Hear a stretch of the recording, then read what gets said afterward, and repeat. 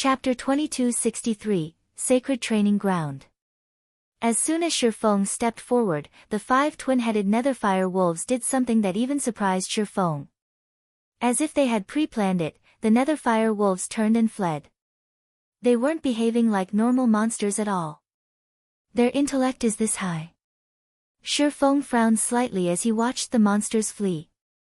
He had seen monsters run from players before, but he rarely saw monsters flee the moment they were injured, despite having most of their HP remaining. This wouldn't have been such an issue if he had been hunting monsters in the fields, but he was on a time limit here.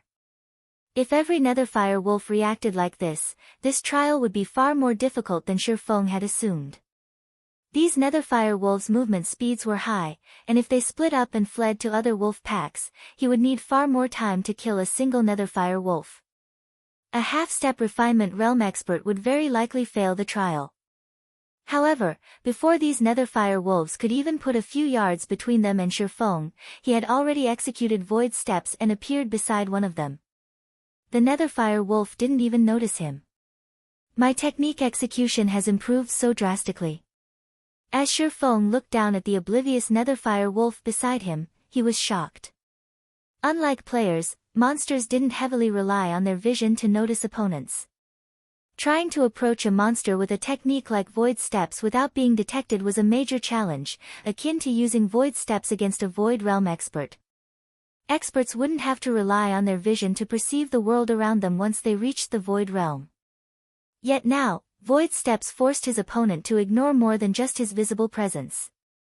When he executed void steps, while bathed in eternal energy, he became one with the environment.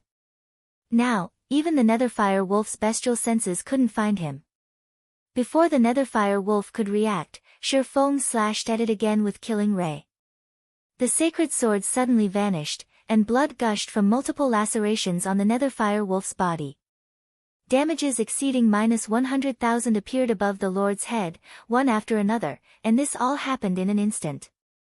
Secret technique, Lightning Flash. Lightning Flash was a bronze offensive combat technique Shifeng had obtained from the Ore Empire's primordial divine ruins, but like his sword's transmigration, Lightning Flash was far more complex than an ordinary bronze combat technique. Despite having reached the Ascension realm, Shifeng found it difficult to master. Originally, Shifeng had wanted to reach Tier 3 before attempting to master Lightning Flash. However, now that he had the help of eternal energy, he barely managed to execute the technique properly. With just one attack, the Netherfire wolf had lost nearly 1/12 of its HP, yet Shifeng had depleted more than half of his concentration to execute Lightning Flash, and his mental clarity plummeted. It's a pity that I'm still a little off the mark, but at least, I know that it isn't entirely impossible to use Lightning Flash at Tier 2. Regardless of Shifeng's mental state, he was satisfied. Lightning Flash was different from Sword's Transmigration in that it was a fully offensive type combat technique. Although he could attack with Sword's Transmigration, the technique's movements involved defensive maneuvers. The bronze combat technique incorporated both offense and defense. With a fully offensive bronze combat technique, a Void Realm expert could thoroughly suppress a Domain Realm expert if there were a negligible difference between the combatant's basic attributes. However, his Lightning Flash wasn't complete. He could only employ a portion of the technique's true strength.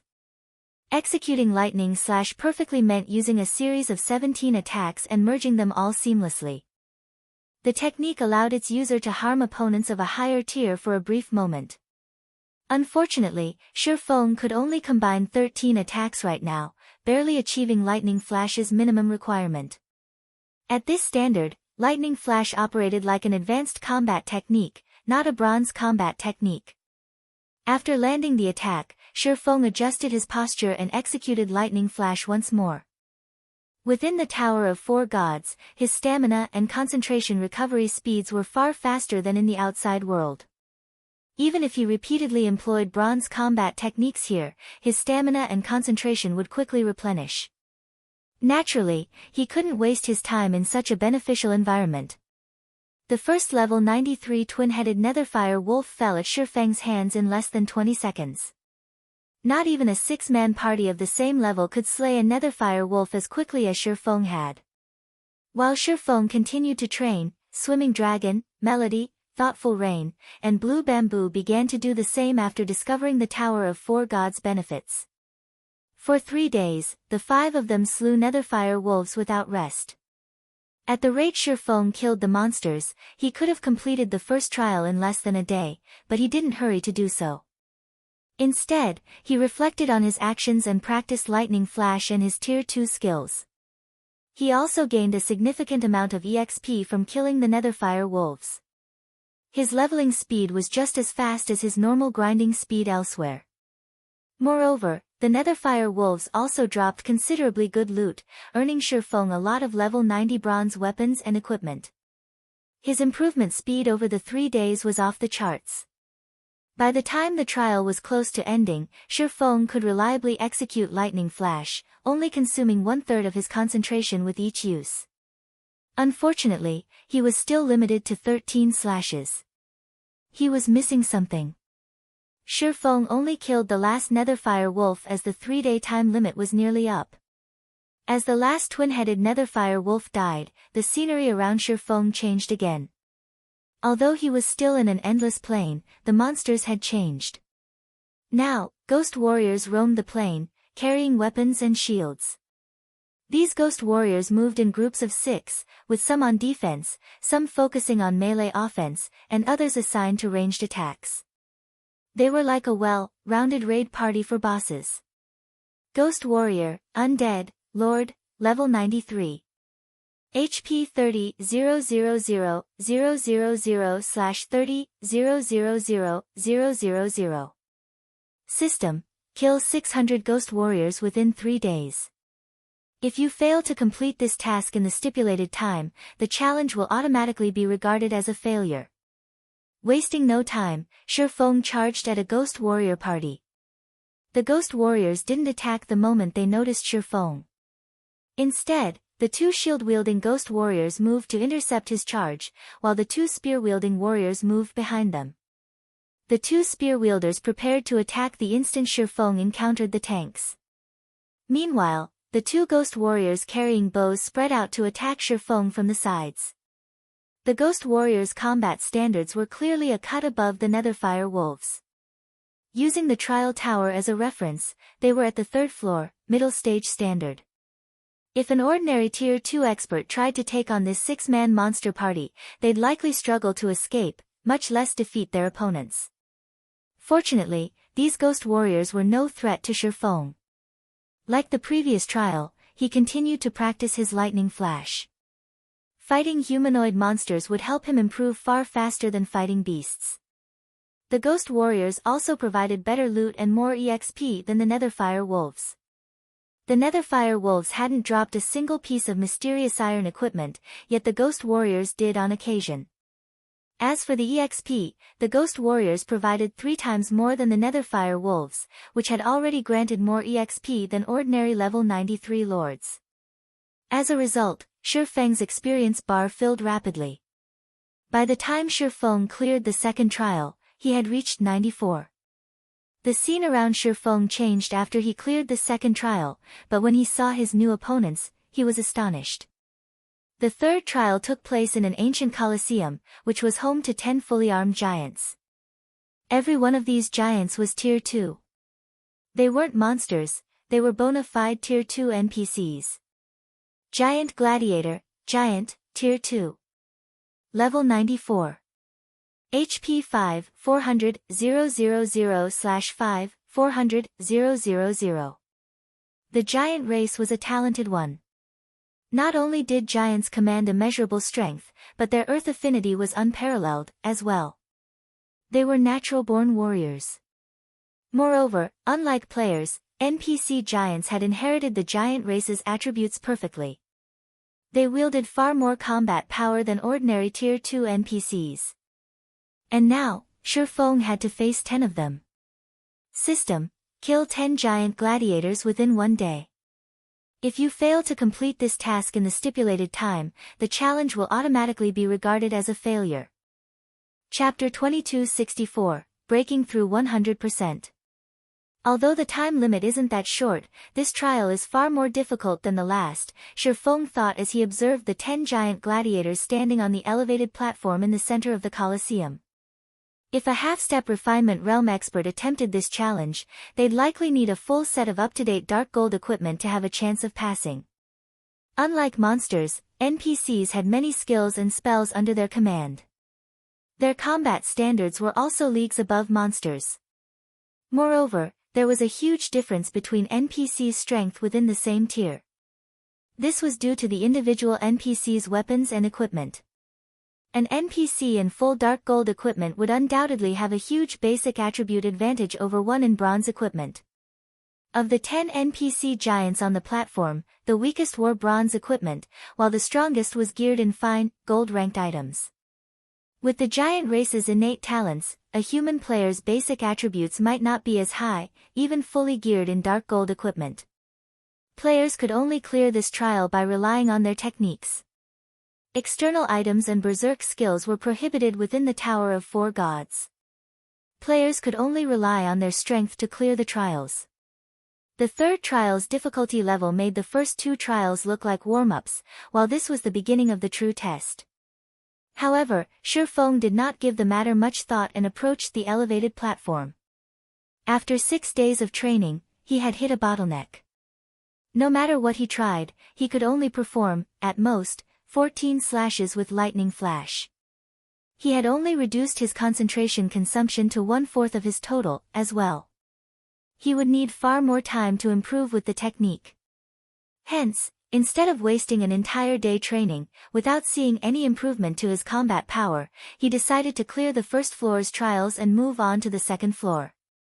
The moment Shifeng set foot on the platform, one of the NPC giants stepped forward and moved into the platform's center.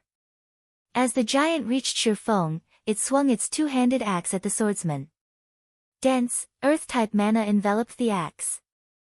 Not only did the earth-type mana increase the axe's weight by a substantial degree, but it also intensified the gravitational force where Shifeng stood, reducing his mobility. A combat technique. Surprise flashed in Shifeng's eyes as the giant's attack approached. Combat techniques were not unique to players. In fact, they had always existed in gods' domains. The legacy stone tablets were evidence of this. However, NPCs had a much harder time learning combat techniques than players. Normally, NPCs would only encounter combat techniques after reaching Tier 3. Even so, a small minority were actually capable of executing these combat techniques. Why wouldn't Shifeng be surprised to see this Tier 2 giant use a combat technique against him? Even a basic combat technique could significantly elevate an NPC's combat power. Taking into account that the Tier 2 giant's combat standards were at the Trial Tower's 5th floor early stage, this NPC could easily pummel a half-step refinement realm expert. Only, to Shifeng, the giant's attack was quite crude. He blocked the giant's axe with a light swing of the Twilight Blade, countering with a slash from Killing Ray and taking advantage of the giant's blind spot. Shadow Blade. 10 dazzling stars flew toward the Tier 2 giant. Just as they were about to hit their target, their paths intersected as pairs merged. The 5 resulting stars radiated an even more resplendent glow. System: Shadow Blade completion rate 101%, resulting in 170% of skill's effect. Skill proficiency plus 10. When the 5 stars collided with the giant, the impact through the NPC, and 5 damages of over -200,000 appeared above his head, one after another. By the time the giant hit the ground, he was momentarily paralyzed. What a powerful effect! The result of Shifeng's counterattack astonished him. After 6 days of continuous training, he could reliably execute Shadow Blade with a 100% completion rate. He certainly hadn't expected to break past that now. As a result of crossing the 100% threshold, Shadow Blade had gained a new effect that paralyzed the target for 1 second. Of course, surpassing a 100% completion rate with a skill was intensely difficult, but after experiencing it, Shifeng had a rough understanding of Shadow Blade's essence. Now, even once he left the Tower of Four Gods, he was confident in achieving a 100% completion rate with the skill. Feng appeared by the giant and swung Killing Ray before the paralyzed NPC had time to recover. Lightning Flash. 14 sword lights simultaneously cut through the NPC giant, reducing the giant's HP to a critical low. Feng immediately followed up the Twilight Blade, executing Purgatory Pentaslash, removing the last of the giant's HP. The fight with the first giant lasted no more than 3 seconds. The other NPC giants watched from a corner of the arena with grim expressions. "Alright, next," Feng demanded, flashing the giants a hungry look. Swimming Dragon and the others would likely struggle to defeat these NPC giants, but Feng's basic attributes were even higher than a Tier 3 players of the same level, and his physique and reaction speed were only slightly inferior. If he had trouble with these Tier 2 giants despite his massive advantages, he might as well retire from God's domain now. However, Feng had to admit that these NPC giants granted a lot of EXP, even more than great lords of the same level. His experience bar had risen by a sizable chunk after killing the first giant. Unfortunately, the NPC hadn't dropped any loot. Feng defeated all 10 NPC giants in less than 5 minutes. As the last NPC died, the scenery changed yet again. This time, Feng had been transported into a temple. The instant Feng arrived, he sensed that the eternal energy here was far less dense. There was simply no comparison to the first floor's eternal energy. Meanwhile, a large number of snake monsters wandered the temple. Not only were these monsters massive, almost as tall as a 2-story building, but they each had a total of 6 heads as well. 6-headed Hell Snake, Bloodline Creature, Lord. Level 94. HP 42-000/42-000-000. Bloodline Creatures. Feng was dumbfounded when he saw the temple's 6-headed hellsnakes. He hadn't expected the second floor to be much more of a challenge than the first floor. Bloodline creatures were elite existences among creatures of the same tier. They also possessed bloodline abilities and extraordinary combat power. Not even the Tier 2 giant NPCs were guaranteed to win against these hellsnakes in a one-on-one fight. But after his brief shock, Feng's face lit up with joy. Bloodline creatures were extremely rare. Even Feng only knew of a few places that possessed bloodline creatures. He had considered grinding the Nagas in the Thunder Temple's side temple to collect bloodline power, but it seemed that he could save himself the trip. System, congratulations. You have cleared the first floor's trials and reached the Tower of 4 Gods' second floor. You may choose to rest here for 1 day or begin the second floor's trials immediately. I've been training without rest for quite some time. Even if my mind is clear, my physical body has been, more or less, affected.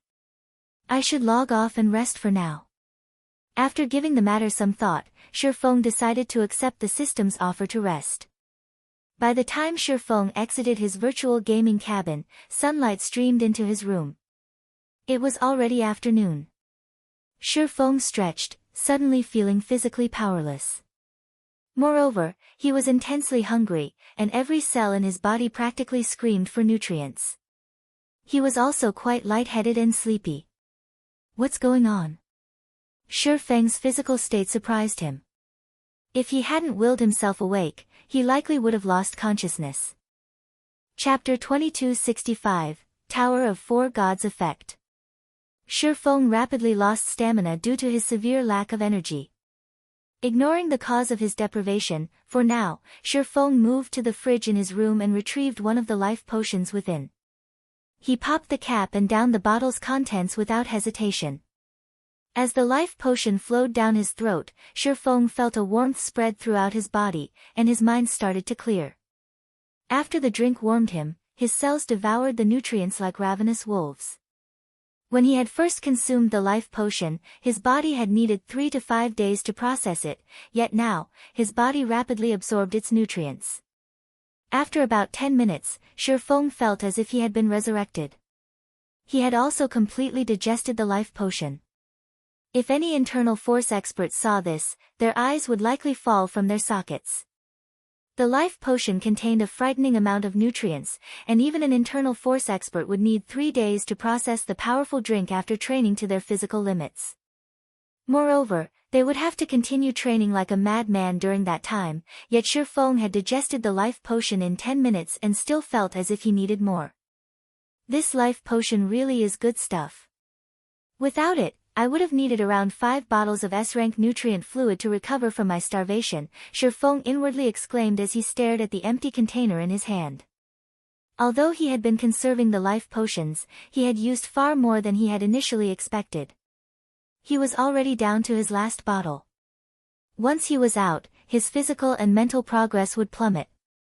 In fact, the life potions were a large part of the reason for his rapid improvement in the Tower of Four Gods. As Shi Feng recovered from his hunger and looked around him, he felt as if he had emerged in an entirely new world. To be precise, his perception had sharpened drastically. What's going on? The development stunned Shi Feng. It wasn't just the world around him that felt different. He could also sense that his cells had become significantly stronger. Now, he felt that he could achieve a punching strength of 1,000 kilograms even with a casual hit. His reaction speed had also improved. With these changes, his physical control had reached a new level. Shi Feng had endured a constant headache over how to improve his reaction speed and physical control. He had never expected to make a breakthrough now. He could push his mental agility to its very limits in God's domain because he had an incredibly powerful body and sufficient reaction speed, but that wasn't the case in the real world. Because of this, he couldn't replicate many of his in-game actions in the real world. Now that his physical fitness and reaction speed had significantly improved, he would be able to exhibit greater strength. Moreover, Shi Feng could tell that his physical condition hadn't reached its peak. After making a mental breakthrough, his endocrine system had grown stronger, steadily flooding his bloodstream with more hormones and slowly altering and improving his physical fitness. Have I risen to the Grandmaster standard during my training in the Tower of Four Gods? Shi Feng considered the large possibility that he had become a neutralizing Grandmaster throughout his training. He couldn't think of another explanation for the changes his body had experienced. With his superhuman fitness and reaction speed, his overall strength was leaps and bounds greater than Apex internal force experts. He wouldn't need any fancy techniques to take care of Wang Zongquan if the man appeared before him again. He could easily finish the man with a straight punch. For a moment, Shi Feng was overwhelmed with the urge to run to the headquarters training room to test his physical state. He still had 2 teleportation stones, which meant he could send 4 more players into the Tower of Four Gods. If his guess was correct, and players could gain real-world strength by training in the tower, as well as crossing the 100% skill completion rate threshold, he needed to send some of his guild's experts, those with great potential, to train in the tower. Although Lei Bao led the Heaven's Rumble Training Center, and Fire Dance and the others were extraordinarily strong, Lu Xinglua wasn't to be trifled with. Wang Zongquan's interruption during the training center's grand opening had merely been an attempt to test the waters.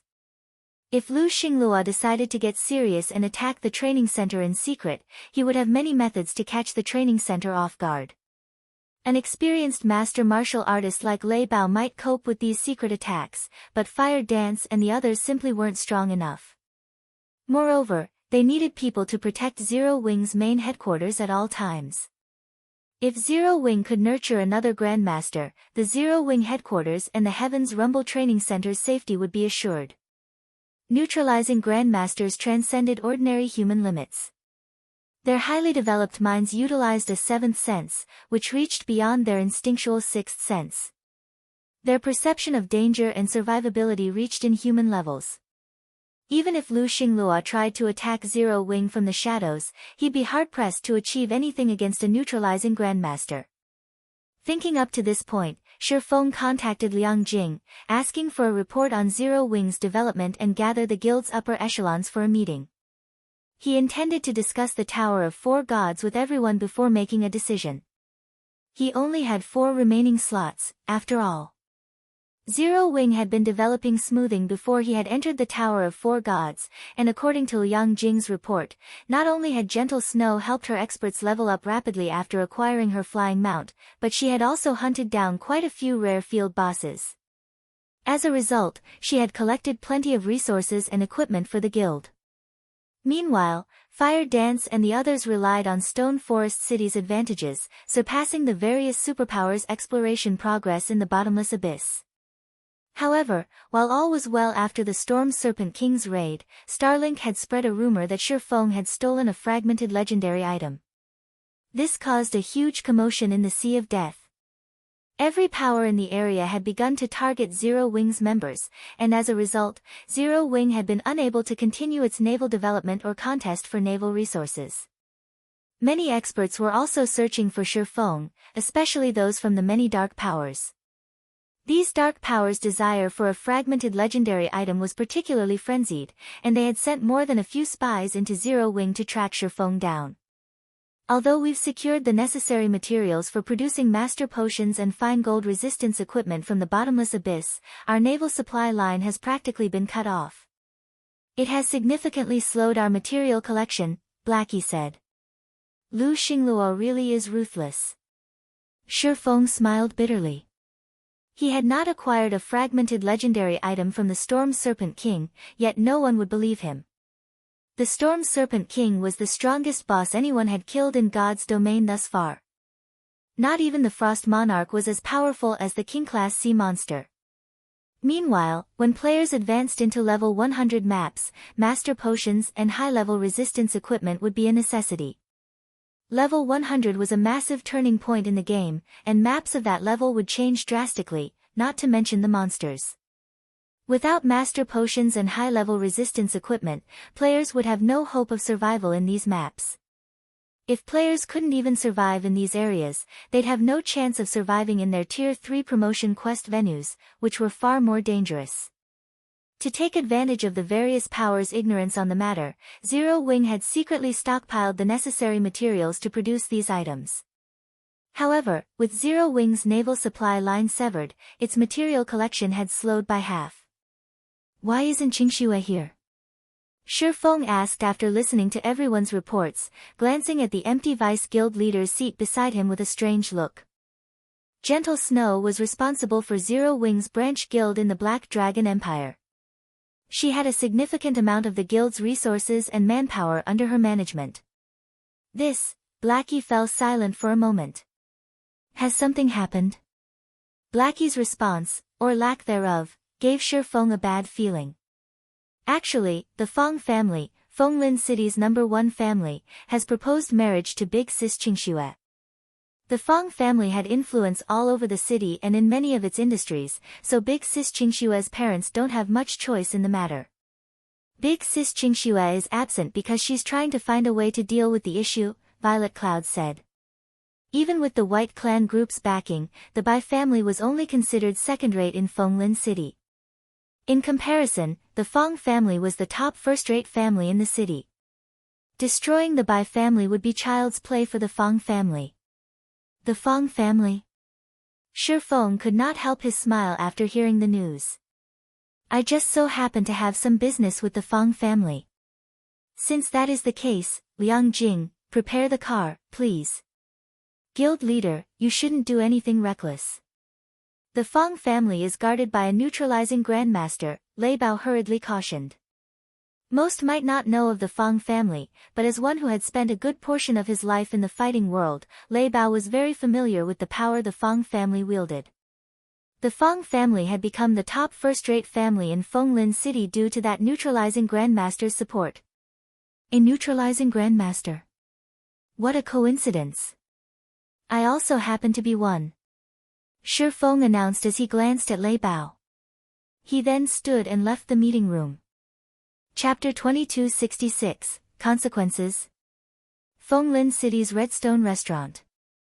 As the most prestigious restaurant in Fenglin City, the Redstone Restaurant was strictly members only. Regardless of how much money one had, non-members had no hope of dining in the restaurant. However, many of the city's high-profile individuals frequently visited the establishment to discuss business. The Redstone restaurant was a particularly safe place, and one wouldn't have to worry about other professionals eavesdropping on a sensitive discussion. The establishment's capable waiters and waitresses made this point clear. Secondly, the restaurant's food was amazing.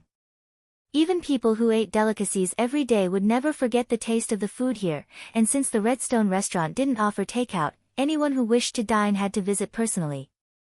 Because of these two factors, practically every respectable individual in Fenglin City took every opportunity they had to dine in the restaurant seriously. Naturally, the Feng family were frequent customers. Two young men currently occupied one of the restaurant's 7th-floor VIP rooms.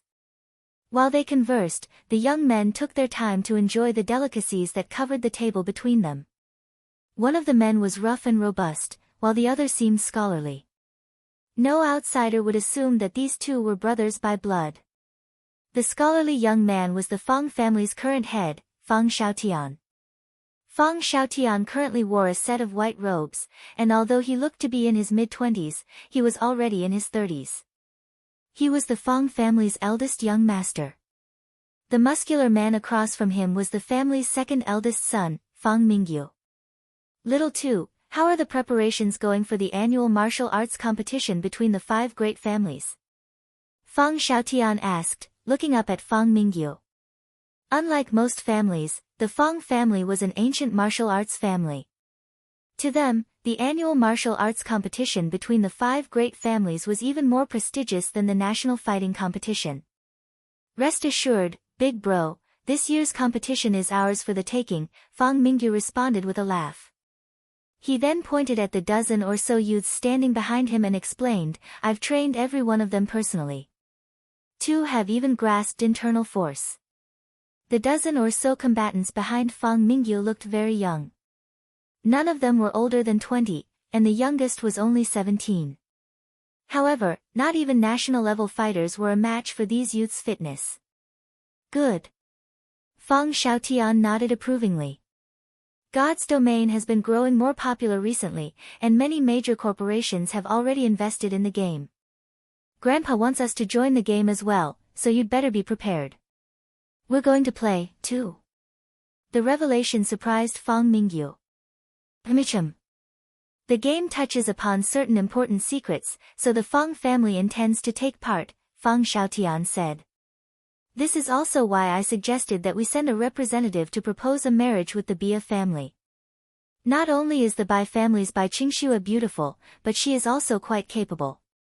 She successfully defended her elder brother's guild, albeit for a short time. With another decade to develop, the Bia family might be able to join our circle. It's a pity that the Blackwater Corporation interfered so soon, but I've recently heard that she's prospering in God's Domain and had earned quite a bit of profit for the White Clan group. She's just perfect for Little 3. Hopefully, this will help Little 3 finally control himself. Despite several scoldings from Grandpa, he refuses to change and continues to fool around, Feng Mingyu said, chuckling. Although their third brother was useless, he was still a member of the Feng family. Although the Bai family was second-rate in Fenglin City, the Feng family had displayed immense respect by allowing Bai Qingxue to marry into the family. Unfortunately, it seems that little girl has been playing tricks. If you have the time, pay the Bai family a visit and shake them up a bit. If she continues to be a problem, invite the Bai family's old man to speak with us. Tell him that our family's head wishes to meet with him, Feng Xiaotian said. Sure, I'll make sure it gets done, Feng Mingyu replied, nodding. Honestly, Feng Mingyu didn't think it was necessary for him to take action. The Feng family had already offered them a marriage, and if the Bai family didn't know how to appreciate that kindness, the Feng family could simply remove them from Fenglin City. The Bai family should understand this point and know which decision they should make. At this point, Shi Feng arrived outside the Redstone restaurant. According to Liang Jing, Feng Xiaotian, the Feng family's current head and eldest son, was currently dining in the restaurant. Since Feng Xiaotian was responsible for this marriage proposal, Shi Feng had to discuss the matter with him directly. Let's head inside, Shi Feng said as he glanced at Xiao Yu, who had just arrived. Shi Feng wasn't a member and couldn't simply enter the Redstone restaurant. Xiao Yu, however, had gained membership through his connection with Hanifeng. Even so, Xiao Yu still had to pay 2 million credits per year to maintain his membership. Ordinary citizens could only afford the membership fees in their dreams. Are you really planning to speak with Fang Xiaotian, head instructor Shi? Xiao Yu asked anxiously. The Fang family can't compare to the Starline Corporation, but it has very deep roots in Fenglin City. Its influence across the city is immensely powerful, especially in the city's fighting industry. We've only opened the Heaven's Rumble Training Center recently. If we provoke Fang Xiaotian, I'm afraid the consequences will be. Old Xiao, you're afraid that we'll provoke him, but I'm afraid that he doesn't understand the consequences for provoking us, Lei Bao, who stood beside Shi Feng, said, chuckling. Alright, that's enough. Let's head inside. Lei Bao's comment rendered Xiao Yu speechless. He was sure that the man was messing with him. When Xiao Yu saw Shi Feng's determination, however, he gritted his teeth and followed the two men into the restaurant. Once inside, a waiter quickly led Shi Feng's party to a VIP room on the 7th floor. 4 men in black suits stood by the doors, guarding the room. These people were none other than Fang Xiaotian's bodyguards, and they all radiated imposing auras. Although they merely stood there, it was clear that the 7th floor was under their observation. They would notice and react to any suspicious movement in the hall instantly. Even Lei Bao was a little intimidated by the 4 bodyguards. All 4 bodyguards were internal force experts, and in a small city, they'd easily become the bosses of the local fighting industry. However, these individuals had lowered themselves to guarding the Feng family's members. It was clear how much power the Feng family had. Sir, this is a private room. Outsiders are not allowed inside, one of the bodyguards declared as Shi Feng's group approached. Tell young Master Feng that Heaven's Rumble's Shi Feng wishes to chat with him, Shi Feng replied, unperturbed. Please wait a moment, the bodyguard said. He then communicated Shi Feng's request to the bodyguard in the room through his earpiece. The bodyguard in the room relayed the message immediately. Shi Feng. Heaven's Rumble's Hall Master. Fang Xiaotian chuckled. It seems he's here to stand up for Bai Qingxue. He overestimates himself. He's just a new training center's hall master, yet he dares to interrupt us. Fang Mingyu said, frowning. It seems I've been away from Fenglin City for so long that these people have forgotten about me. Forget it. We'll just send them away, Fang Xiaotian decided after giving the matter some thought. The bodyguard beside Fang Xiaotian informed the bodyguards outside the room of his employer's reply and told them to deal with the problem. Suddenly, however, the room's doors burst open, and a young man entered the room, followed by Lei Bao and Xiao Yu. Chapter 2267, Initial Confrontation. As Shi Feng and his 2 companions entered the graceful, antique-styled room, Fang Xiaotain and Fang Mingyu stared at them in shock.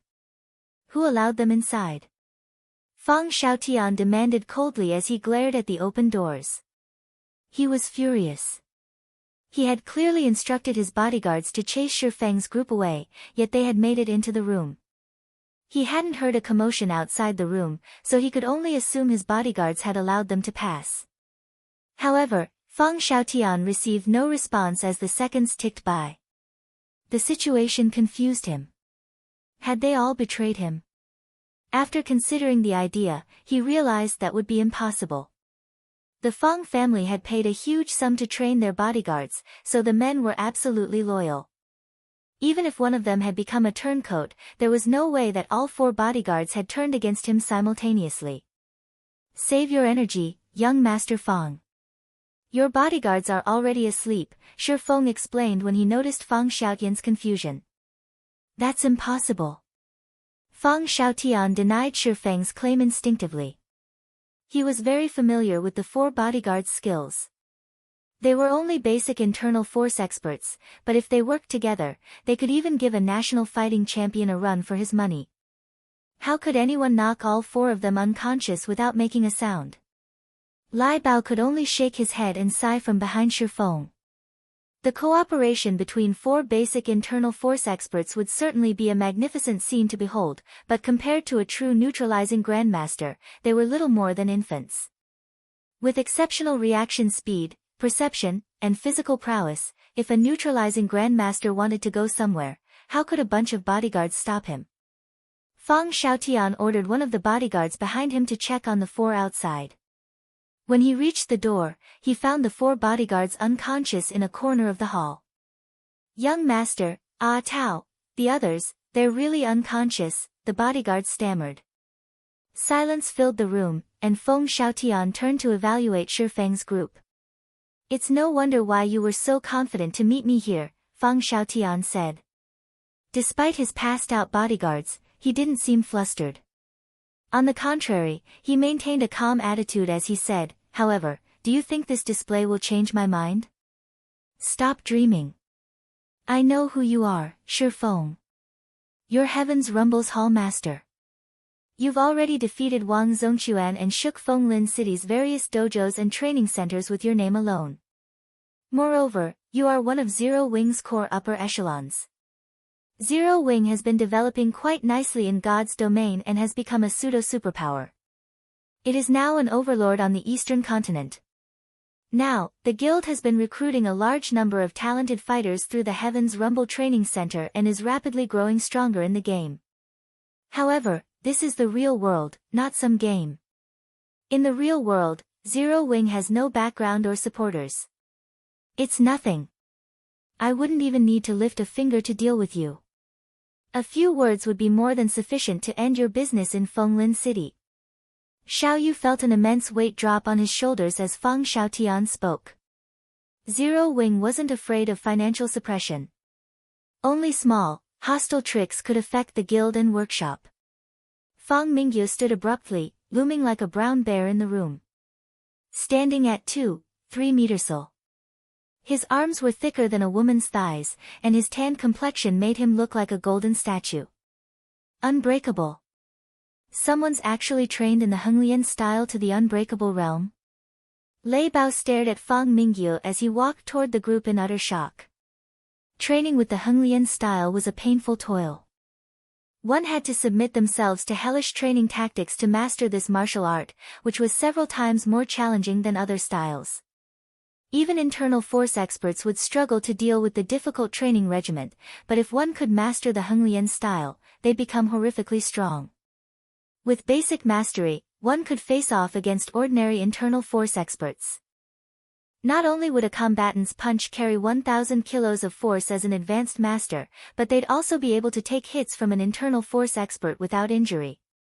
Not even apex internal force experts would want to mess with an advanced Henglian style practitioner. And yet, Feng Mingyu had fully mastered the Henglian style, reaching the unbreakable realm. If he fought someone like Wang Zongquan, he could end the fight in one hit.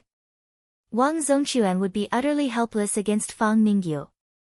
You are quite strong to take out 4 of my elder brother's bodyguards simultaneously. I'll give you a chance. Join the Feng family and sell us all of your Zero Wing shares. You'll receive your share of the pie once the Feng family owns Zero Wing.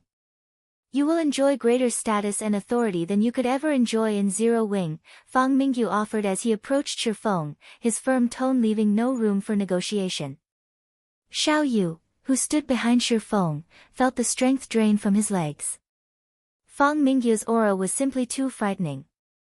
Xiaoyu normally trained as well and had cultivated a relatively formidable aura through his year's work, yet he felt tiny before Feng Mingyu. Moreover, Feng Mingyu had something on him that most professional fighters did not: killing intent. As the man walked toward the trio, it felt like a mountain of corpses were lumbering toward him. What if I refuse? Shifeng calmly replied. Then I'll just have to take you back to the family. Once you're there, I'm sure you'll change your mind, Feng Mingyu said, laughing. You say that if I join the Feng family, I'll enjoy greater status and authority than I currently do in Zero Wing? Shifeng asked. That's right. You certainly qualify to receive such power, Feng Mingyu answered, nodding. My position in Zero Wing is quite high. Not only do the guild's vice-guild leaders have to listen to my commands, but every large-scale operation the guild considers must receive my permission first. Moreover, I am responsible for approving any decision regarding the guild's finances and development, Shi Feng said after giving the matter some thought. As soon as Shi Feng finished speaking, silence returned to the room. Are you toying with me? Feng Mingyu demanded, his expression darkening. If the Feng family annexed Zero Wing, not even Feng Xiaotian would have such immense authority, much less Feng Mingyu. I'm not. It is simply the truth, Shi Feng said honestly. It seems you won't be convinced until you face reality. Since that is the case, you'll return with me. Feng Mingyu declared as he extended a hand to grab Shi Feng by the shoulder. Although the action seemed innocent, how could the touch of one who had reached the unbreakable realm in the Henglian style be so simple? The grab was actually a technique with 13 transformations. Even if Shi Feng were a lively monkey, there was no escaping Feng Mingyu's grip. However, as Feng Mingyu was about to clamp down on Shi Feng's shoulder to immobilize the young man, Shi Feng shrugged his shoulders slightly, so faint that the movement was barely discernible. As if he had been electrocuted, Feng Mingyu jerked back his hand. To an outsider, it would have looked like the larger man's hand had bounced off an invisible barrier. Losing his posture, Feng Mingyu stumbled back a few steps. Chapter 2268, Threat. What did he do? Although Feng Mingyu had only stumbled back a step, the Feng family members were shocked. This was especially true for Feng Xiaotian. Every member of the Feng family knew how powerful Feng Mingyu was. The family's old man had even called him a talent that only appeared once a century in the Feng family and was the strongest member of the younger generation. Feng Mingyu's strength had been unparalleled among Fenglin City's younger generation even before he had mastered the Henglian style. Later, Feng Mingyu had gone overseas to continue his training and master the Henglian style, gaining monstrous strength. Yet, not only had he failed to affect Shi Feng, but he had taken a blow, as well. Why wouldn't his family members be shocked to see it? Even Lei Bao, who stood some distance behind Shi Feng, was stunned. He knew that Shi Feng had become a neutralizing grandmaster, but that achievement should be recent. Neutralizing grandmasters' superior mental capacity allowed them to improve their strength in all aspects, which was a part of the reason that they were so powerful. It especially affected their physical fitness, but even with the help of various hormones, these improvements weren't immediate. Rather, these alterations would take place over a long time. Feng Mingyu, on the other hand, had already reached the Henglian style's unbreakable realm. Physically, he was a humanoid monster. Even some of the weaker grandmasters wouldn't be a match for his raw power, not to mention Shi Feng, who had so recently become a grandmaster. And yet, contrary to Lei Bao's expectations, Shi Feng had won a direct confrontation. It was simply unbelievable. To counterattack in the brief moment when I relied on my strength, it seems that you're not all talk after all, Feng Mingyu said, frowning. He realized what had happened immediately. But I won't give you another chance. Feng Mingyu's fist shot toward Shi Feng in a straight, simple punch. It was even cleaner and more straightforward than a textbook punch. However, this simplicity was precisely the reason that not even a neutralizing grandmaster would find a gap to take advantage of. Lei Bao couldn't help but flinch. He felt as if the sky were falling as the punch shot toward Shi Feng. There was simply no room to flee. There were no holes to exploit. If he were on the receiving end, he'd have no choice but to take the hit. Worse, this punch hadn't made any sound that Lei Bao could hear. This meant that Feng Mingyu's punch was even faster than the speed of sound. Combined with Feng Mingyu's ferocious strength, the hit could likely kill an adult elephant. However, just as Feng Mingyu's fist was about to collide with Shi Feng's cranium, Shi Feng moved forward to greet the attack. Before meeting with the hit, Shi Feng sidestepped and allowed Feng Mingyu's fist to brush past his head. Shi Feng moved to the larger man's side, while Feng Mingyu's fist met nothing but air. Shi Feng's arm swayed as he placed his palm on Feng Mingyu's chest and shoved. Feng Mingyu lost his balance and fell, pinned to the ground by Shi Feng's hand. Boom! Feng Mingyu lay flat on his back, and the impact of his fall was so powerful that it cracked the marble floor and shook the room. The large man's consciousness wavered, his insides shaken. From an outsider's perspective, it had looked like Shi Feng had just appeared beside Fang Mingyu, grabbed the giant, and slammed him to the ground. Everyone in the room fell deathly silent. Are neutralizing grandmasters really this powerful? Lei Bao was at a loss for words as he stared at Fang Mingyu on the ground. Lei Bao had seen Shi Feng's every action, so he knew the movements had been quite simple, yet these simple actions had become magical when Shi Feng performed them. Not only had Shi Feng effortlessly neutralized Fang Mingyu's punch, but he had also reversed the situation, pinning the bear of a man to the ground. Lei Bao had never thought that such a great expert, who had reached the Henglian style's unbreakable realm, would be so frail before a neutralizing grandmaster. At this point, he couldn't even fathom how powerful neutralizing grandmasters truly were. The rest of the room's occupants stared at Shi Feng as if he were a monster. However, the young man's gaze never left Fang Mingyu, who lay beside his feet. This unbreakable realm is really something. Shi Feng was quietly amazed as he stared at the dizzy Fang Mingyu. He hadn't thought it possible for someone to nurture their strength to such an extent. If he hadn't become a grandmaster, he wouldn't have been a match for this man. Shi Feng's fight with Fang Mingyu had seemed one-sided to everyone else in the room, but Shi Feng didn't think so. If anyone else had faced Fang Mingyu, that punch would have blown them away. The larger man was even more physically fit than Shi Feng. At the very least, Shi Feng would need quite a bit of time to catch up. In a frontal confrontation, Fang Mingyu would thoroughly outmatch Shi Feng. However, neutralizing grandmasters' reaction speed and precise control of their power were what made them so powerful. Shi Feng had moved to dodge the hit the moment Fang Mingyu's fist had moved. Once Shi Feng had pushed the man off balance, he had relied on Fang Mingyu's weight and his own strength to achieve the shocking results.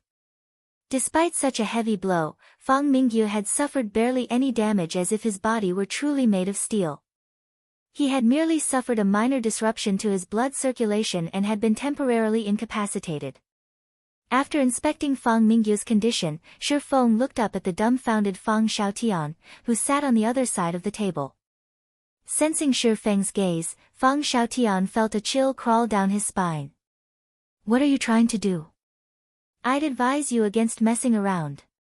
This is the Redstone restaurant. Fang Xiaotian blurted out. The Redstone restaurant had branches all over the world, residing in any second-tier or above city. Although many major powers had desired the restaurant's special food and beverages, no one had successfully stolen the recipes. The restaurant's power was obvious. A little commotion within the Redstone restaurant was acceptable, but it wouldn't tolerate anything more than that. Young Master Fang, you jest. Why would I act recklessly here? Shi Feng asked with a chuckle. Shi Feng knew a little about the Redstone restaurant situation, so he knew the restaurant's rules. Even a neutralizing grandmaster would suffer if they tried to provoke the Redstone restaurant. The moment Shi Feng had entered the VIP room, he had sensed a powerful aura lock onto him. Although the aura didn't originate from a grandmaster, the individual's spiritual prowess was quite high. Shi Feng guessed that the individual was only a half step from becoming a grandmaster. Shi Feng approached the table, and Fang Xiaotian instinctively wanted to retreat. However, the mentality of a superior he had nurtured over many years allowed him to remain firm in his position. What are you trying to do? Gloomy, Fang Xiaotian snarled, even if you're immensely powerful, the Fang family's might in Fenglin City is beyond imagining. You shouldn't get so excited, young Master Fang. I'm here merely to chat with you, Shi Feng said as he sat in Fang Mingyu's original seat. He glanced at Fang Xiaotian and continued, I know you wish to annex Zero Wing starting with Gentle Snow, but I'd advise that you abandon that notion while you still can. Zero Wing will be taking charge of this matter. You might have great authority and strength under your command, but you shouldn't forget that not even an entire country can protect you if your enemy is close. After Shi Feng's statement, a biting cold assaulted everyone in the room. For a moment, these individuals felt as if they stood before the gates of hell. After 2 seconds of this cold, it vanished as if it had never happened. However, Feng Xiaotian's back was drenched in sweat, and by the time he snapped out of his gaze, Shi Feng had stood and left the room. Chapter 2269, Silver Membership. When they realized Shi Feng was leaving, Lei Bao and Xiao Yu followed after him. Are we really going to leave, just like that? Xiao Yu worriedly asked Shi Feng. I doubt those brothers will let this matter rest so easily. They definitely won't let this matter rest, but I merely came to greet them and ensure that they understand how useless little tricks are against us, Shi Feng nonchalantly explained. Moreover, I think that many people will realize that they shouldn't casually provoke Zero Wing after today's display. Even if the Feng family's influence is extensive, they'll have to evaluate the risk properly. Realization dawned on Xiao Yu as he listened to Shi Feng. Although it was true that the Feng family had an iron grip on Fenglin City, the Feng family had to rely on others to complete many tasks. Now that Shi Feng had shown that he could suppress Feng Mingyu, the strongest member of the Feng family's younger generation, the Feng family's prestige would take a blow, while the event would bolster Zero Wing's reputation. This, in turn, would warn many of Fenglin City's various major powers against provoking Zero Wing, and they'd hold back before following Feng family's orders. In fact, they might even refuse to target Zero Wing. One had to consider their own position before acting on someone else's behalf, after all. While the Feng family ruled Fenglin City, everyone would follow the family's wishes, but when another power, one just as strong as the Feng family, rose, the general populace would hesitate before leaning on one side or the other. We need to accelerate our development and bolster Zero Wing's internal member count. The Heaven's Rumble Training Center has to open more branches as quickly as possible to increase our recruitment rate. Shi Feng announced. At the same time, we'll buy some of the latest God's Domain combat facilities and open a virtual combat platform in the training center. We'll also need to organize a reward system. God's Domain's influence in the real world had been even greater than that of the fighting industry in Shi Feng's previous life. In fact, not a single industry in the world had been able to compete with the game's influence. Meanwhile, virtual combat platforms played a massive role in God's Domain's power in the real world. God's Domain had replaced fighting competitions in the past, becoming the most popular activity across the globe. At this point, God's Domain's influence had grown intensely in the real world. One would almost always overhear conversations about the game as they walked the city's streets. School students even began to introduce themselves with their in-game IDs and levels in God's Domain. Since the virtual combat platforms hadn't gained much popularity yet, he had to set one up in Fenglin City as soon as possible. Shi Feng hadn't done so yet because Zero Wing had simply lacked the ability to. The timing hadn't been right either. However, as more competitions were held in God's Domain, in-game combat would become increasingly popular. It was now time to secure a virtual combat platform. Setting up new branches in Fenglin City and purchasing the facilities you mentioned will cost a significant amount of money. With our current finances, I'm afraid, Xiao Yu agreed with Shi Feng's idea, but Heaven's Rumble could barely make ends meet. Moreover, Zero Wing wasn't having a particularly good time in God's Domain. Although Xiao Yu was mainly responsible for managing the training center, he frequently discussed finances with Liang Jing, so he knew quite a lot about Zero Wing's situation. Currently, Zero Wing possessed the gold mine known as Stone Forest Town. However, as Zero Wing had been purchasing large quantities of materials and the guild had been rapidly expanding, its expenditures had been rising. The guild had also constructed new towns in many locations. Most importantly, other guild towns had begun to appear in the bottomless abyss. As a result, Stone Forest Town's customer base had significantly decreased, which, in turn, reduced Zero Wing's income. The guild simply didn't have the money to spare. We can set up more branches later, then, but we cannot delay establishing a virtual combat platform, Shi Feng said after giving the matter some thought. Naturally, he was familiar with Zero Wing's situation. Zero Wing might not have the money to open new branches for the Heaven's Rumble Training Center, but it had the money to purchase virtual combat facilities.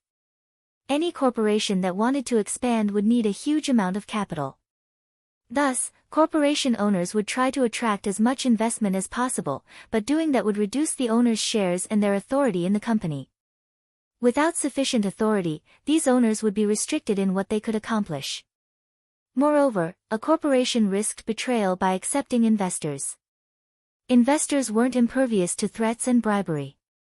Such situations had been common in God's domain during Shifeng's previous life. Although Zero Wing was developing slowly, every step was firmly rooted. Hence, outsiders had a very difficult time attacking and influencing Zero Wing from within. This was also why the various superpowers had a difficult time annexing Zero Wing. If these superpowers targeted any other guild, they'd quickly devour it. I understand, Xiao Yu said, nodding. I'll contact the vendors later. As Shifeng and his companions reached the restaurant's first floor, they were greeted by a middle-aged man and two youngsters. The middle-aged man looked to be around 50 and wore black martial artist robes. Although he did not look physically strong, one would notice how steady his steps were if they watched him carefully. However, due to his faint aura, an ordinary expert might dismiss the man as a harmless, middle-aged uncle. To Shifeng, however, this man's aura was as deep as the great ocean. He was certain that this was the same aura that had locked onto during his conversation with Fang Xiaotian.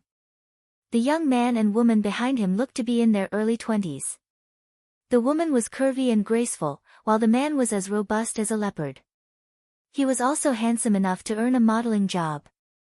Both youngsters wore the Redstone restaurant's uniform, and their auras were comparable to a national fighter's. Hello, Mr. Shifeng. I am this restaurant's manager, Huang'an, the middle-aged man said, smiling as he introduced himself. Xiao Yu, who stood beside Shifeng, was shocked. Not even the Fang family could afford to provoke the Redstone restaurant, and the various branches' managers were mysterious, rarely showing themselves in public. Xiao Yu had never expected Fenglin City's branch manager to introduce himself to them. May I know what business you have with me, Manager Huang? Shifeng asked. Mr. Shifeng, you are currently one of the most famous individuals in Fenglin City, and our Redstone restaurant wishes to befriend you. Here is our restaurant's silver membership card. If you choose to dine at our restaurant in the future, you will receive a 10% discount on all purchases, Huang'an explained as he revealed a silver card, presenting it to Shifeng. Silver membership? Xiao Yu's eyes nearly fell out of their sockets when he heard Huang'an's words. Despite relying on his connection with Hanifeng, Xiao Yu had only acquired a normal membership card. Moreover, he had to pay an annual membership fee of 2 million credits. Silver members, on the other hand, weren't required to pay a membership fee. Even in Fenglin City, very few people possessed a Redstone restaurant silver membership card. Thanks. After glancing at the membership card, Shifeng slid it away and left the restaurant without another word.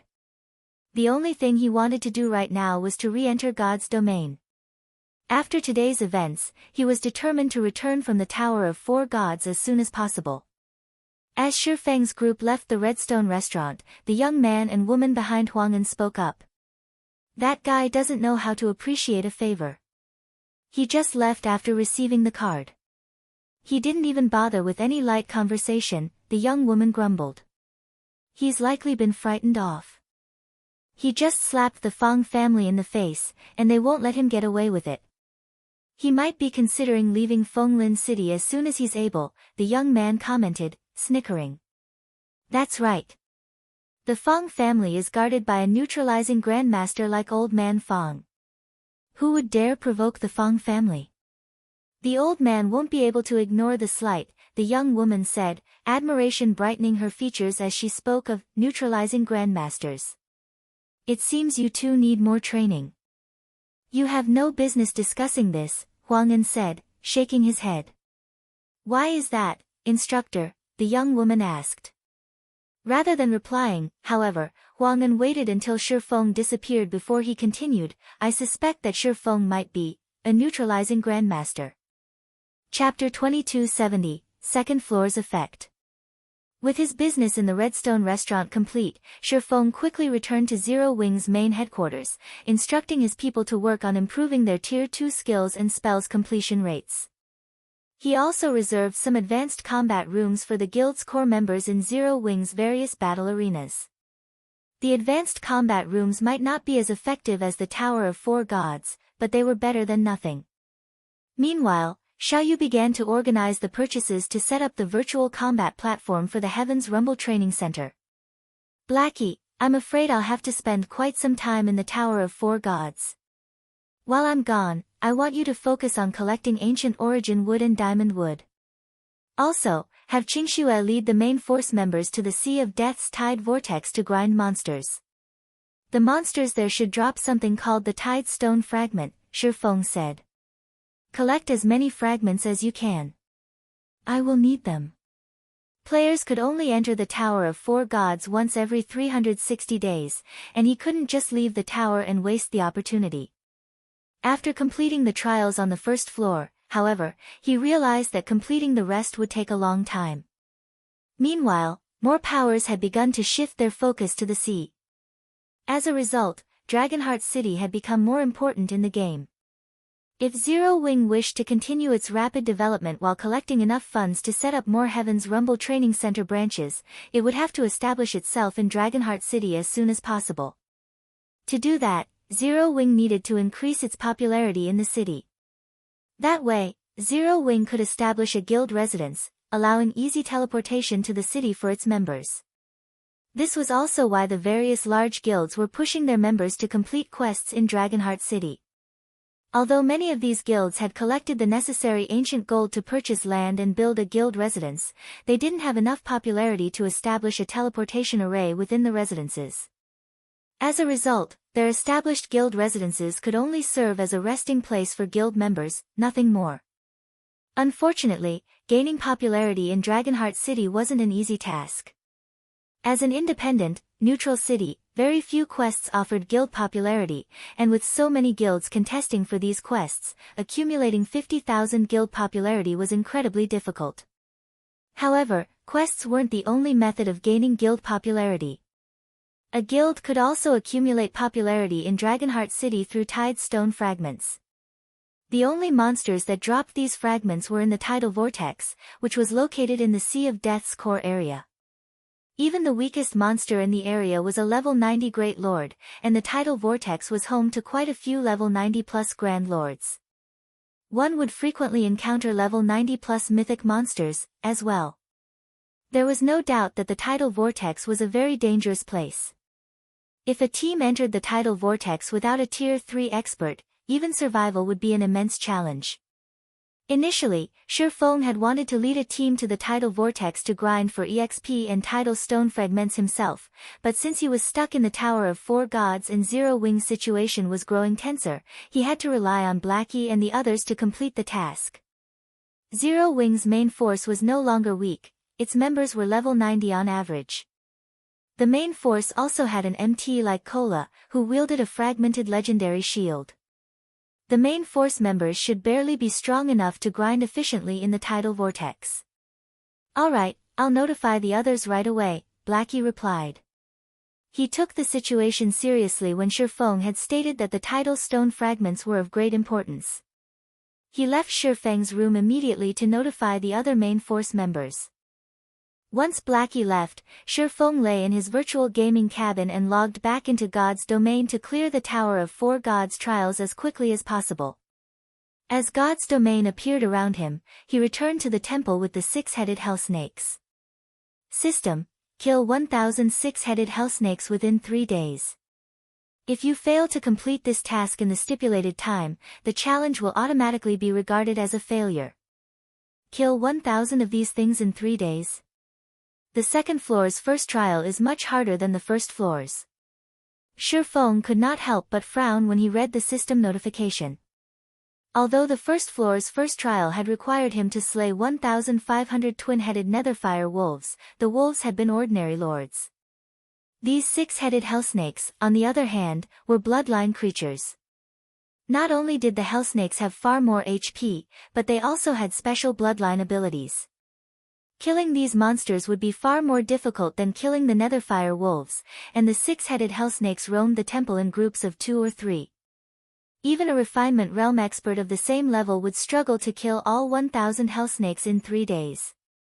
Once the brief invulnerability buff he received for logging back in faded, Shifeng wasted no time as he charged toward a group of 2 six-headed hellsnakes. Sure enough, the six-headed hellsnakes were far more challenging than the twin-headed netherfire wolves. The moment the 2 hellsnakes noticed Shifeng, all 12 heads attacked the swordsman with perfect coordination. Such a well-coordinated attack could likely kill an ordinary Tier 2 expert. To Shifeng, however, the hellsnake's attacks lacked finesse. He responded by unsheathing Killing Ray, countering the 2 hellsnakes' asterisk attacks with his own secret technique, Lightning Flash. When the attacks collided, sparks flashed between them. Both six-headed hellsnakes were thrown back as a series of damages exceeding -90,000 appeared above their heads. What high defense, Shifeng thought as he looked at the 2 monsters.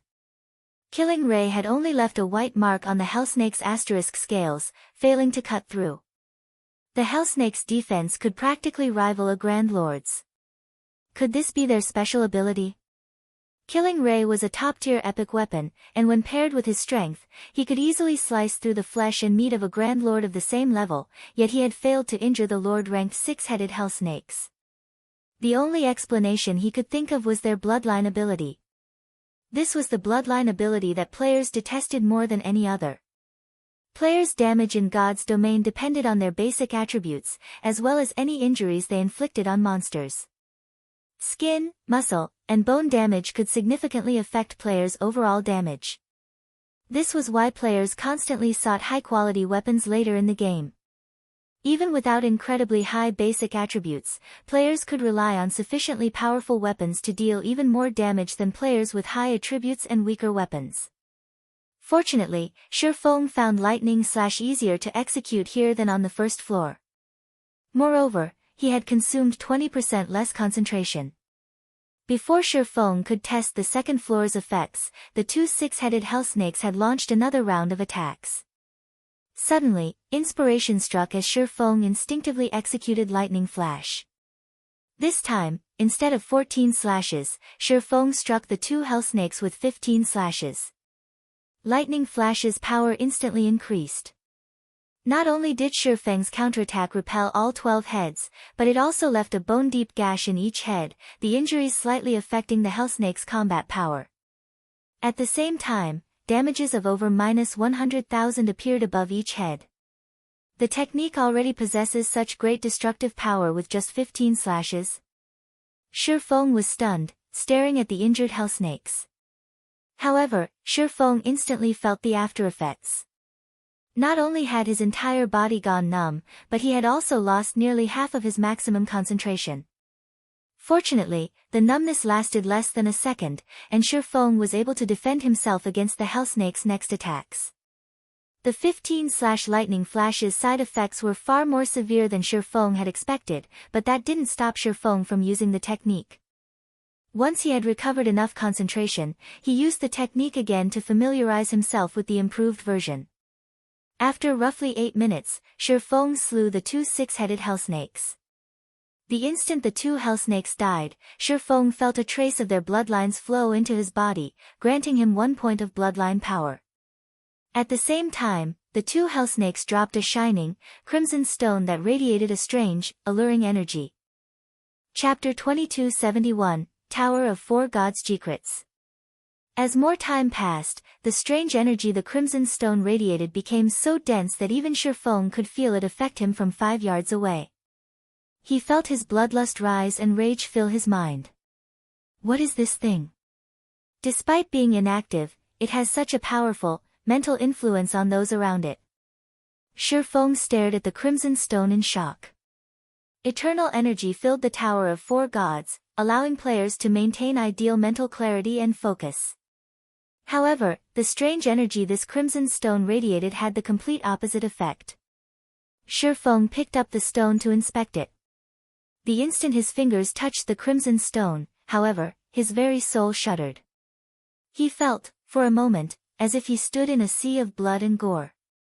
Powerful, violent energy assaulted his body, weakening the eternal energy's effects. Contaminated soul fragment. Shi Feng was dumbfounded after inspecting the stone. How is this possible? The crimson stone was a fragment of condensed souls.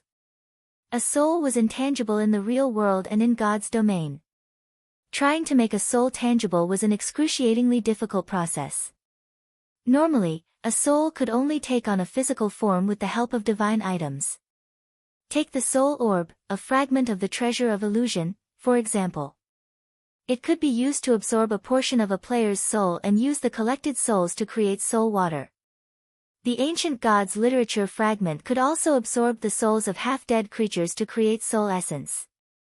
However, soul water and soul essence were significantly smaller items than this fist-sized crimson stone.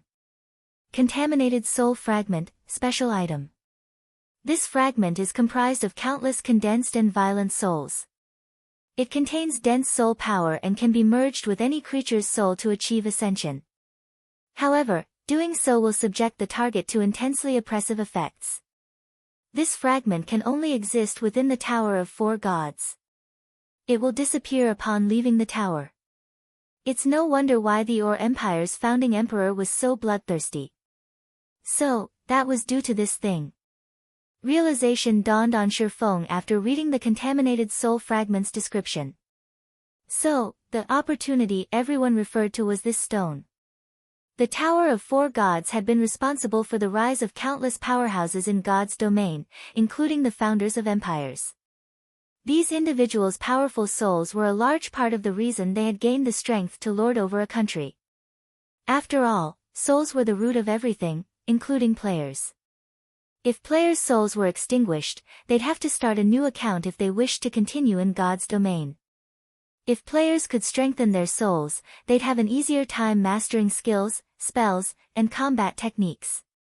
Their physiques would improve, as well. When one gained a new tier in God's domain, their soul ascended.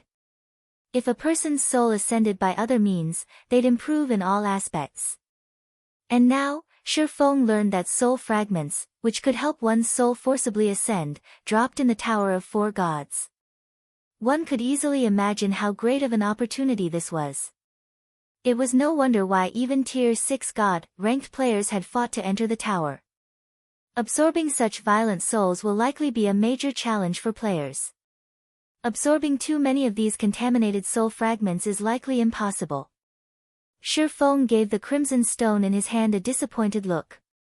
He only held the contaminated soul fragment, yet it had such a powerful effect on his mental state. Moreover, it was surrounded by eternal energy. Its effects would likely be many times stronger in the outside world. Shi Feng couldn't even imagine what would happen if he absorbed this thing.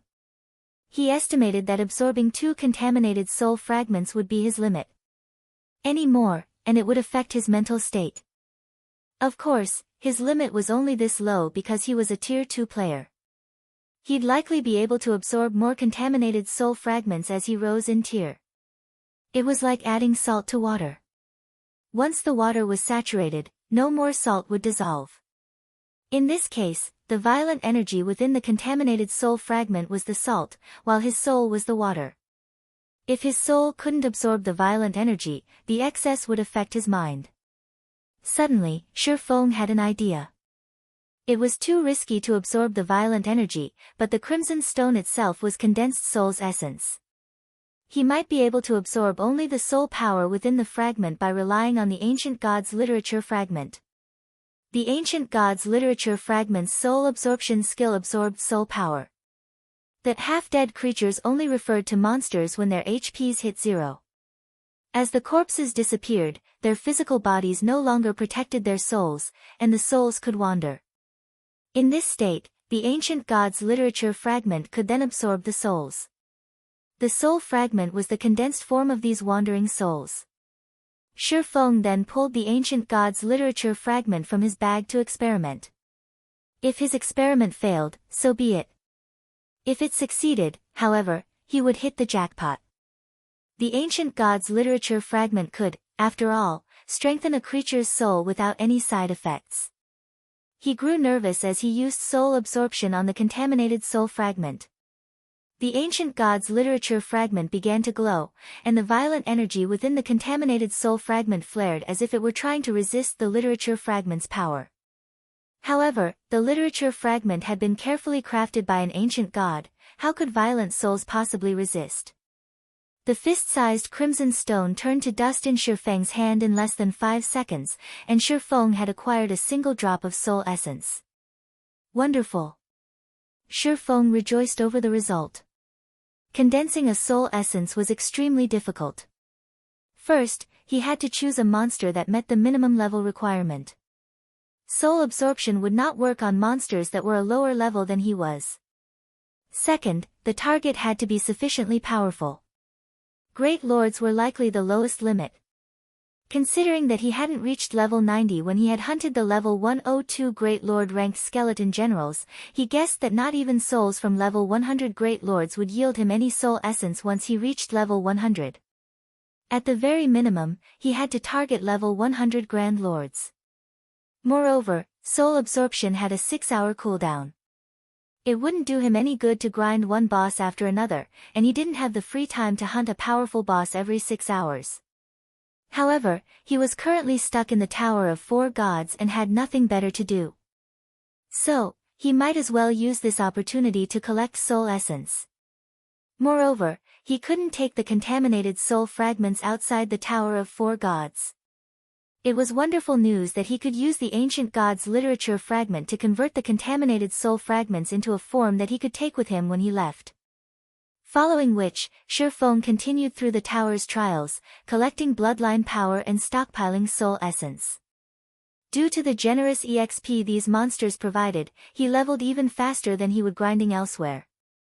Fortunately, these trials, which would be challenging to normal Tier 2 players, were no problem for Shifeng. His life within the Tower of 4 Gods was actually quite relaxing. Once he cleared a floor, he rested for a day and returned to the real world to check up on Zero Wing's situation. However, once he reached the 3rd floor, he found the trial to be a bit challenging. Not only were the 3rd floor's monsters bloodline creatures, but they were also of a higher rank than those on the 2nd floor. The first trial alone tasked Shifeng with killing 900 high lords of the same level. Even peak experts would need a long time to complete the task. Killing all 900 would be utterly impossible in 3 days. Shifeng had only completed the task thanks to his superior basic attributes and the secret technique, Lightning Flash. During the 3rd floor's 2nd trial, Shifeng had to face Great Lords, and he had to kill 300 of them in 3 days. Even Shifeng had barely managed to complete the trial.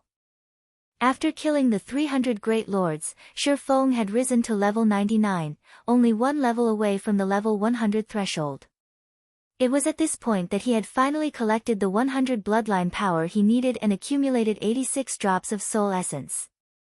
If not for the contaminated soul fragment's low drop rate, he would have had more. When Shifeng completed the 3rd floor's 2nd trial, the scene around him changed, and he found himself in the same coliseum he had visited during the 1st floor's 3rd trial. However, instead of 10 giant gladiators, an ordinary human stood on the elevated platform. This human wore dazzling armor and carried a pitch-black greatsword. When Shifeng saw this swordsman, he could not help but gasp. A Tier 3 hero. Chapter 2272. Bloodline Evolves. The 3rd floor's trial. Is this challenging? Shifeng was rendered speechless as he stared at the human swordsman standing in the center of the elevated platform. Crow Bison, Black Sword Knight, Hero, Tier 3 Sword King. Level 99. HP 13,000/13,000,000. Practically every player in God's domain knew that NPCs were not to be provoked by this stage of the game, yet many were still unaware that there were even massive differences between NPCs. Take the NPC giants Shifeng fought on the 1st floor, for example. They possessed powerful racial traits that granted them superior combat power. The combat power giants wielded ranked at the top among NPCs of the same tier, but comparing an ordinary NPC giant to a hero was like comparing a candle flame to the sun. However, comparing an ordinary NPC giant to a hero was like comparing a candle flame to the sun. Heroes had completed the trial of God and received a god's blessing. Their combat power was unparalleled among those of the same rank. Powerful heroes could even slay an adult dragon by themselves.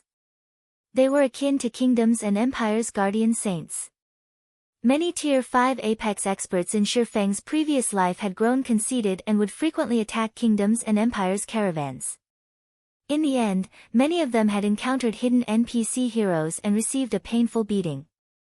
These experts hadn't been able to escape and had been locked up in prison for their crimes. Why wouldn't Shifeng be stunned to learn that he had to face a Tier 3 hero? System: kill Crow Bison, the Black Sword Knight, within 1 day.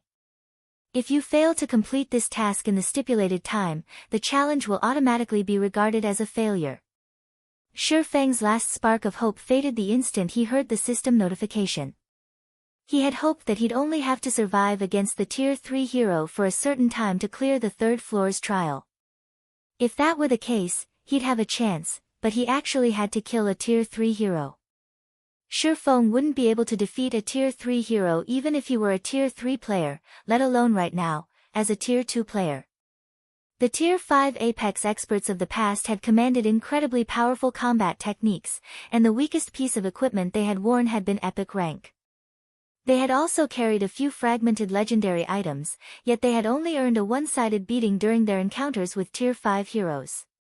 Wait, why is that hero only wearing dark gold equipment? Just as Shifeng was about to give up on the trial and stop wasting his time in the Tower of Four Gods, he noticed that the glow effect on Crow Bison's weapons and equipment was effect unique to dark gold ranked items. Normally, NPC heroes wore a minimum of epic set equipment, while some of the stronger individuals were fully geared in fragmented legendary equipment. An NPC would have an easier time collecting such equipment than players, after all. However, the Tier 3 hero before him only wore dark gold equipment. Moreover, by the looks of the hero's equipment, it wasn't even a dark gold set equipment. I have a chance. Shifeng's eyes glowed with excitement at this discovery. There was a 3-rank difference between epic set equipment and individual dark gold equipment.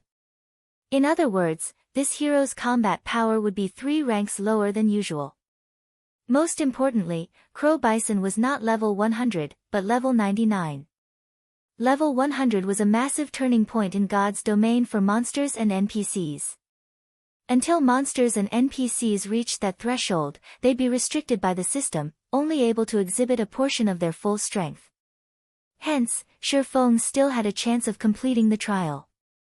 Considering the situation, Shifeng quickly calmed himself and stepped onto the platform. I advise you to turn back, young adventurer. You are not strong enough to defeat me, Crow Bison said. How will I know that without trying? Shifeng countered. Then, I have no choice but to remove you myself. Crow Bison declared, unsheathing the pitch-black greatsword from his back.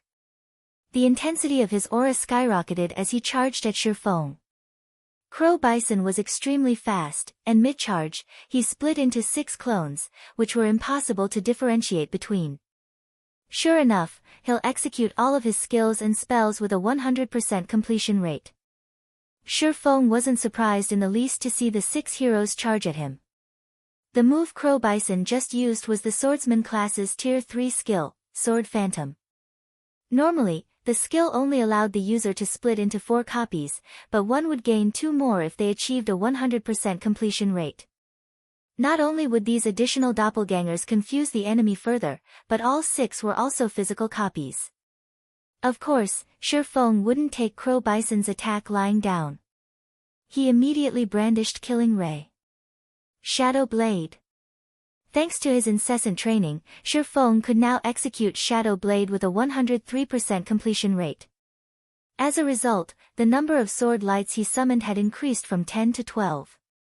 Although Crow Bison was a Tier 3 hero, his basic attributes were only slightly higher than a Strength-type Great Lord due to the limitations of his equipment. Meanwhile, Shadow Blade's power had risen with a 103% completion rate. Now, a single sword light had enough strength to rival this NPC hero. However, Crow Bison's 6 doppelgangers altered their footwork and agilely evaded all 12 attacks like nimble cats just as Shifeng's sword lights were about to slam into him. Without pause, the NPC continued toward Shifeng. The evasion surprised Shifeng. An advanced combat technique. All 6 doppelgangers had executed an advanced combat technique simultaneously. Facing so many enemies, Shifeng had no choice but to defend himself with Sword's Transmigration. Shifeng had improved his use of Sword's Transmigration during his training in the Tower of 4 Gods as well. Now, he could deflect 6 simultaneous attacks without trouble. However, the instant the 2 swordsmen's attacks were about to collide, Crow Bison's 6 strikes converged into 2. Shifeng felt 2 powerful forces strike his blades, the combination attack containing so much strength that he couldn't defect. The impact threw Shifeng over 10 yards away as he lost nearly 10,000 HP. A bronze combat technique? Shifeng stared at the Tier 3 NPC hero in shock. Shifeng had used a bronze defensive combat technique, yet he hadn't been able to deflect Crow Bison's attacks. Moreover, he had taken damage from the attempt. He could only assume that this was because Crow Bison's offensive combat technique was bronze rank as well. Although Shifeng had known that NPC heroes were immensely powerful, unparalleled among those of the same tier, he hadn't expected them to be this powerful. It was no wonder why Crow Bison could exhibit 100% of his combat power if NPC heroes could casually execute advanced and bronze combat techniques. Not even a domain realm expert could achieve such a feat. Before Shifeng could steady himself, Crow Bison's main body transformed into a streak of pitch-black light, arriving before his opponent almost instantly. Tier 3 skill, Spatial Slash. Normally, Spatial Slash only yielded 1 attack, yet in Crow Bison's hands, it had produced 3, each with the strength of a mythic monster. Unfortunately, Shifeng didn't have time to employ a defensive maneuver against the speed of this attack. As a result, he was forced to activate Defensive Blade.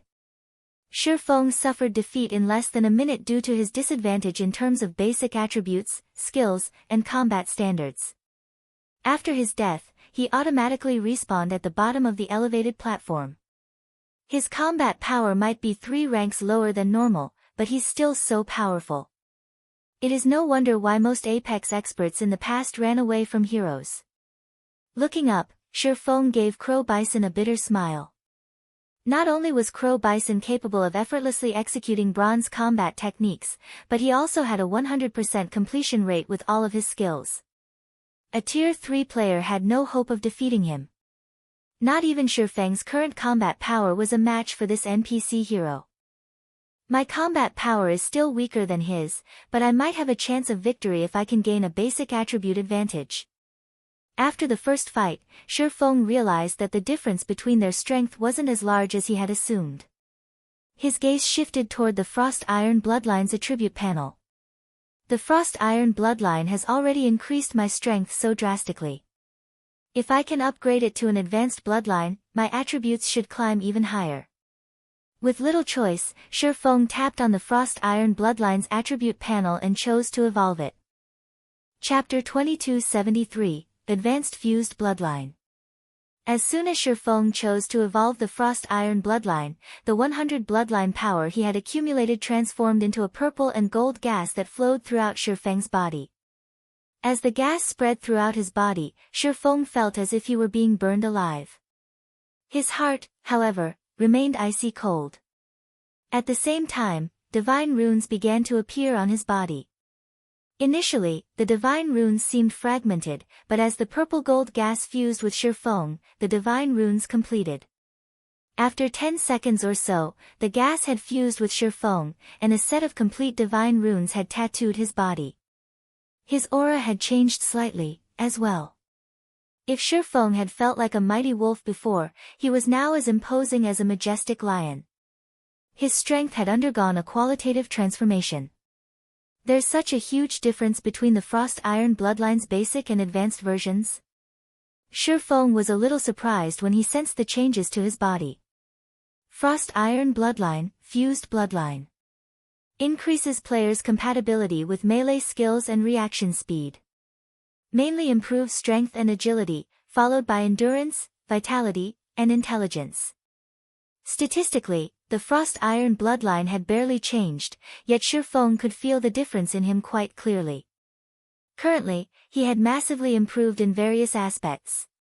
His strength attribute was now only slightly lower than that of a Grand Lord of the same level, and his reaction speed had risen to rival what he had enjoyed in his previous life as a Tier 3 Sword King. Shifeng immediately unsheathed Killing Ray and executed Shadow Blade. The moment he did, however, he was stunned. Before his transformation, he had been able to produce 12 sword lights with Shadow Blade, yet now, he commanded 14 sword lights. His skill completion rate had climbed to 105%, 2% more than his previous limit, as well. The improvement was frightening. It was incredibly difficult to increase a skill completion rate by a single percent after reaching 100%. It was even more of a challenge than raising one's completion rate from 99% to 100%. After nearly 2 weeks in the Tower of Four Gods, he had only increased his Shadow Blade completion rate to 103%, and he still couldn't hit that rate reliably. And yet, Shifeng had just achieved a 105% completion rate with Shadow Blade. Why wouldn't he be surprised? Moreover, every sword light was as powerful as a Grand Lord's attack. If he combined all 14, he could even severely injure a Grand Lord of the same level. Level 90 plus Grand Lords possessed very high defense, and their physical bodies were incredibly tough. Even a Berserker would have a hard time injuring a level 90 plus Grand Lord. At best, the Berserker's attack would leave a small scratch, not weakening the Grand Lord's combat power in the least.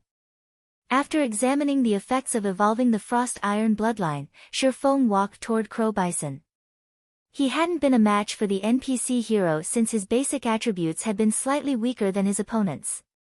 Crow Bison was a bona fide Tier 3 existence, and every one of his skills was at Tier 3. Shifeng's reaction speed had also been slightly lower than Crow Bison's. However, the evolved Frost Iron bloodline gave Shifeng a strength advantage, and he could now execute his skills with a 105% completion rate. In terms of raw power, Shifeng's Tier 2 skills were in no way inferior to Crow Bison's Tier 3 skills. Shifeng had also become Crow Bison's equal in terms of reaction speed. His chances of defeating the Tier 3 hero had definitely improved. You still refuse to give up, young adventurer? Crow Bison frowned as Shifeng returned to the platform. You are only Tier 2. The Tower of Four Gods' third-floor trial has been prepared for Tier 3 beings.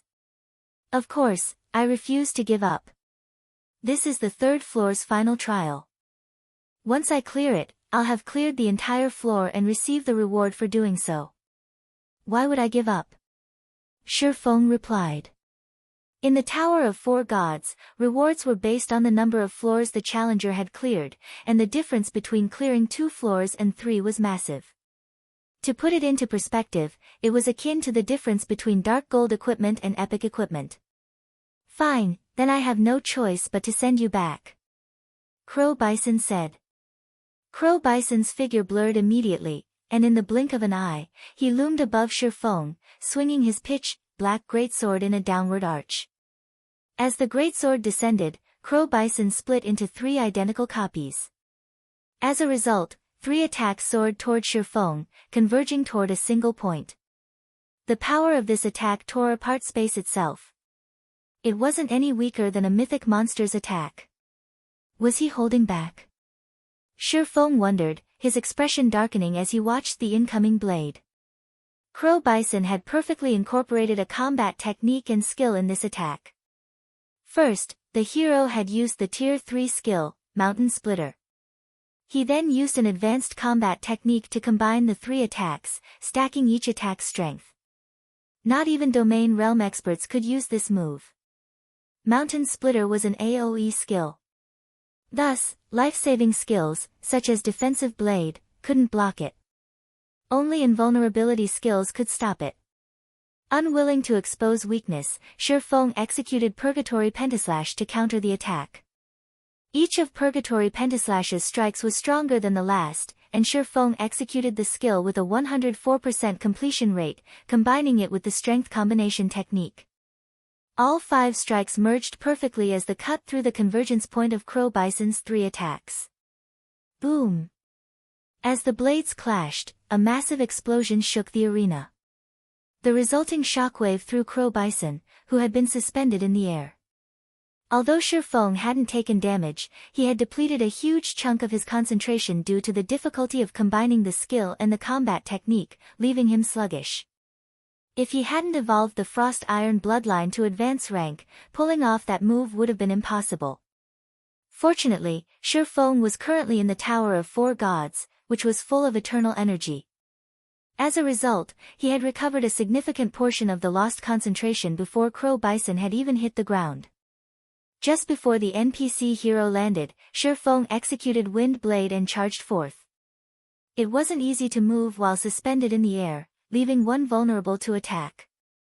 Naturally, Shifeng wouldn't miss this opportunity. Achieving a 105% completion rate with Wind Blade, Shifeng only needed an instant to cross the 20 or so yards between them.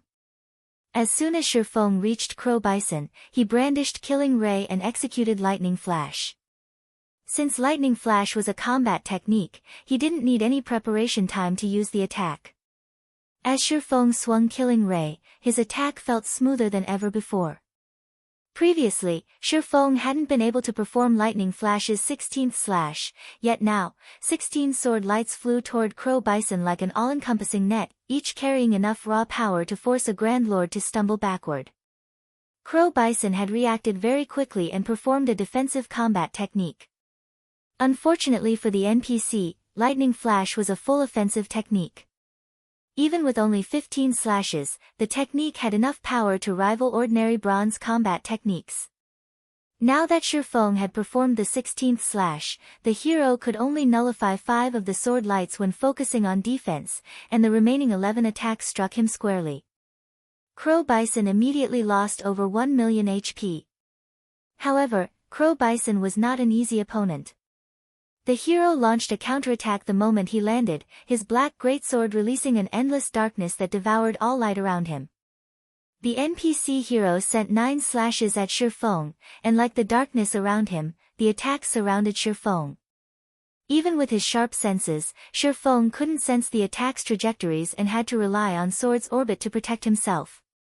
Even with the technique, however, 2 of the attacks struck, dealing more than -100,000 damage. With a maximum HP at 630,000, Shifeng could only afford to take 6 more of those hits.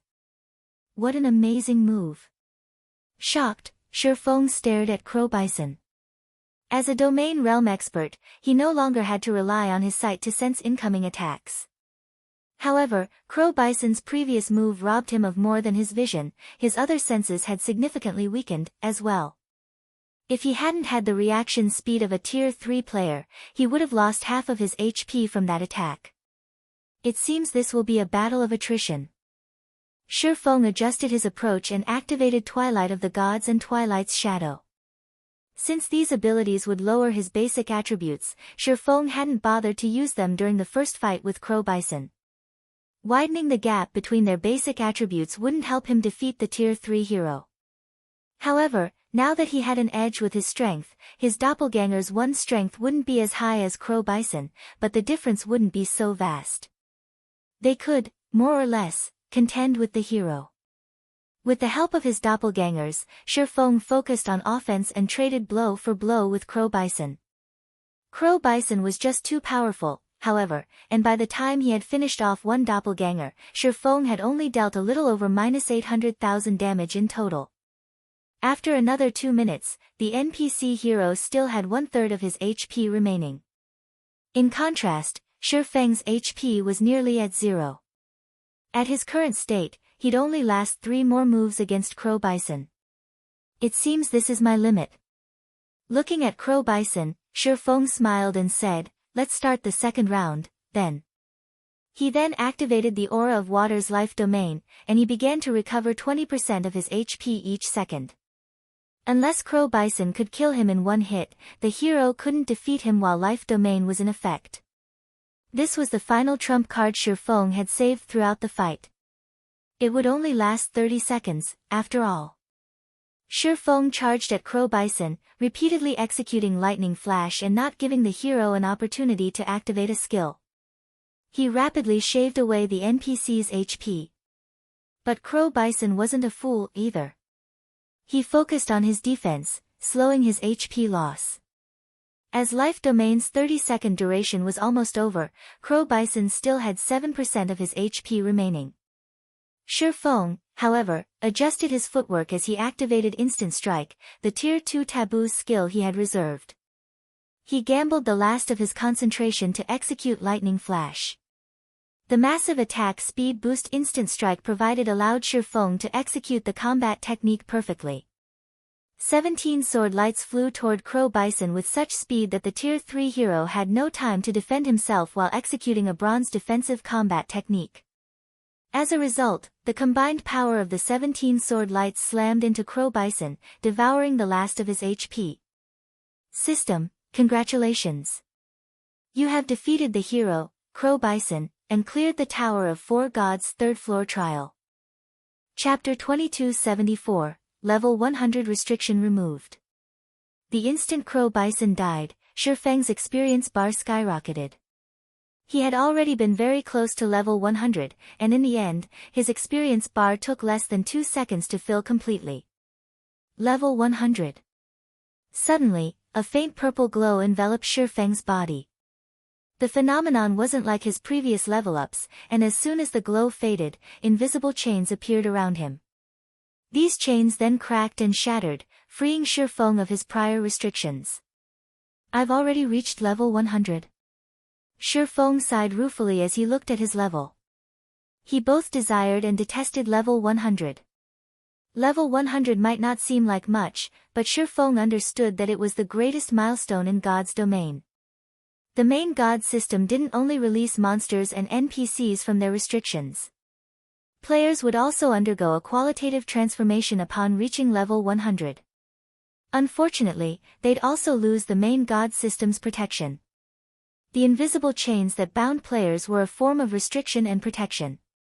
Not only would players' basic attributes rise by a large margin, but their sensitivity and reactions would also reach 100%. Of course, this meant they would also fully experience the pain when receiving damage, and their mental exhaustion would begin to affect their physical bodies. What everyone knew of God's domain before level 100 was an illusion. It was a watered-down simulation that allowed players to adapt to the actual game. As players continued to level up, they'd experience fewer restrictions, and once they hit level 100, the restrictions would be completely removed, and God's domain's virtual world would truly begin to mimic reality. I've leveled far faster than I had expected. I'll have to complete my Tier 3 promotion as soon as possible, Shi Feng thought after getting a feel for his level 100 body. Although combat would be more of a struggle after level 100, the hazy sensation he had felt all this time had finally disappeared. He had regained the body he had been so familiar with during his previous life. While his virtual body had been under the main God system's protection, he hadn't been able to exhibit 100% of his strength. Hence, he hadn't been able to immerse himself in battle fully. That also meant that he hadn't lost much concentration when taking damage. That body hadn't felt like it had truly belonged to him, but now, his concentration would decrease when he took damage. He could finally enjoy a true sense of realism. Although players gained massive improvements when they reached level 100, they would also be at their weakest in God's domain. Monsters and NPCs would be liberated when they reached level 100, as well. An ordinary level 100, Tier 2 expert wouldn't even be a match for a chieftain-ranked monster. In fact, the player would die the moment they entered a level 100 map. Even with a 6-man party, Tier 2 players had to be extremely careful in level 100+ maps. If players wanted to survive in level 100+ maps, they had to cross the Tier 3 threshold. Before Shi Feng could grow accustomed to his new body, the scene around him blurred. This time, he was teleported to the top of a mountain. Ancient stone pillars decorated the area, and a large number of dragonkin roamed the mountain. Dragonkin looked a lot like humans, but they were covered in scales, and draconic heads, and rough, robust tails. These dragonkin were fully armed with weapons and armor, and they looked like an organized army, guarding these ruins. Black-scaled dragonkin, bloodline creature, Great Lord, level 100. HP 120, 000/120, 000. Although the black-scaled dragonkin were only great lords, they felt even more dangerous than the hero, Crow Bison, had, and the ruin Shifeng had teleported to was full of them. If he attacked a single dragonkin, at least 3 of its companions would come to its aid. System, congratulations. You have cleared the 3rd floor's trials and arrived at the Tower of 4 Gods' 4th floor. You may choose to rest here for 1 day. You may also choose to start the 4th floor's trials immediately. The 4th floor really isn't a place for Tier 2 players. I'll need to reach Tier 3 to clear these trials. Shifeng watched the roaming dragonkin with a bitter smile. Dragonkin's life rating was considerably high, even surpassing inferior dragons and giants. Dragonkin had inherited a part of the dragon bloodline.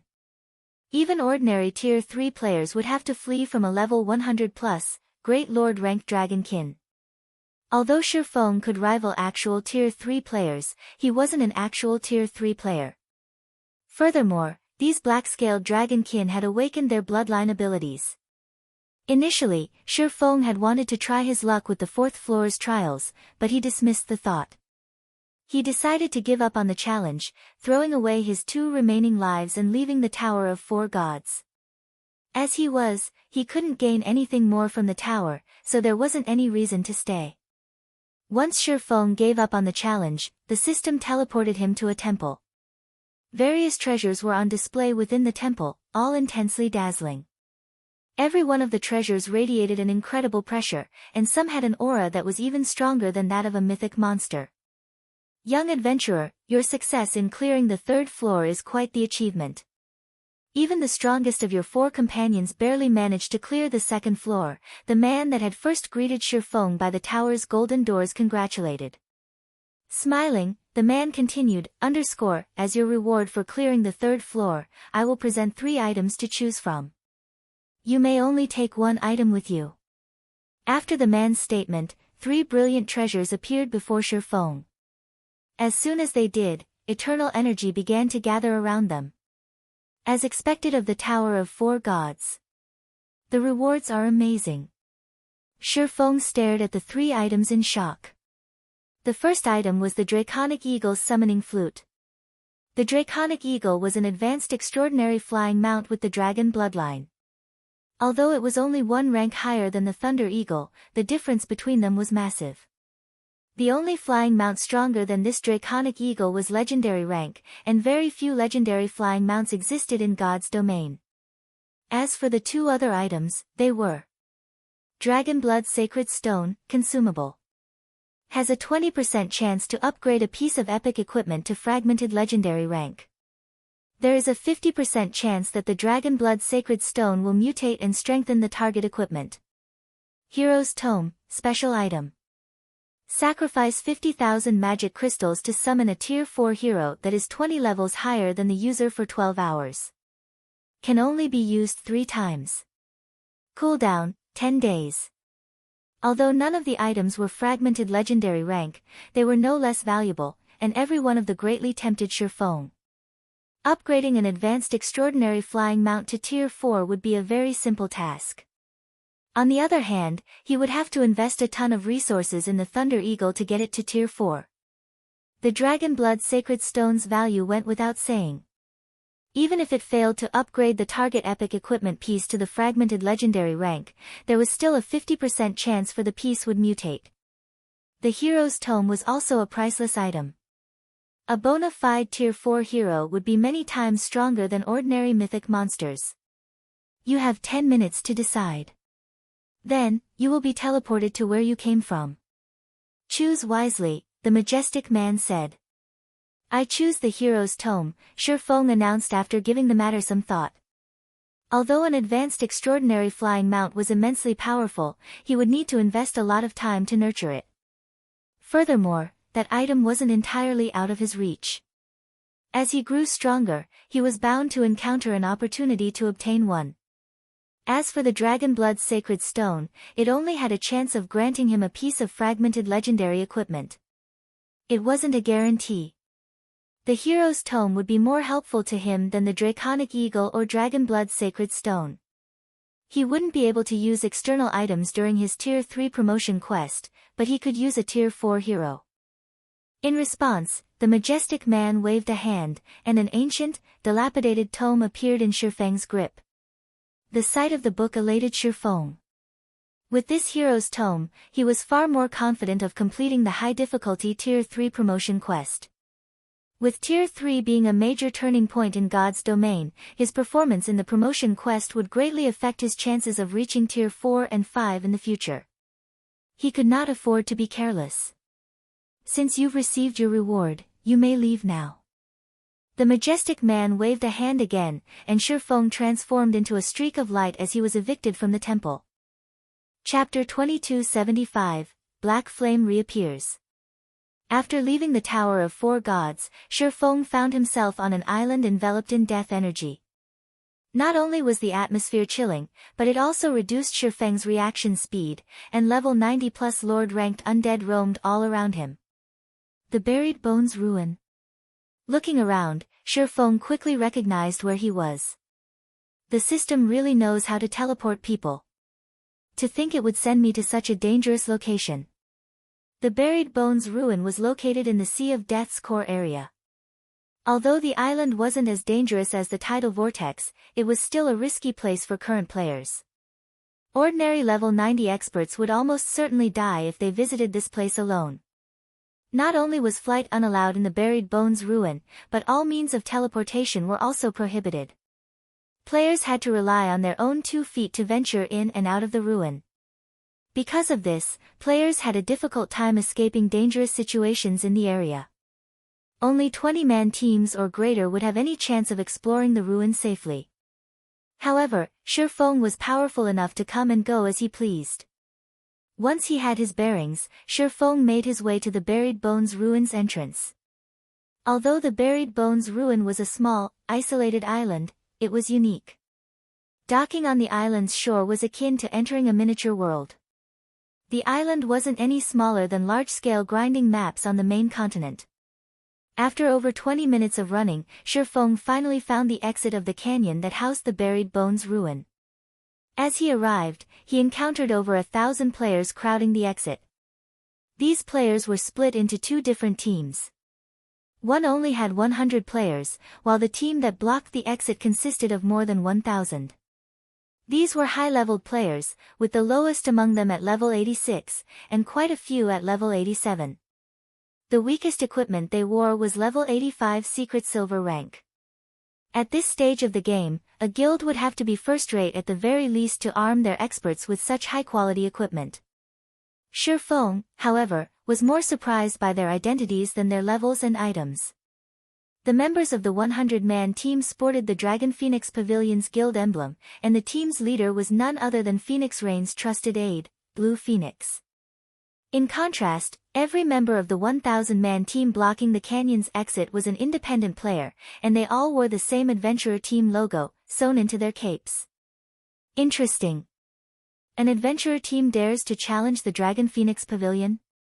The matter piqued Shifeng's curiosity. The Dragon Phoenix Pavilion was a super first-rate guild. With the exception of other superpowers, no one would dare provoke it. And yet, an adventurer team had ambushed the Dragon Phoenix Pavilion's members. Nobody would believe this. While Shifeng watched in surprise, a man broke away from the adventurer team. The atmosphere in the area intensified as he appeared. This man was a level 87 half-elf elementalist, and the weakest of his equipment was level 85 fine gold rank. He also carried 4 items that radiated with the epic glow effect, including the icy blue staff in the man's hand. Overall, the man's equipment standard was just as impressive as Blue Phoenix's. Blue Phoenix, who had seemed quite calm, tensed the moment this man appeared. To think that you would come to deal with us as well, Vice Commander Autumn Plant. It seems War Blood thinks quite highly of us, Blue Phoenix sarcastically spat. Warblood was the publicly acknowledged, third-ranked adventurer team on Dragonheart Island. Although the adventurer team didn't have as many members as a first-rate guild, its overall strength and experts could rival that of an ordinary superpower. Everyone on Dragonheart Island knew Warblood's 4 great vice-commanders, all of which possessed monstrous strength. Autumn Plant had earned the nickname, Bloody Mage, after destroying an entire fleet at sea by himself. Now, he had been recognized as one of the top 10 elementalists on Dragonheart Island. You can only blame yourself for your unwise decisions. Do you think you'll be safe here? Plant Autumn asked nonchalantly. Starlink and 13 Thrones have already captured a fortress in the Gravity Mountain Range, acquiring access to unimaginable resources. Despite the invitation guild leader Lu sent the Phoenix Pavilion to cooperate against Zero Wing, you people rejected the offer. Since you have made your decision, like Zero Wing, you will have no hope of surviving in the Sea of Death. First, we'll see if you have the power to keep us here, Blue Phoenix snarled as she revealed a purple-red crystal, chanting an incantation. The crystal shattered and transformed into a crimson magic array before Blue Phoenix. A level 92 Great Lord ranked magma giant then emerged from the magic array. Moreover, the magma giant was an archaic species. The instant this magma giant arrived, the temperature in the area soared. This magma giant was Blue Phoenix's trump card. A level 92 Great Lord might not be a tough opponent for current players, but as an archaic species, it would give them a run for their money. Under a player's control, such a Great Lord could easily slaughter a 1,000-man team. Not even Autumn Plant would survive. However, Warblood's members didn't seem flustered. Rather, they all gave Blue Phoenix playful expressions. Do you think we came here unprepared, Blue Phoenix? Autumn Plant said. I already knew about this summoning crystal of yours, but I suppose that since you've revealed your trump card, we should show you what we've prepared. As soon as Autumn Plant said so, 60 Warblood members each took a magic array scroll from their bags and activated it. Suddenly, a gigantic magic array appeared, enveloping the canyon's exit. A lightning bolt then struck the exit, shattering the ground before a colossal hand emerged. The hand belonged to a gigantic skeletal warrior that pulled itself free of the rubble. This skeletal warrior was fully geared in magical armor and wielded a two-handed battle axe. Eerie flames burned in its hallowed eye sockets. Hell's Guardian, Undead, Grand Lord. Level 96. HP 150 000 000 /150 000 000. A Grand Lord? Blue Phoenix's expression darkened when she saw the Hell's Guardian. A Great Lord ranked archaic species might be very powerful, but it wasn't as strong as an actual Grand Lord. Moreover, the Hell's Guardian was level 96. Not even their entire 100-man team would last more than 5 moves against it. What do you think? Our adventurer team has gone to great lengths to obtain this summoning array, Autumn Plant said, sneering at Blue Phoenix. I thought you were so confident. Where did that confidence go? Do you think you can get away from me now? The Dragon Phoenix Pavilion's members were instantly disheartened. Warblood had an overwhelming advantage both in terms of numbers and trump cards. The outcome was obvious even before the fight began. As Autumn Plant spoke, the Hell's Guardian raised its battle axe and swung the weapon at Blue Phoenix, catching the Dragon Phoenix Pavilion members off guard. The Hell's Guardian's axe felt like a small mountain as it descended, generating an immense amount of wind pressure. Every player within 8 yards of the weapon struggled to move. With this added effect, the Dragon Phoenix Pavilion members couldn't even defend themselves, let alone dodge the incoming attack. Suddenly, a sword light flashed between the teams, striking the side of the colossal axe. As if it had been struck by a massive boulder, the axe's trajectory drastically deviated, and the blade landed 8 yards away from Blue Phoenix, hitting nothing but the ground. Who's there? Autumn Plant spun toward the origin of the sword light. With a dark look, he growled, "Are you so desperate to die in the Sea of Death, daring to interfere with Warblood's matters?" A figure then emerged from the nearby forest, fully clad in pitch-black armor and wielding a light blue sword surrounded by faint arcs of electricity. As this figure approached the battlefield, a deep voice reached everyone's ears. "I'm Zero Wings Black Flame." Chapter 2276, Difference between Tier 3. Upon hearing Shi Feng's words, everyone present could not help but gape at him in astonishment. Even Blue Phoenix was surprised. Guild Leader Black Flame. After Blue Phoenix confirmed that the person who had emerged from the forest was Shi Feng, her eyes filled with even greater shock. After the Storm Serpent King raid, Shi Feng had disappeared from the public eye. Despite launching a frantic manhunt, the various major powers of Dragonheart Island failed to find any traces of him even after searching relentlessly for 20 days. It was as if he had disappeared completely from God's domain. This situation had caused quite the commotion in the game. Due to this situation, many had rumored that Shi Feng had hidden himself out of fear of retaliation by the various superpowers. Gossip was that he had stopped logging into the game completely. It was even bruited about that a superpower had secretly taken action against Shi Feng in the real world already. She never thought that Shi Feng would actually appear in this place. So, it is Guild Leader Black Flame. When Autumn Plant saw Shi Feng approaching the battlefield, he revealed an excited expression.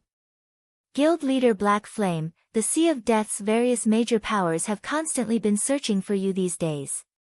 I never thought you would be here in the Buried Bones ruin. I really am fortunate today.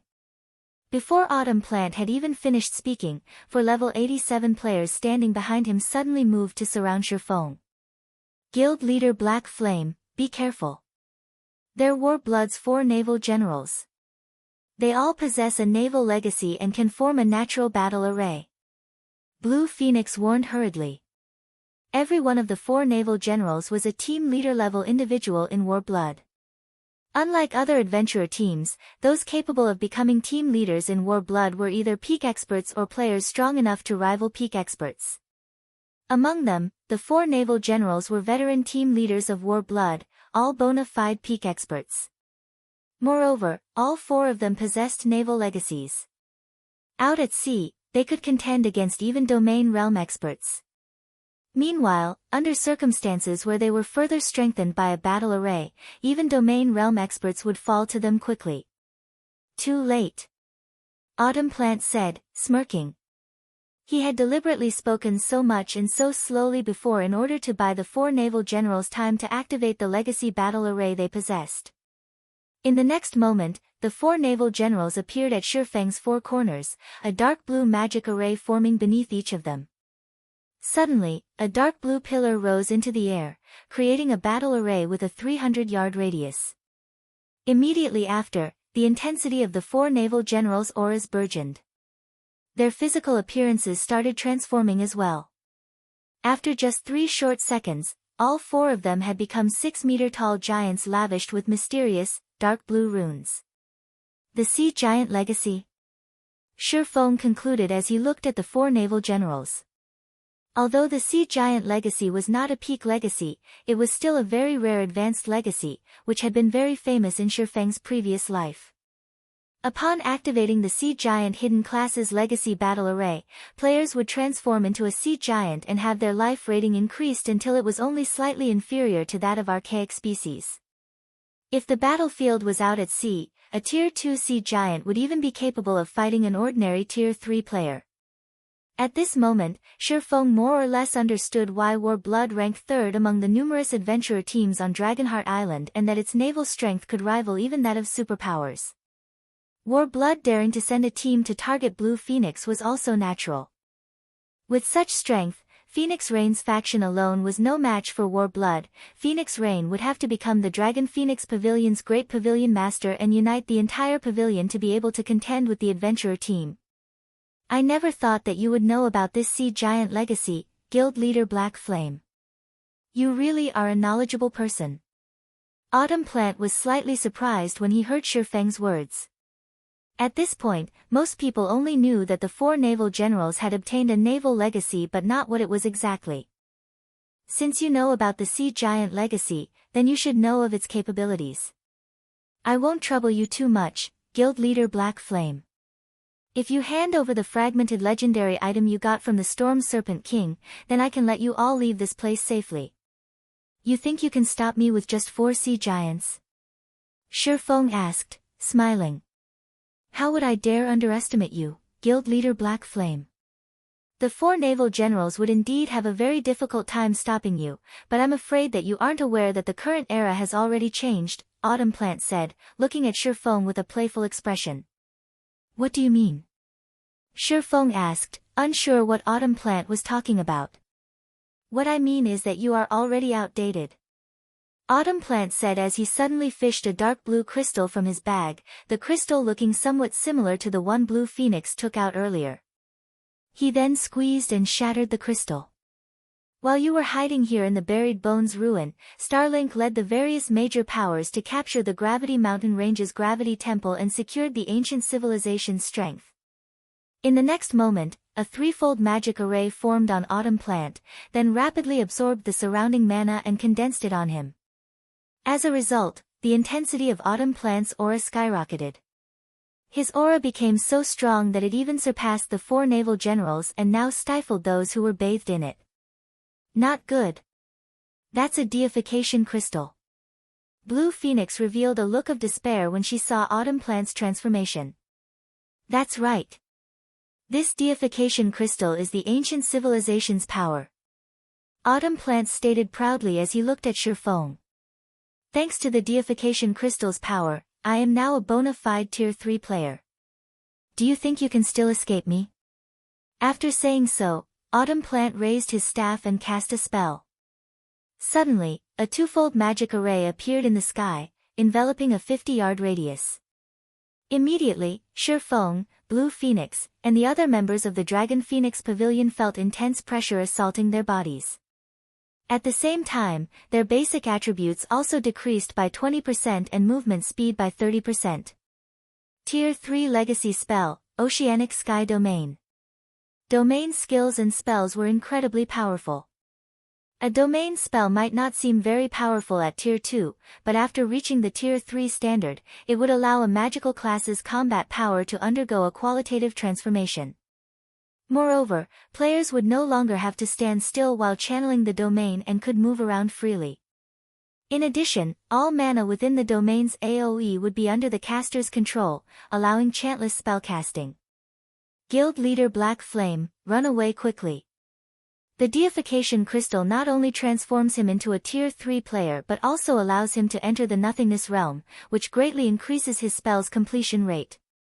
Blue Phoenix hurriedly warned when she saw Autumn Plant getting ready to take action.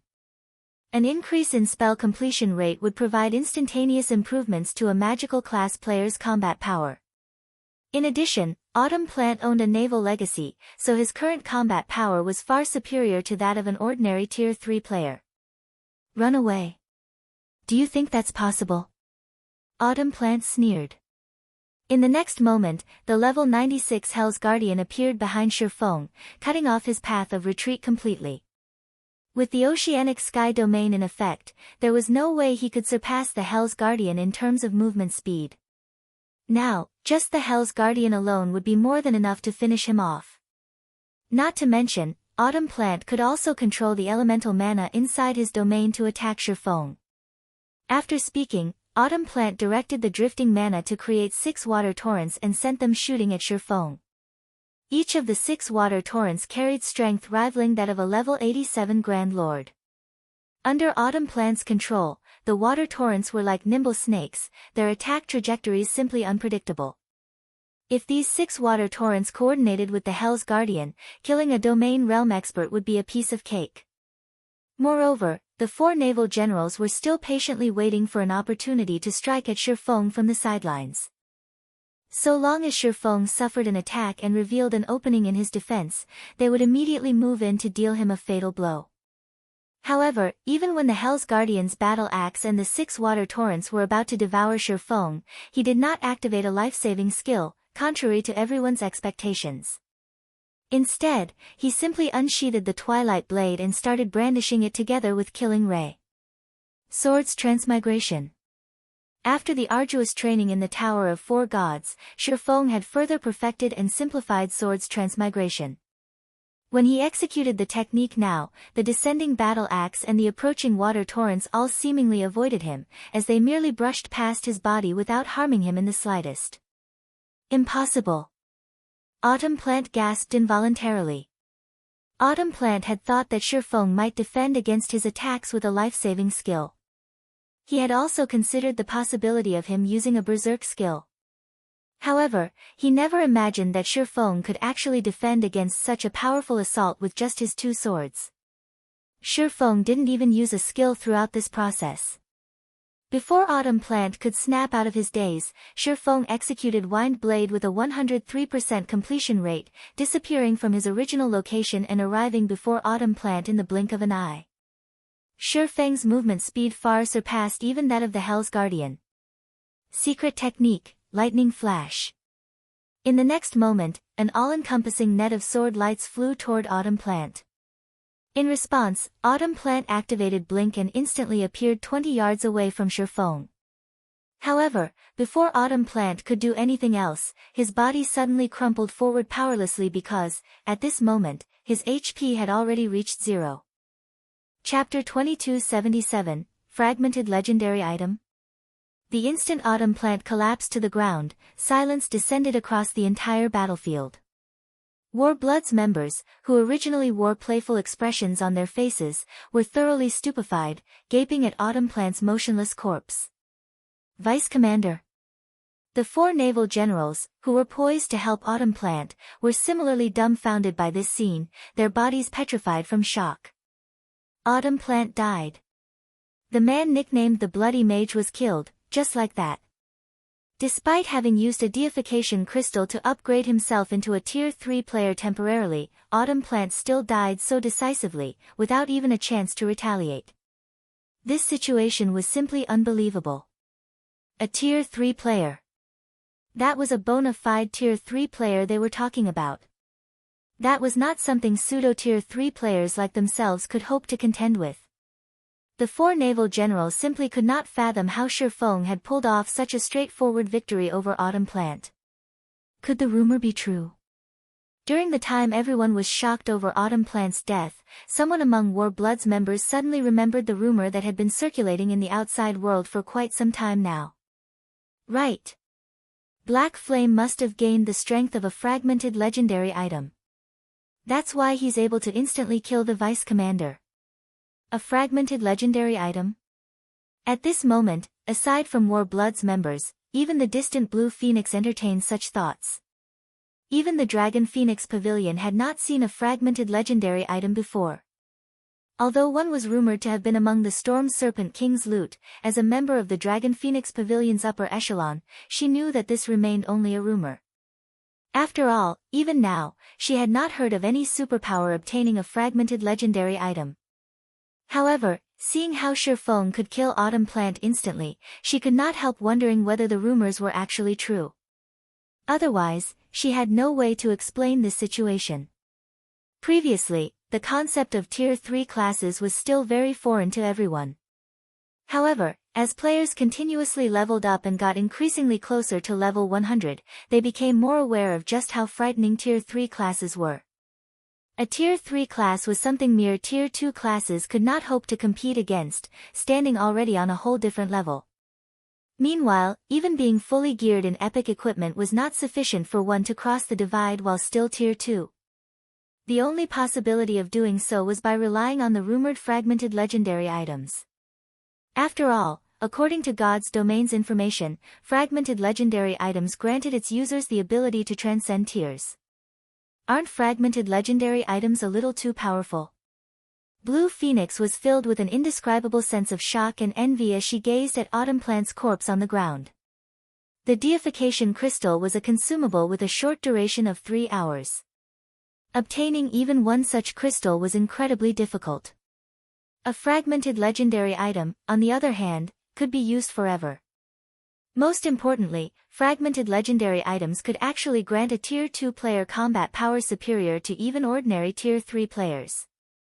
Suddenly, aside from Blue Phoenix, everyone else present started eyeing Shifeng with a different type of gaze. Rather than fear and awe, they looked at him with admiration and envy instead. It seems I've shown off too much.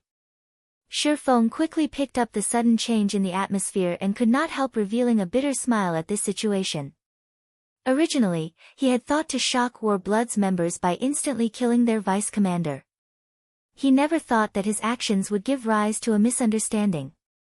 Part of the reason why Shifeng could kill Autumn Plant was indeed because he possessed fragmented legendary items. However, a larger part of the reason for this was his having reached level 100 already. With all of his restrictions removed, his reaction speed naturally surpassed Autumn Plant's, who was only a level 87 player and still had his body restricted. If Autumn Plant had been level 100 as well, then Shifeng would not have had such an easy time killing the elementalist. At the very least, Autumn Plant would have evaded his lightning flash. Disregarding the envious gazes he was receiving, Shifeng turned to the 4 naval generals, who were similarly looking at him with a trace of greed in their eyes. What? You still want to continue? Shifeng asked, smirking. Shifeng's words were spoken very calmly. However, an invisible killing intent suddenly spread across the entire battlefield. Upon sensing this killing intent, the 4 naval generals shuddered involuntarily, the greed in their eyes instantly disappearing without a trace as they realized that their lives and deaths now lay in Shifeng's hands. No. We'll retreat. We'll retreat immediately, the 4 naval generals said hurriedly. Shortly after, all of War Blood's members disappeared from the Buried Bones ruin, leaving behind only Blue Phoenix and the other Dragon Phoenix Pavilion members. Guild leader Black Flame, even if you let them leave now, I'm afraid the War Blood adventurer team will not let this matter rest. Moreover, War Blood will definitely spread the news about your fragmented legendary item. At that time, Blue Phoenix said worriedly after Shifeng allowed War Blood's members to leave with their lives. Previously, everyone was still dubious about the rumor of Shifeng owning a fragmented legendary item. Even so, the various major powers and experts of dark forces had put in quite a lot of effort to search for Shifeng. Now that the rumor was verified, countless powers and experts would definitely go crazy. If news about it is going to spread, so be it. Even if I kill them, the news will still be spread. Why should I waste my time killing them? When the time comes, anyone who wishes to take action against me can try as much as they want, Shifeng said, chuckling. He paid no heed to this matter at all. Right, why are you grinding here? This place is very dangerous for players of your level. Shifeng's words rendered Blue Phoenix speechless. Although he was indeed frighteningly strong, he was still susceptible to ambushes and assassinations. Even the guild leader of a super guild would lose his life at some point if so many powers and experts targeted him. She never thought that Shifeng would actually treat this matter so lightly. Although fragmented legendary items had a low probability of dropping and Shifeng surely wouldn't lose his after dying just once or twice, he was bound to lose his fragmented legendary item eventually, the more he got killed. Not to mention, there were many tools in God's domain that could be used to increase the death penalty of players. However, Blue Phoenix could only sigh in regard to this situation. After all, this was Shifeng's problem. It was not her place to tell him how he should handle it. We are here for a quest. Originally, Big Sis Rain had already secured an advantage in the Dragon Phoenix Pavilion. However, due to Nine Dragons Emperor's close relationship with Starlink, he received a large number of resources from Starlink as support. Now, his side is prospering on Dragonheart Island while we can only run to this dangerous place. Recently, Nine Dragons Emperor even worked with Lu Xinglua to secure an ancient civilization's ruin in the Gravity Mountain Range. A short while ago, Nine Dragons Emperor suddenly called for an emergency elders meeting on Dragonheart Island. By the looks of it, he plans on taking action against Big Sis Rain. After receiving news about this, I tried to hurry back to Dragonheart Island, but ran into War Blood's members as you saw just now, Blue Phoenix explained helplessly. It seems Nine Dragons Emperor plans on snatching the position of Great Pavilion Master, Shifeng said. I think so as well. In a slightly anxious tone, Blue Phoenix continued, Guild Leader Black Flame, I need to return as quickly as possible. I won't be able to continue chatting with you. No, I'll go with you, Shifeng said, shaking his head. Upon hearing Shifeng's words, Blue Phoenix simply nodded in agreement. After all, he represented Zero Wing. Having him present would undoubtedly give Phoenix Rain more authority at the meeting. Following which, Shifeng led Blue Phoenix to the canyon's exit and summoned the Thunder Eagle, the appearance of the flying mount filling the Dragon Phoenix Pavilion's members with envy. Let's go, Shifeng said as he hopped onto the Thunder Eagle's back. He planned on bringing Blue Phoenix back to Dragonheart Island first. As for the other Dragon Phoenix Pavilion members, they would have to slowly sail back to the island on their ships. While Shifeng was flying toward Dragonheart Island, news of his appearance in the Buried Bones ruin as well as his possession of a fragmented legendary item spread rapidly throughout the Sea of Death. For a time, the entire Sea of Death was in an uproar. Chapter 2278, Shocking Dragonheart City. Dragonheart Island, Dragonheart City. The streets of the city were currently full of traffic, especially at the city's port. Ship after ship could be seen docking at the port and offloading numerous carts of cargo into the city. Most of the merchandise being transported into Dragonheart City belonged to players, aside from a portion belonging to NPCs. Meanwhile, of the player merchandise transported, a large majority consisted of the various neutral races' specialty products, such as Thunderwood, Primordial Magic Stone, and Magic Steel, items that could not be stored in a player's bag space. Every one of these items was something the various major powers needed. Thunderwood was the main material needed to produce advanced speedboats and even bronze speedboats. It possessed very high magic resistance, and the ships made with this type of timber were insusceptible to magic attacks. The Primordial Magic Stone, on the other hand, was an ideal material for tool production due to its toughness and the mana it contained. If made into a test bench, it could increase the production success rate of lifestyle players by a large margin.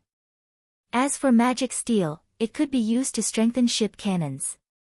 Cannons strengthened by Magic Steel could enhance their cannonballs with mana, significantly increasing the cannonball's power and attack speed. Due to the properties of these rare items, they were in high demand among players, yet they were all very difficult to procure in human kingdoms and empires. However, since Dragonheart City was a neutral trade city, many neutral races would ship their specialty products here to sell and earn ancient coins to exchange for other resources. Moreover, the appearance of an ancient civilization in the Gravity Mountain Range was attracting an increasingly larger number of neutral players to Dragonheart City. This situation served to boost the city's prosperity, allowing Dragonheart City to cast even imperial capitals in the shade. During the time everyone was busy traveling in and out of Dragonheart City's port, a figure suddenly popped into view on the horizon. In the next few moments, this figure could be seen approaching Dragonheart City. After just 8 short seconds, a gigantic eagle with a wingspan of 20 meters appeared before everyone. Faint, blue arcs of electricity crackled around this giant eagle's body. The frightening aura the bird gave off plunged the horse carriages moving about at the port into chaos. Players that were below level 70 even felt an intense, stifling pressure on their bodies. For a time, the entire port went into an uproar. Crap! That's a flying mount. A flying mount is actually this powerful. Doesn't that eagle look like Black Flame's mount? What? Black Flame actually came to Dragonheart Island? Is he tired of living? As the giant eagle descended before Dragonheart City's entrance, everyone quickly recognized the eagle's identity. A heated discussion immediately broke out as they looked at the black-armored man riding the giant eagle. Nowadays, everybody operating in the Sea of Death knew Black Flame's name.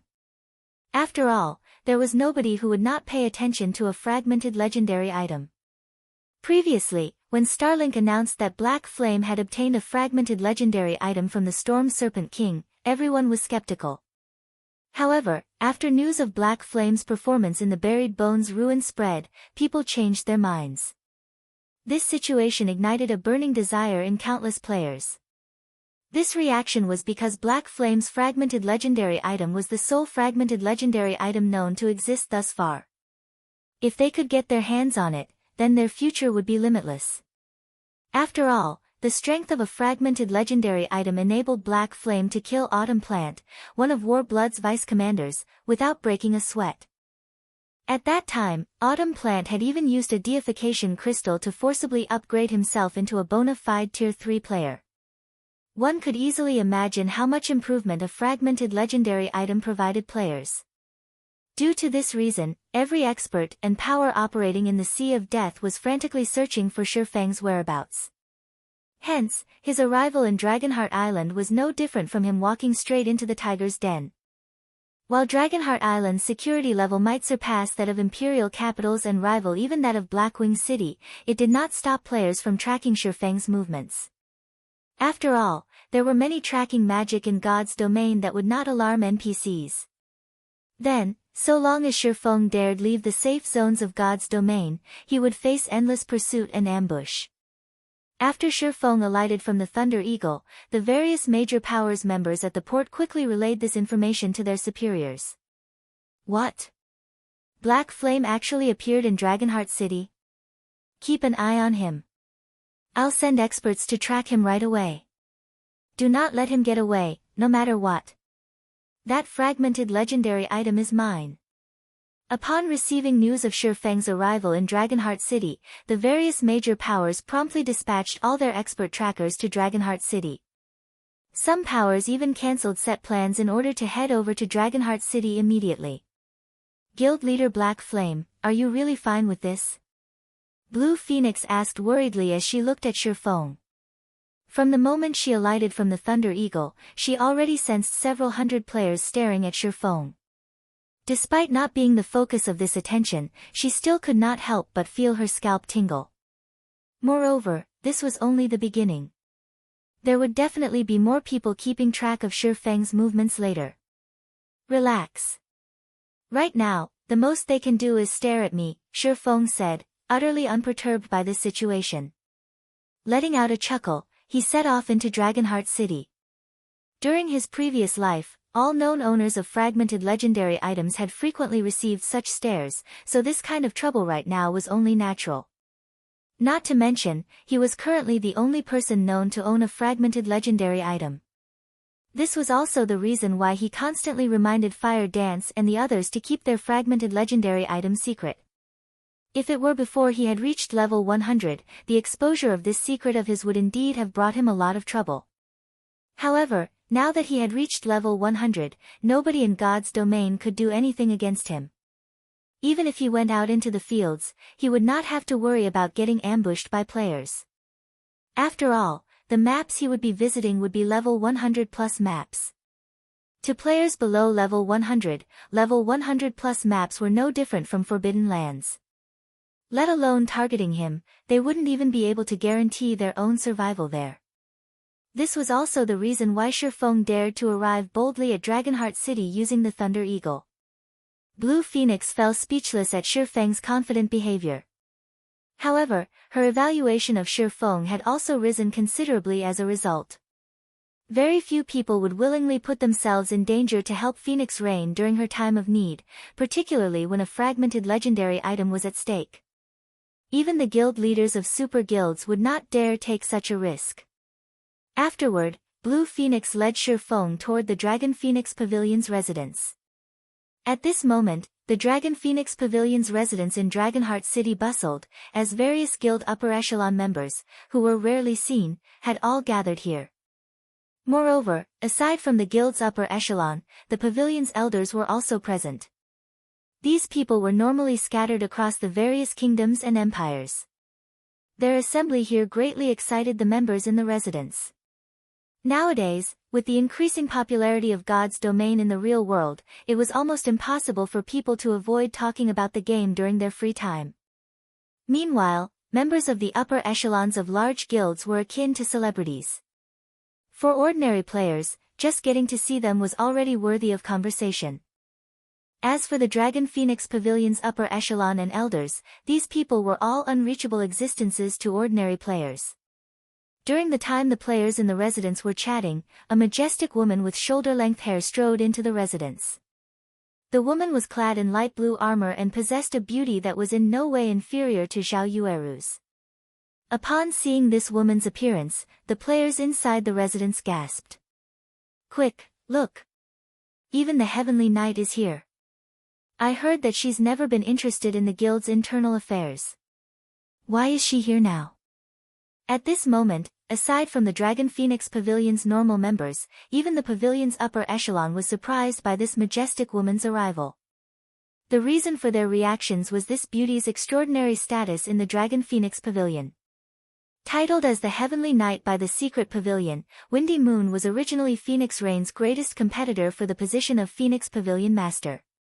However, as Windy Moon was not interested in the position, she had withdrawn from the competition and shifted her development to a neutral kingdom. As a result, Phoenix Rain became the new Phoenix Pavilion Master without any difficulty. Meanwhile, Windy Moon had defeated the various superpowers operating in the neutral kingdom she had shifted to and taken control of the entire neutral kingdom. It was only thanks to her achievements that the Dragon Phoenix Pavilion was able to secure a large number of resources unique to neutral races. Just recently, she had even broken through to the domain realm, becoming one of the true pillars of the guild. Nobody had anticipated that she would actually appear in Dragonheart City's residence today. While everyone was discussing Windy Moon's purpose here, the Heavenly Knight headed straight for 9 Dragons Emperor. Seeing this situation further amplified everyone's shock. 9 dragons, I hope you stick to your word. I'll let you know the consequences otherwise. Windy Moon said coldly as she approached 9 Dragons Emperor. Of course, 9 Dragons Emperor said, chuckling. He then gestured to the 2 men beside him. Let me introduce you. This person here is Starlink's guild leader, Lu Xinglua. This other person here is the War Blood Adventurer team's commander, Blood Oath. I believe you should be able to rest assured with this. So that's the case. No wonder you are so confident. After Windy Moon sent a glance at Lu Xinglua and Blood Oath, she did not say anything more. With Windy Moon's arrival, the Dragon Phoenix Pavilion upper echelon present could not help but start to pity Phoenix Rain. Although the normal members of the guild were unaware of the purpose of today's meeting, those in the upper echelon like themselves were not. Today was the day when the Dragon Phoenix Pavilion's next great pavilion master would be chosen. Now, however, not only did 9 Dragons Emperor have the support of 2 superpowers, but even Windy Moon was standing on his side.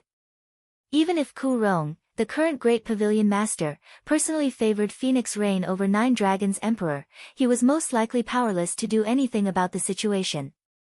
While the members of the Dragon Phoenix Pavilion's upper echelon were having a quiet discussion among themselves, a commotion suddenly occurred at the entrance of the Dragon Phoenix Pavilion's residence. In the next moment, a man and a woman came into sight, walking toward the residence. Meanwhile, following behind this man and woman were actually several thousand other players. All of these players eyed the pair like ravenous wolves. Moreover, these players were all relatively powerful experts. Some of them were even refinement realm experts. Upon seeing this crowd of experts, even the Dragon Phoenix Pavilion's top brass got goosebumps. Meanwhile, as these experts strode increasingly closer to the residence, many of the Dragon Phoenix Pavilion's members recognized the pair walking at the forefront. Black Flame. This man and woman were none other than Shifeng and Blue Phoenix. What? Zero Wings Black Flame is here. He actually dares to show his face here. Chapter 2279, shocking everyone with one sentence. Shifeng's arrival caused an uproar in the Dragon Phoenix Pavilion's residence as every player discussed his arrival. Black Flame's gone insane. He actually dares to show up here. If so many people stared at me like this, I wouldn't even have the courage to get near Dragonheart City. Isn't he worried that someone will try to take his fragmented legendary item? As far as the public was concerned, the rumor of Shifeng holding a fragmented legendary item had been verified. However, not even the Dragon Phoenix Pavilion members had thought such an item would earn such a passionate reaction. Several thousand players followed after Shifeng, and none of them bothered to hide their intentions.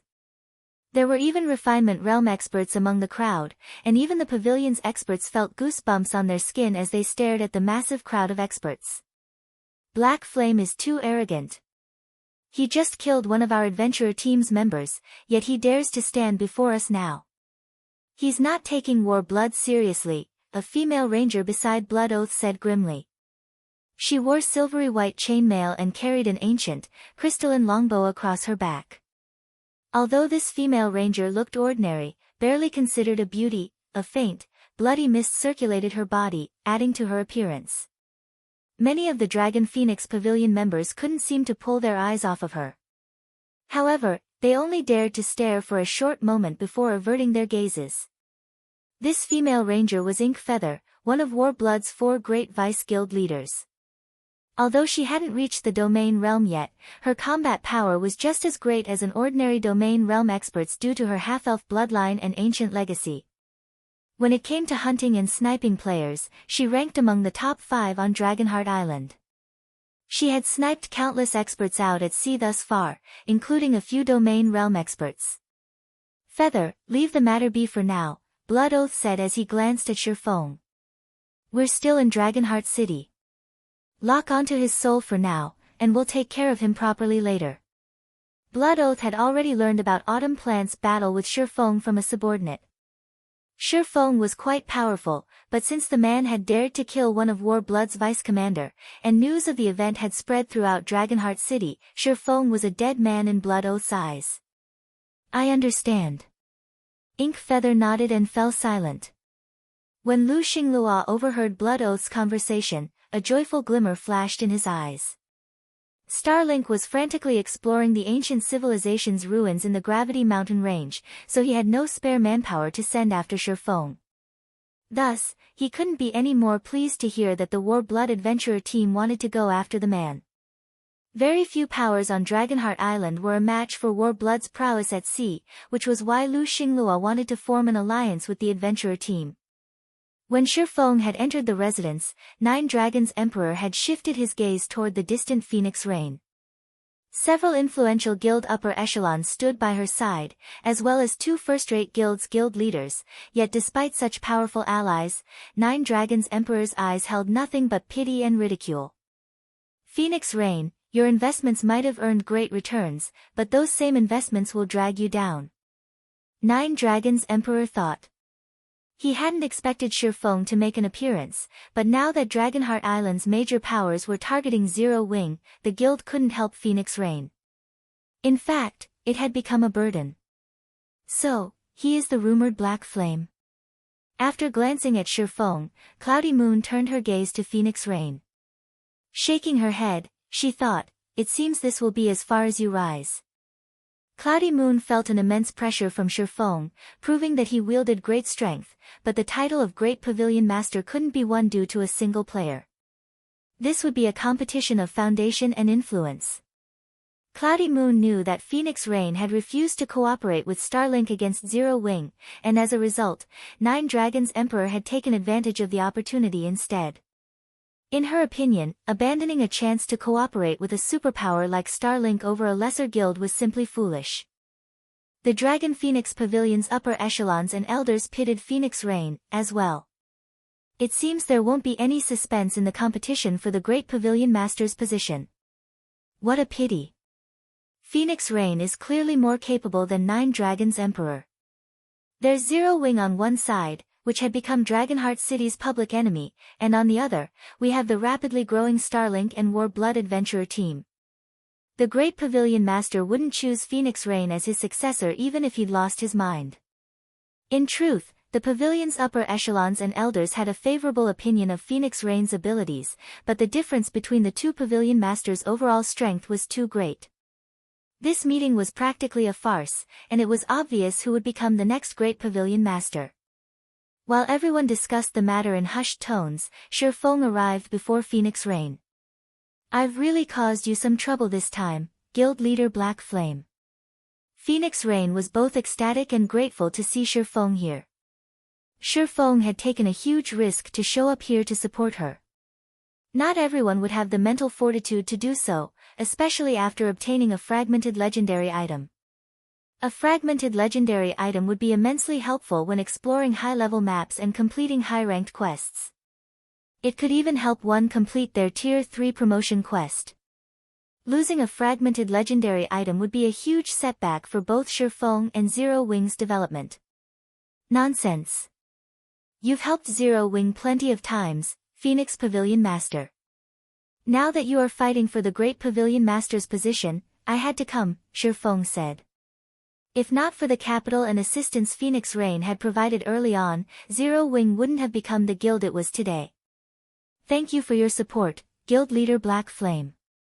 The meeting will begin soon, so we should head inside. Phoenix Rain said as she gave Shifeng a grateful look. However, she had already abandoned any hope of winning this competition and the position. She was merely putting up her final struggle. Phoenix Rain then led Shifeng and her other supporters into the Dragon Phoenix Pavilion's guild hall, and the pavilion's elders and upper echelons followed shortly after. The Dragon Phoenix Pavilion's guild hall in Dragonheart City was a 4-story tall advanced guild hall. It might not be a match for the pavilion's other guild halls in the various NPC cities, but in Dragonheart City, it was quite extravagant. Very few first-rate guilds could afford a guild residence on Dragonheart Island, much less an advanced guild hall. By the time Phoenix Rain and her entourage entered the top-floor meeting room, several hundred players had already taken their places inside. The lowest-leveled player here was level 87 and fully geared in level 85 fine gold equipment. Every one of the players in the room was a refinement realm or above expert, as well, and quite a few of them were peak experts in 2 or 3 pieces of epic equipment. The sight was a testament to how powerful the Dragon Phoenix Pavilion's foundations were. Phoenix Rain and 9 Dragons Emperor's supporters had split the room, sitting on opposite sides. After a short moment, the doors that connected this meeting room to a lounge next door opened, and an elderly man entered the meeting room. This elderly man was a level 88 summoner, wearing robes that resembled a nebula. The epic staff in the man's hand was a replica of the legendary staff, Spirit Collar, and the elder's aura was no weaker than Blood Oath's, Warblood's commander. As this elderly man entered the room, silence fell. This elderly man was none other than the Dragon Phoenix Pavilion's current Great Pavilion Master, Ku Rong. 2 men, both radiating extraordinary auras, followed behind Ku Rong.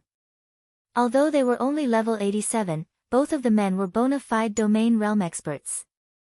As Ku Rong lowered himself in the seat of honor, the 2 men guarded his sides.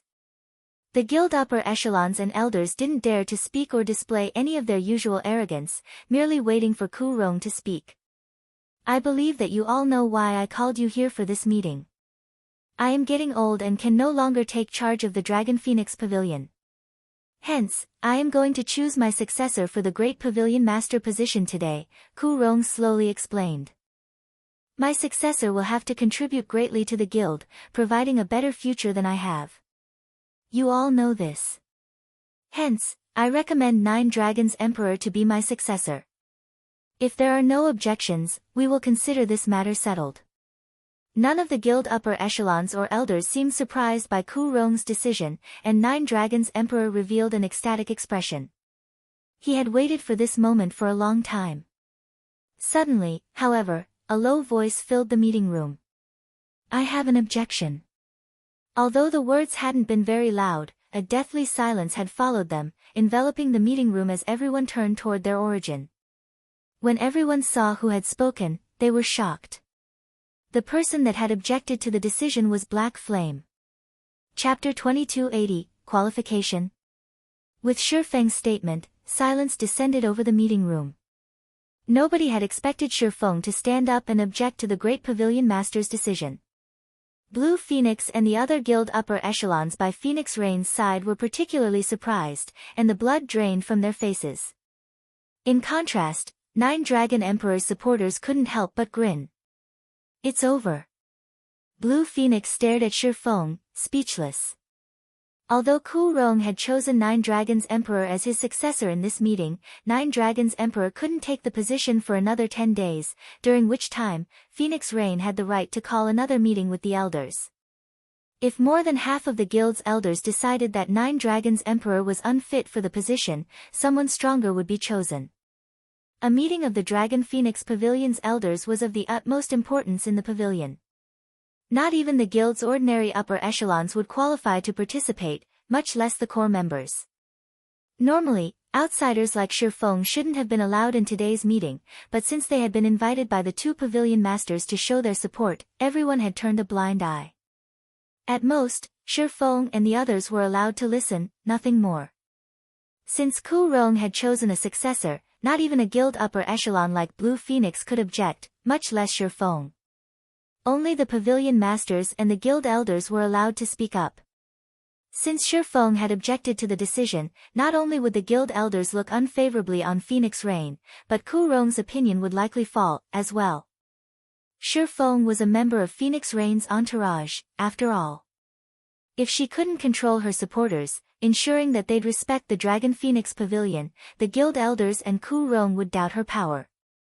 Trying to replace Nine Dragons Emperor as the Great Pavilion Master would become a pipe dream. Guild Leader Black Flame. This is the Dragon Phoenix Pavilion. You are but an outsider. You do not qualify to object. Even as the Phoenix Pavilion Master's guest, we will remove you from this meeting if you wish to cause a scene. Martial Dragon, who sat beside Nine Dragons Emperor, snarled, sneering at Shifeng. Although Martial Dragon's statement had been a warning for Shifeng, his words reminded the guild elders and Great Pavilion Master that he was Phoenix Rain's supporter. This implied that this disruption was due to Phoenix Rain's inability to control her people. Ku Rong frowned in response. Shifeng's interruption had soured his mood, and the guild elders chatted quietly amongst themselves. What does Black Flame think the Dragon Phoenix Pavilion is?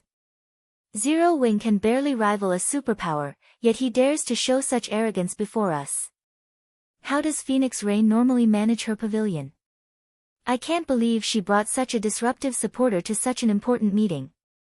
I had thought she was quite capable, but it seems that Nine Dragons Emperor is more suited for the position. I know, right? Nine Dragons Emperor has managed to ally himself with Starlink and Warblood. With such success, Phoenix Rain has no hope of catching up. For a time, the various guild elders began to question Phoenix Rain's authority and re-evaluate their criticisms of Nine Dragons Emperor. Even Cloudy Moon, who had remained indifferent, turned to look at Phoenix Rain.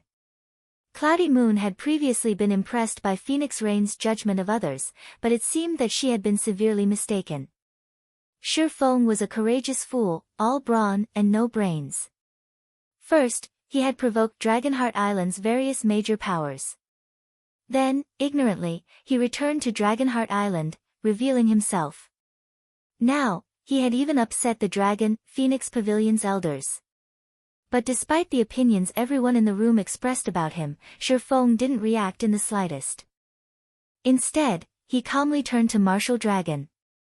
Everyone is aware that Zero Wing has allied with the Dragon Phoenix Pavilion. Thus far, our guilds have enjoyed a good working relationship with the Phoenix Pavilion Master on Thunder Island. Why can't Zero Wing object since it is uncomfortable with the proposed successor? Shifeng asked, chuckling. If he is to become the Great Pavilion Master, Zero Wing will have to reconsider selling the Pavilion 100 bronze speedboats. As Shifeng finished speaking, the meeting room's occupants gasped. What? 100 bronze speedboats? Impossible. Even our guild doesn't have 100 bronze speedboats in total. The Dragon Phoenix Pavilion's members were flabbergasted by the idea of 100 bronze speedboats. Their reaction wasn't due to a lack of experience, but because Shifeng had mentioned such a frightening number. Although the various superpowers had constructed powerful fleets, they mostly consisted of advanced and ordinary speedboats. Most fleets had less than a handful of bronze speedboats. Even the superpowers' top fleets only had a dozen or so.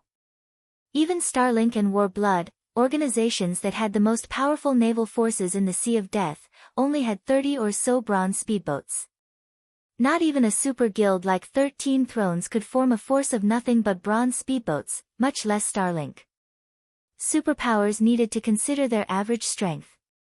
They couldn't just assign all of their bronze speedboats to a single force, much less sell an entire fleet of such ships to another power. Only a lunatic would do something like that.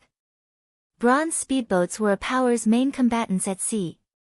The number of bronze speedboats a power owned determined how much influence it commanded, and the greater one's influence was at sea, the more naval resources they could obtain. Needless to say, they would also wield far greater authority. Ku Rong turned toward Phoenix Rain, and although he said nothing, his intentions were clear. He wanted to know what was going on. Why hadn't he been made aware of such a monumental deal before this meeting?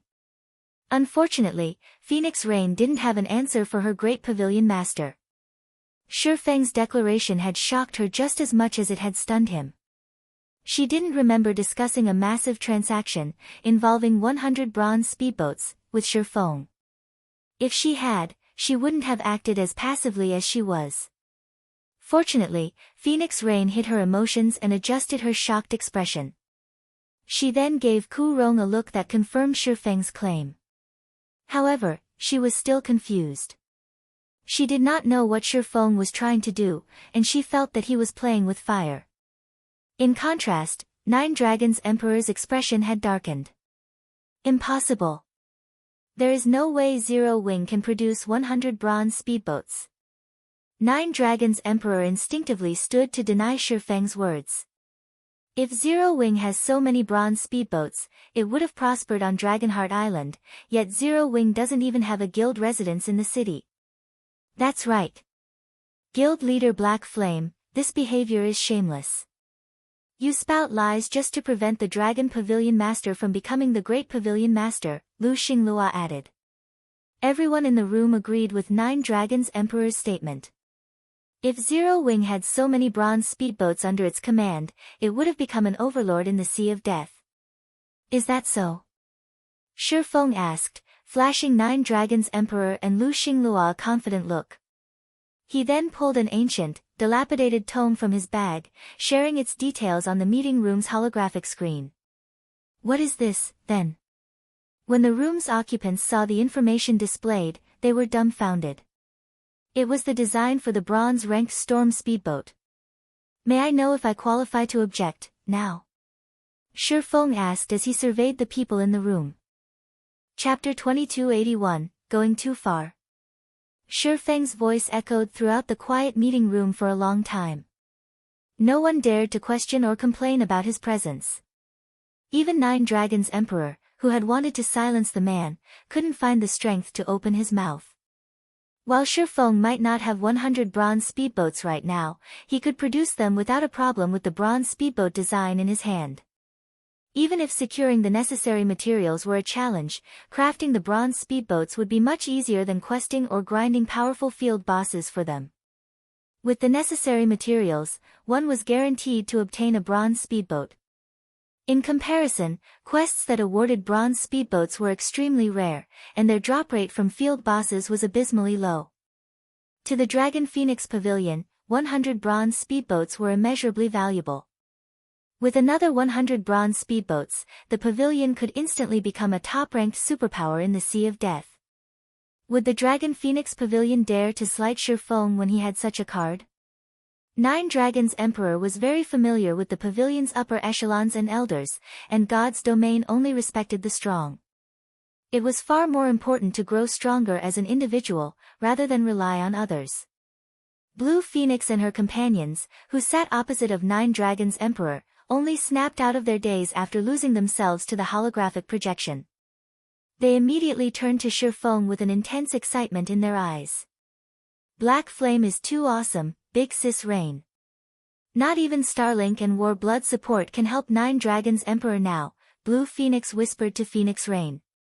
Blue Phoenix had never thought that Shi Feng would have such an amazing trump card. The Storm speedboat design was a priceless treasure that could strongly influence the status quo in the Sea of Death. If the Storm speedboat design hadn't been in Shi Feng's bag space, essentially reducing its chances of dropping to zero, Blue Phoenix had no doubt that everyone in the room would have pounced on him. Don't get too excited. We still need to hear the Great Pavilion Master and Guild Elders' thoughts on this.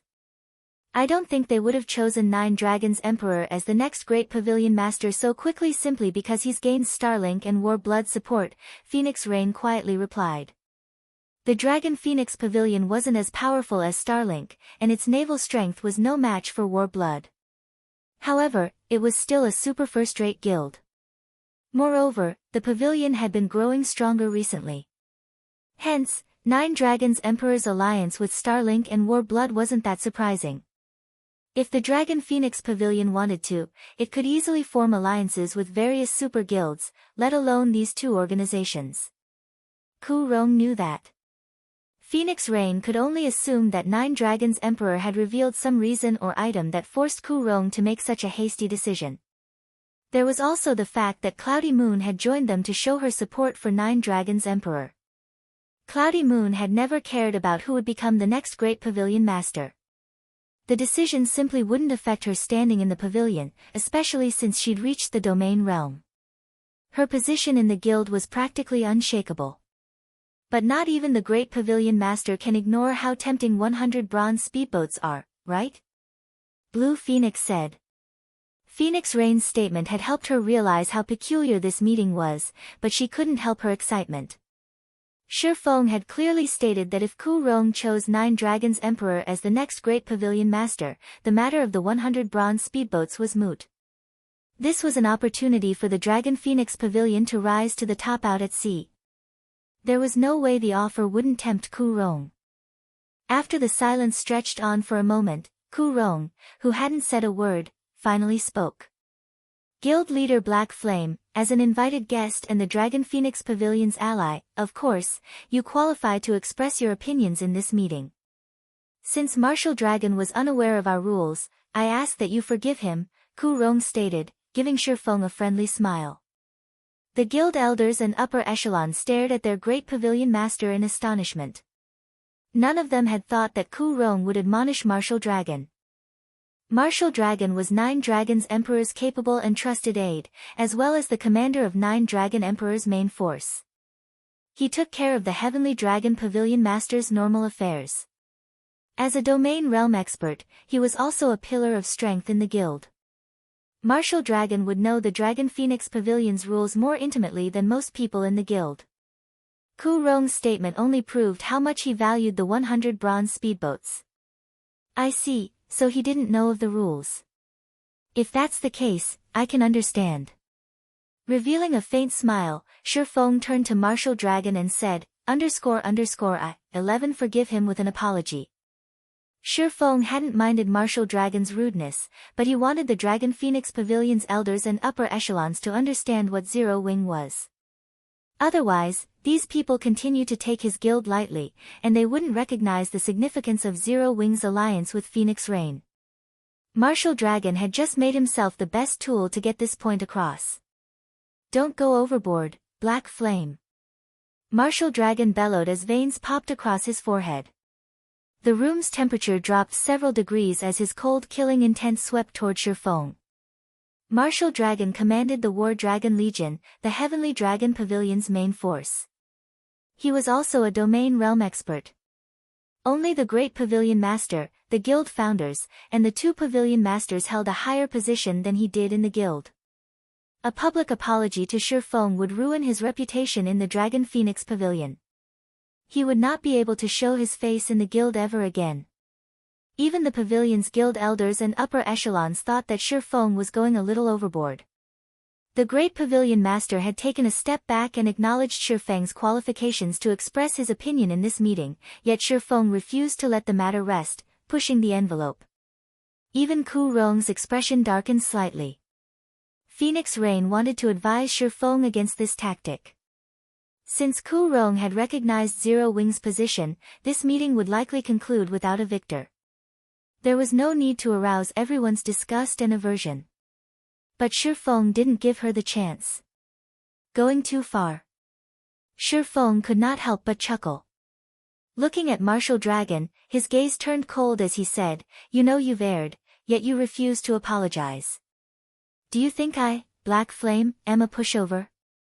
Or does the Dragon Phoenix Pavilion think that Zero Wing's guild leader is of no importance?" Shi Feng then released his horrific aura, which spread throughout the room as if some primordial beast had woken from its slumber. Everyone in the room felt an immense pressure bear down on them, resulting from the considerable difference in life rating and basic attributes. This pressure felt even more powerful than that of a Grand Lord of the same level. Some of the refinement realm experts even felt their legs tremble. Fortunately, everyone was currently seated. Otherwise, many of them would have caved in, collapsing.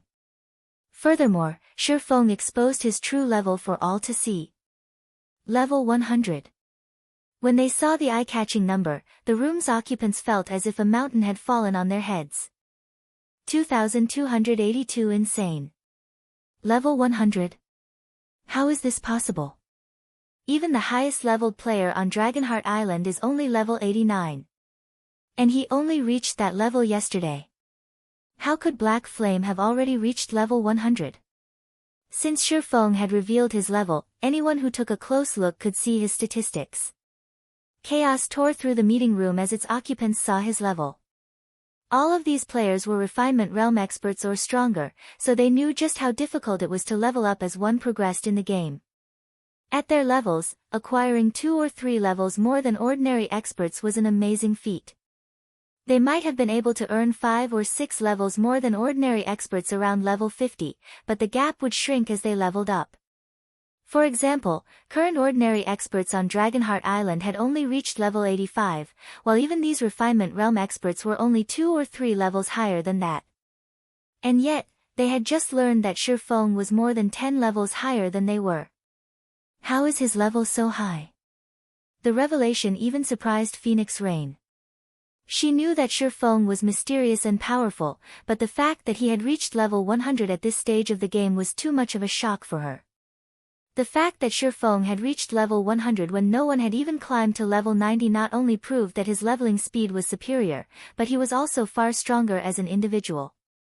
It was common knowledge that not all experts were high-level players, but all high-level players were undoubtedly experts. Ignoring all else, Shifeng's level meant that his basic attributes were far ahead of everyone else's. Moreover, as a level 100 player, he qualified to explore level 100 plus maps, which no one else could set foot in at this stage of the game. This meant that he could get his hands on resources that none of God's domain's current powers even knew existed, giving Zero Wing a huge advantage. Ordinary powers might not have realized it yet, but the various superpowers knew that the higher leveled a map was, the more precious its resources would be. Some high-level maps even contained unimaginably powerful items. Take the ancient civilizations tools that players had recently discovered, for example. Players had only encountered these tools after they had started to explore level 90 maps. In other words, Zero Wing could obtain resources that the various superpowers had no access to yet. Once he saw Shifeng's level and realized the implications of it, Martial Dragon, who had wanted to berate Shifeng further, kept his mouth shut. He only dared to glare at the swordsman, nothing more. The bronze speedboat design Shifeng had revealed earlier would, at most, for the guild upper echelons and elders to forgive his transgressions and treat Zero Wing as a valuable asset. However, now that they knew Shifeng had reached level 100, they had no choice but to treat Zero Wing like an equal. At the very least, Zero Wing had the capital and strength to stand up to the various superpowers in the Sea of Death. A design was just that, after all. Mass-producing the Storm speedboat required an astronomical amount of precious resources, and obtaining these resources would be a challenge, even for the Dragon Phoenix Pavilion. However, Shifeng had the strength to do so. Including Zero Wing's already formidable naval strength, the guild would likely have an easier time collecting the necessary resources to mass-produce the Storm speedboats. Even without other powers' support, Zero Wing could produce 100 bronze speedboats, becoming one of the Sea of Death's apex overlords. Now that the various upper echelons and elders understood Zero Wing's status, they'd have to treat Shifeng and his guild seriously. How is this possible? How is his level so high? Nine Dragons Emperor was dazed when he saw Shifeng's level. He couldn't believe his eyes. Even Cloudy Moon, who sat beside the Heavenly Dragon Pavilion Master, stared at Shifeng in astonishment. Level 100. Phoenix Rain really knows how to take people by surprise. She actually recruited such a powerful ally. It's no wonder why she's remained calm throughout the meeting. Cloudy Moon glanced at Phoenix Rain, who, in reality, had gone stiff with shock, in admiration. After the commotion continued for a moment, Ku Rong, who had maintained his light smile, hesitated as he said, "Marshal, how about you just?" After giving the matter some thought, Ku Rong thought it was wisest to make Marshal Dragon apologize for his earlier slight. Shi Feng was Zero Wing's guild leader, and Marshal Dragon had provoked him first. Suddenly, however, a rough voice echoed throughout the meeting room. "You really have a bad temper, guild leader Black Flame. Commander Marshal has merely misspoken, yet you're demanding an apology from one of the Dragon Phoenix Pavilion's pillars of strength. If I didn't know any better, I would have assumed you were the Dragon Phoenix Pavilion's great pavilion master." The rough, middle-aged man beside Nine Dragons Emperor spoke up, poking fun at Shi Feng.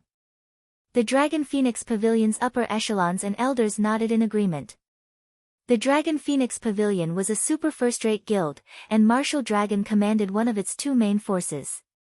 He was a domain realm expert, a true pillar in the guild. Demanding a public apology was too much. This person certainly knows how to counter. Not only has he suppressed Black Flame, but he's also minimized the severity of Marshal Dragon's insult. Phoenix Rain turned to the rough man as the guild upper echelons and elders began to discuss the situation amongst themselves.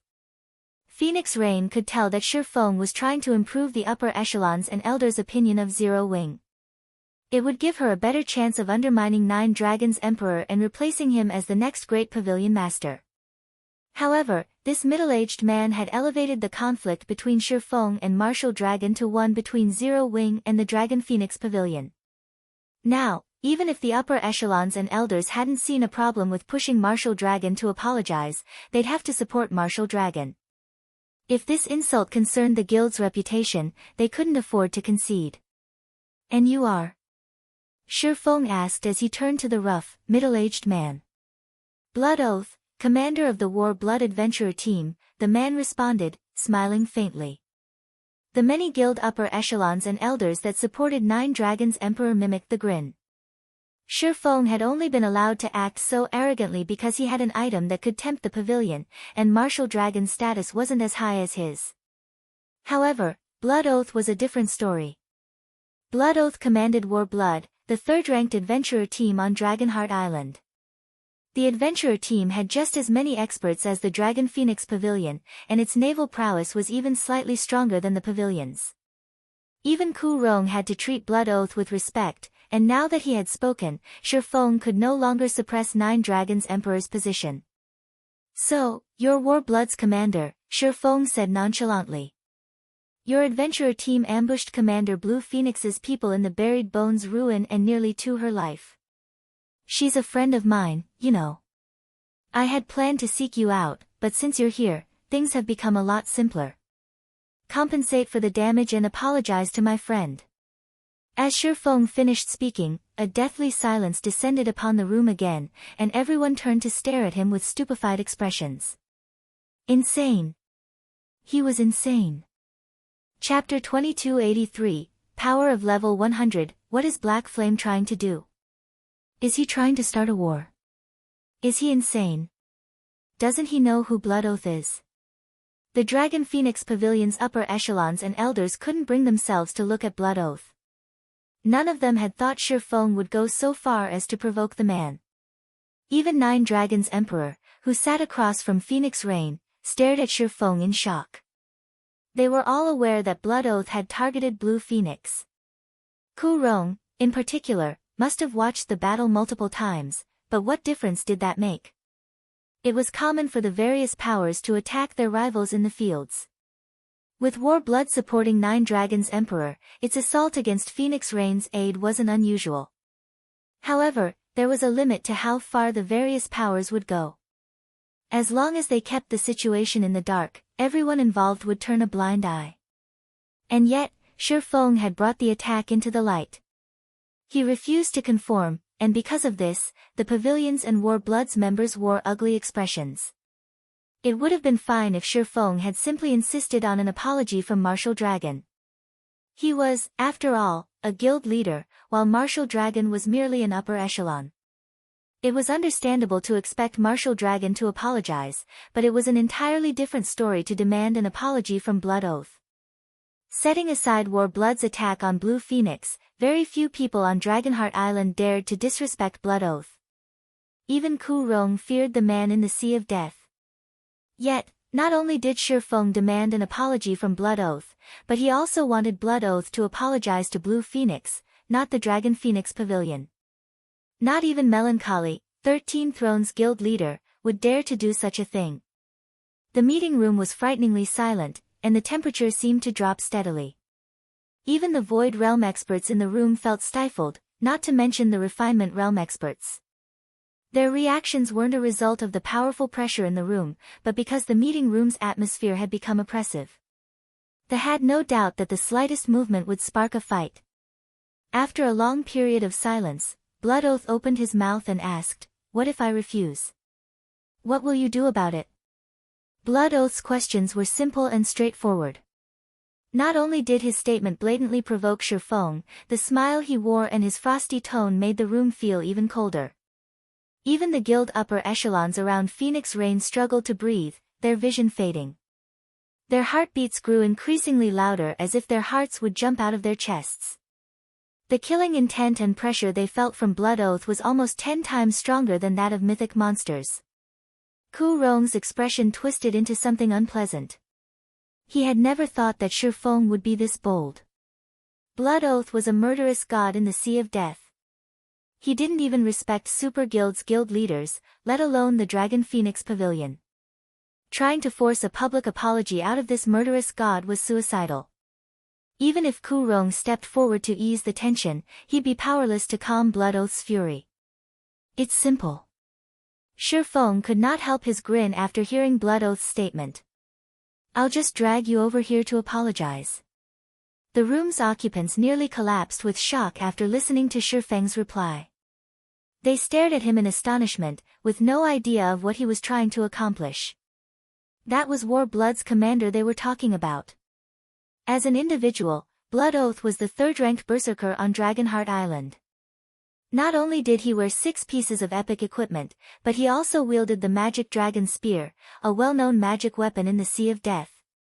Moreover, he had a special bloodline related to the sea god.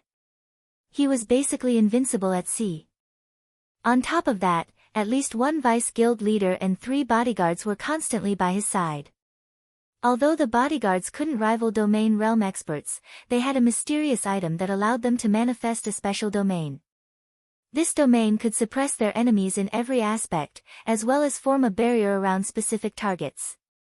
This barrier could even withstand mythic monsters' attacks. Blood Oath was practically impossible to kill, much less capture. Good. Very good. Blood Oath laughed, his killing intent so intense that it even made Phoenix Rain shudder. "It's been a long time since anybody has dared to joke with me in the Sea of Death. If you don't mind, Great Pavilion Master Ku Rong, I'd like to take Guild Leader Black Flame to War Blood's headquarters and teach him the rules on Dragonheart Island." Ink Feather and Blood Oath's 3 bodyguards moved as soon as the words left their commander's mouth. Dragonheart City's NPC soldiers would kill anyone who attacked another player within the city, but the guild residences, which were private property, were an exception. Players were free to do whatever they wished within their own guild residence. Ku Rong's expression darkened when he heard Blood Oath's request. The commander might sound like he was asking for permission, but he was merely notifying the room of his intentions. Each of Blood Oath's bodyguards retrieved a crystalline totem from their bags, sacrificing 1,000 magic crystals to the items. The crystalline totems then formed a domain that enveloped the meeting room, and everyone felt as if a weight had dropped on their shoulders. Not only had the domain reduced their basic attributes by 15%, but their physiques had also weakened by 20%. To make matters worse, the gravitational force they experienced had significantly increased, making movement inconvenient. The moment the domain took form, Ink Feather squeezed and shattered a deification crystal, forcibly upgrading herself to Tier 3. She then pulled multiple purple, crystalline arrows from her bag. Many of the players in the room gasped when they saw the arrows. Starburst arrows. These arrows had been created by an ancient civilization that had lived in the Gravity Mountain range. Each arrow contained incredible power and could elevate its user's attack by 1 tier to a maximum of Tier 4. Because of this, the starburst arrows cost an exorbitant sum on the market. One could even trade 20 starburst arrows for a piece of ordinary epic equipment. What truly surprised the meeting room's occupants was the act that Ink Feather had 12 of these arrows. Don't think that you're unstoppable just because you're level 100. I will ensure that you suffer the consequences for provoking war blood. Ink Feather said, her lips curling slightly as she glared at Shifeng. She pulled back the string of her ancient bow and activated the Tier 3 skill, Heart-Seeking Arrow.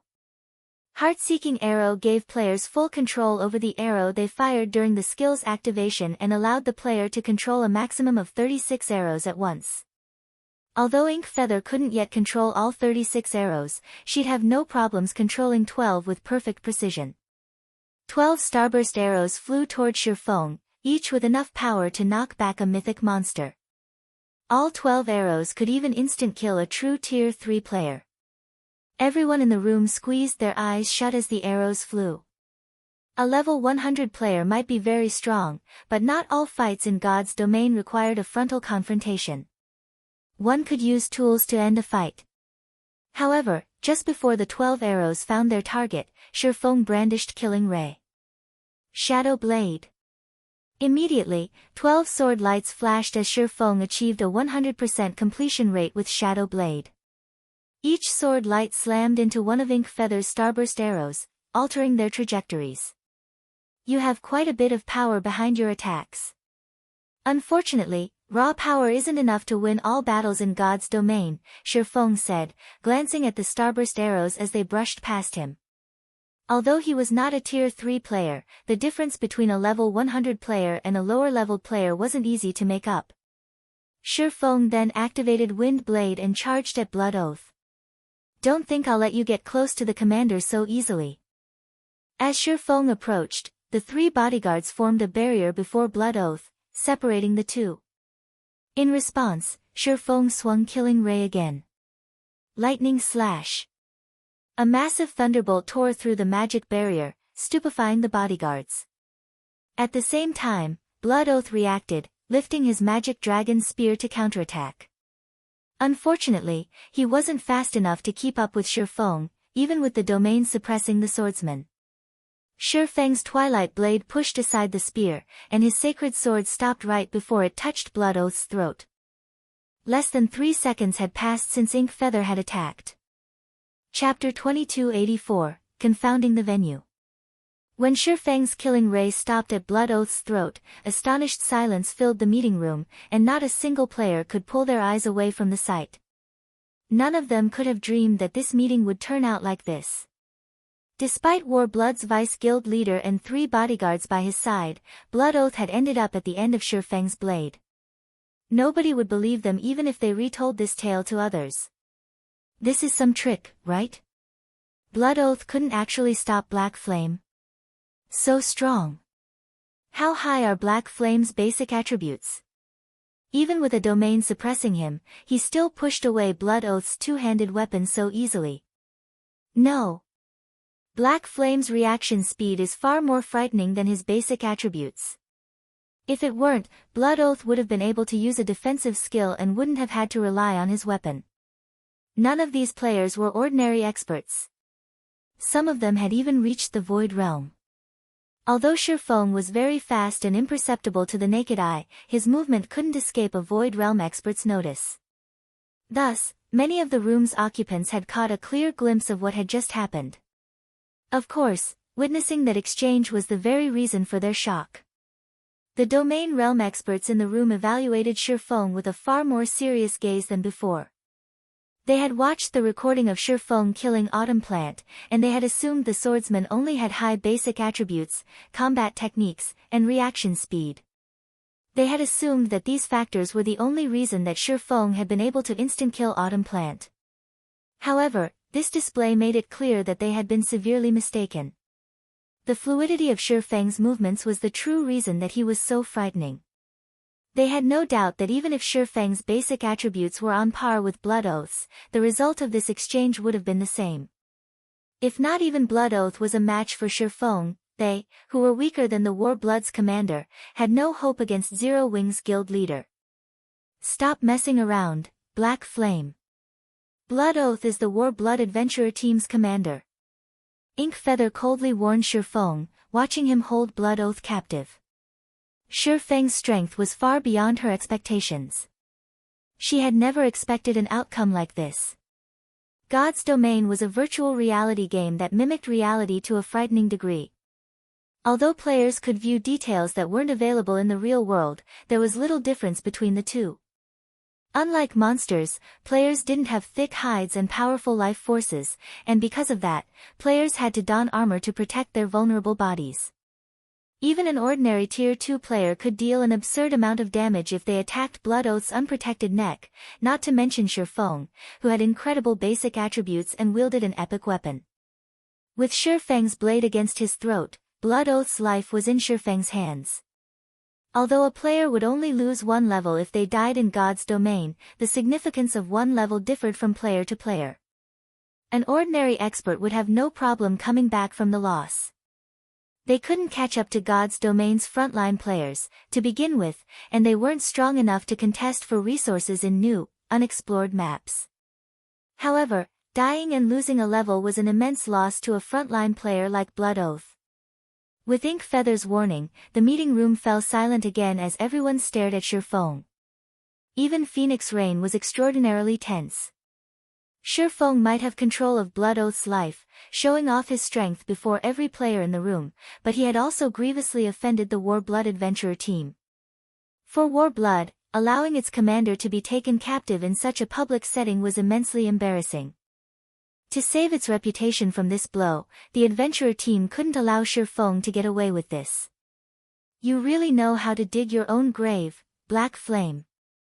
I won't even need to lift a finger to deal with you now. As Lu Xinglua watched Shifeng, he silently celebrated the swordsman's folly. After all was said and done, War Blood's relationship with Starlink was only one of cooperation. Lu Xinglua didn't have the authority to command the adventurer team, but now that Shifeng had humiliated War Blood, the adventure team would find a variety of ways to kill the man. If War Blood were hellbent on killing someone, even a super guild's guild leader would have a headache trying to stop the adventurer team. Messing around? Why would I be messing around? Shifeng laughed. I told Commander Blood Oath that if he's unwilling to apologize, I'll have to drag him to Commander Blue Phoenix and make him do it.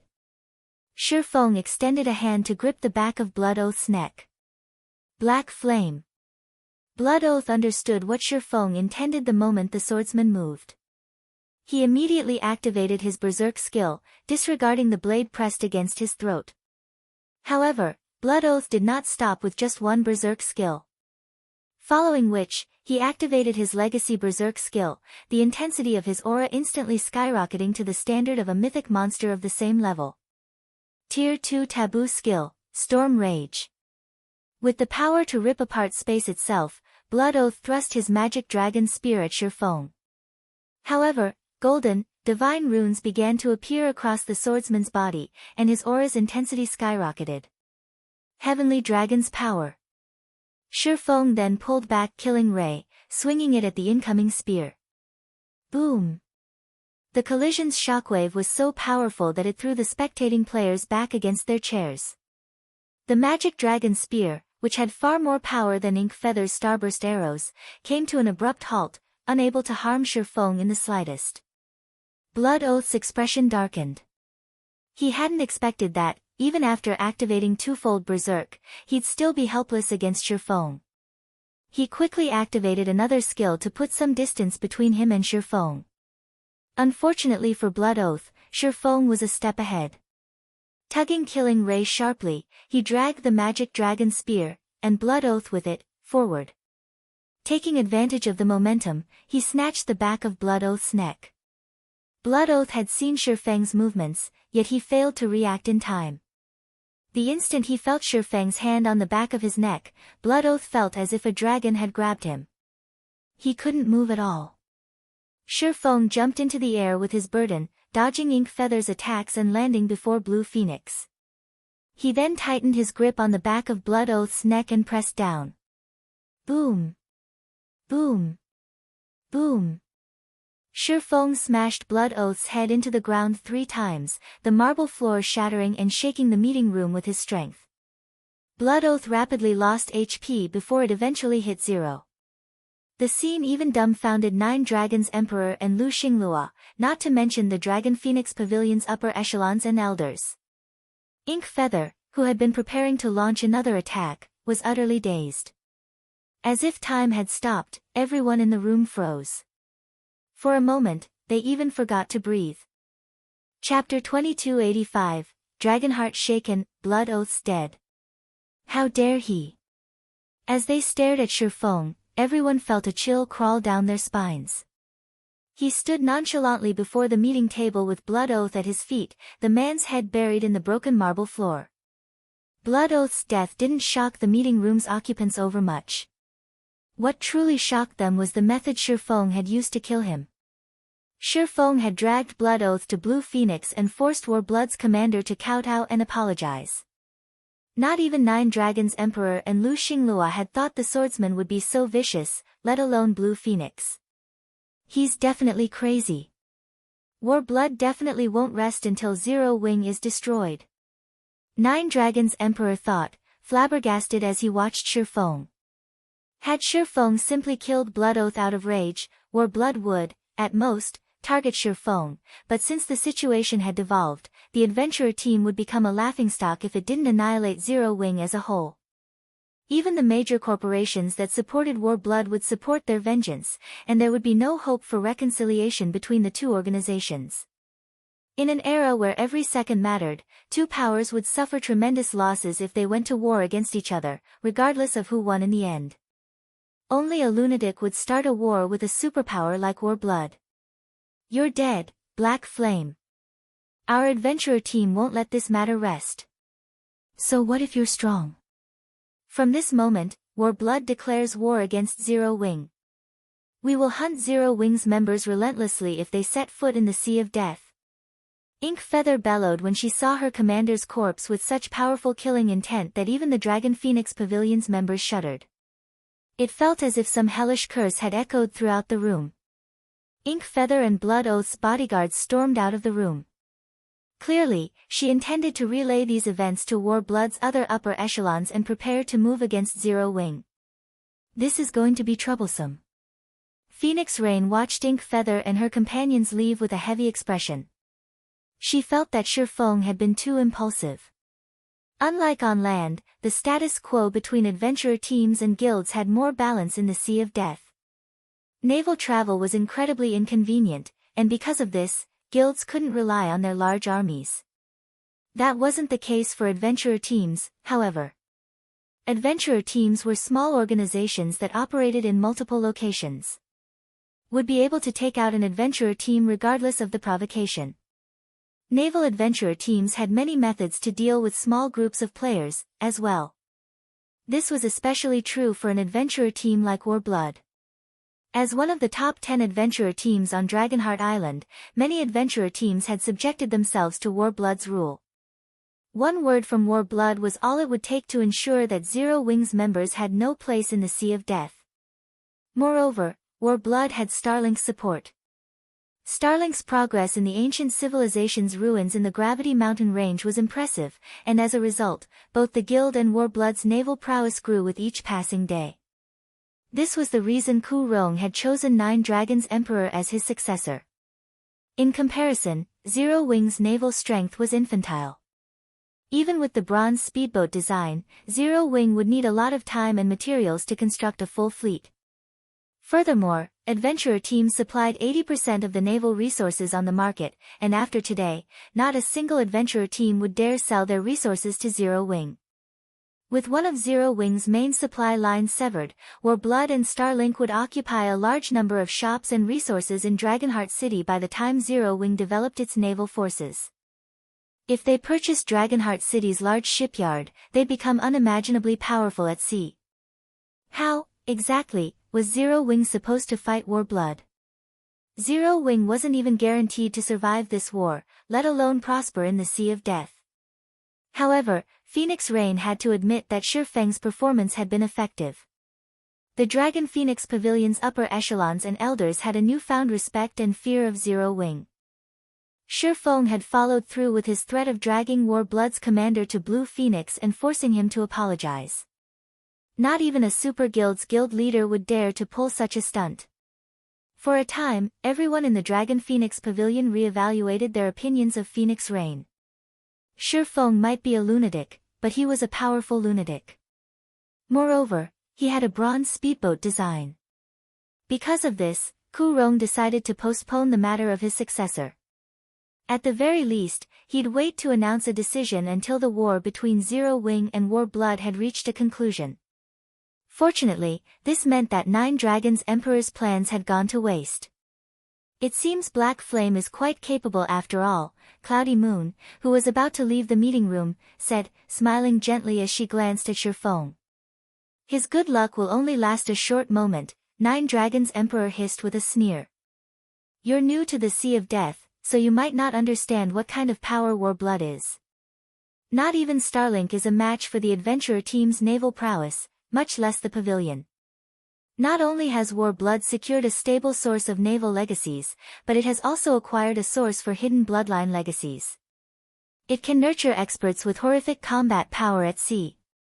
Moreover, I've heard that War Blood has gained a large number of deification crystals and ancient contract scrolls that allow players to tame sea monsters as mounts due to its partnership with Starlink. Even 13 Thrones shows War Blood some respect at sea. Why else would the great pavilion master choose me as his successor so quickly? Black Flame doesn't realize who he just provoked. He thinks everything will be fine just because he's so powerful as an individual. If War Blood goes all out, Dragonheart City will tremble at its might. There's no guarantee that Zero Wing will even be able to enter Dragonheart City, much less gain any standing. Nine Dragons Emperor's explanation surprised Cloudy Moon.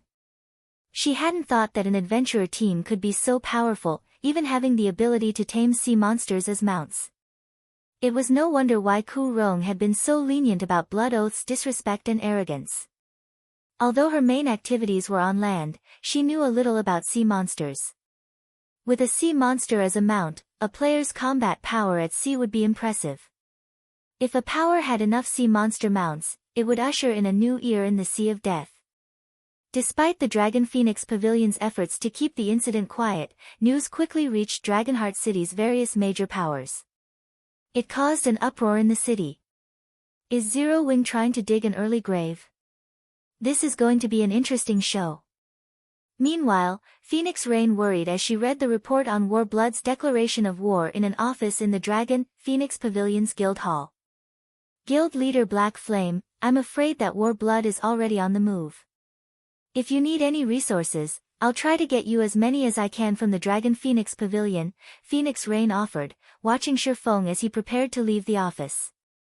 Feng had only started a war with War Blood on her behalf, so she couldn't just sit aside and do nothing, but she couldn't help but feel powerless with their opponent being the War Blood adventurer team. That's wonderful.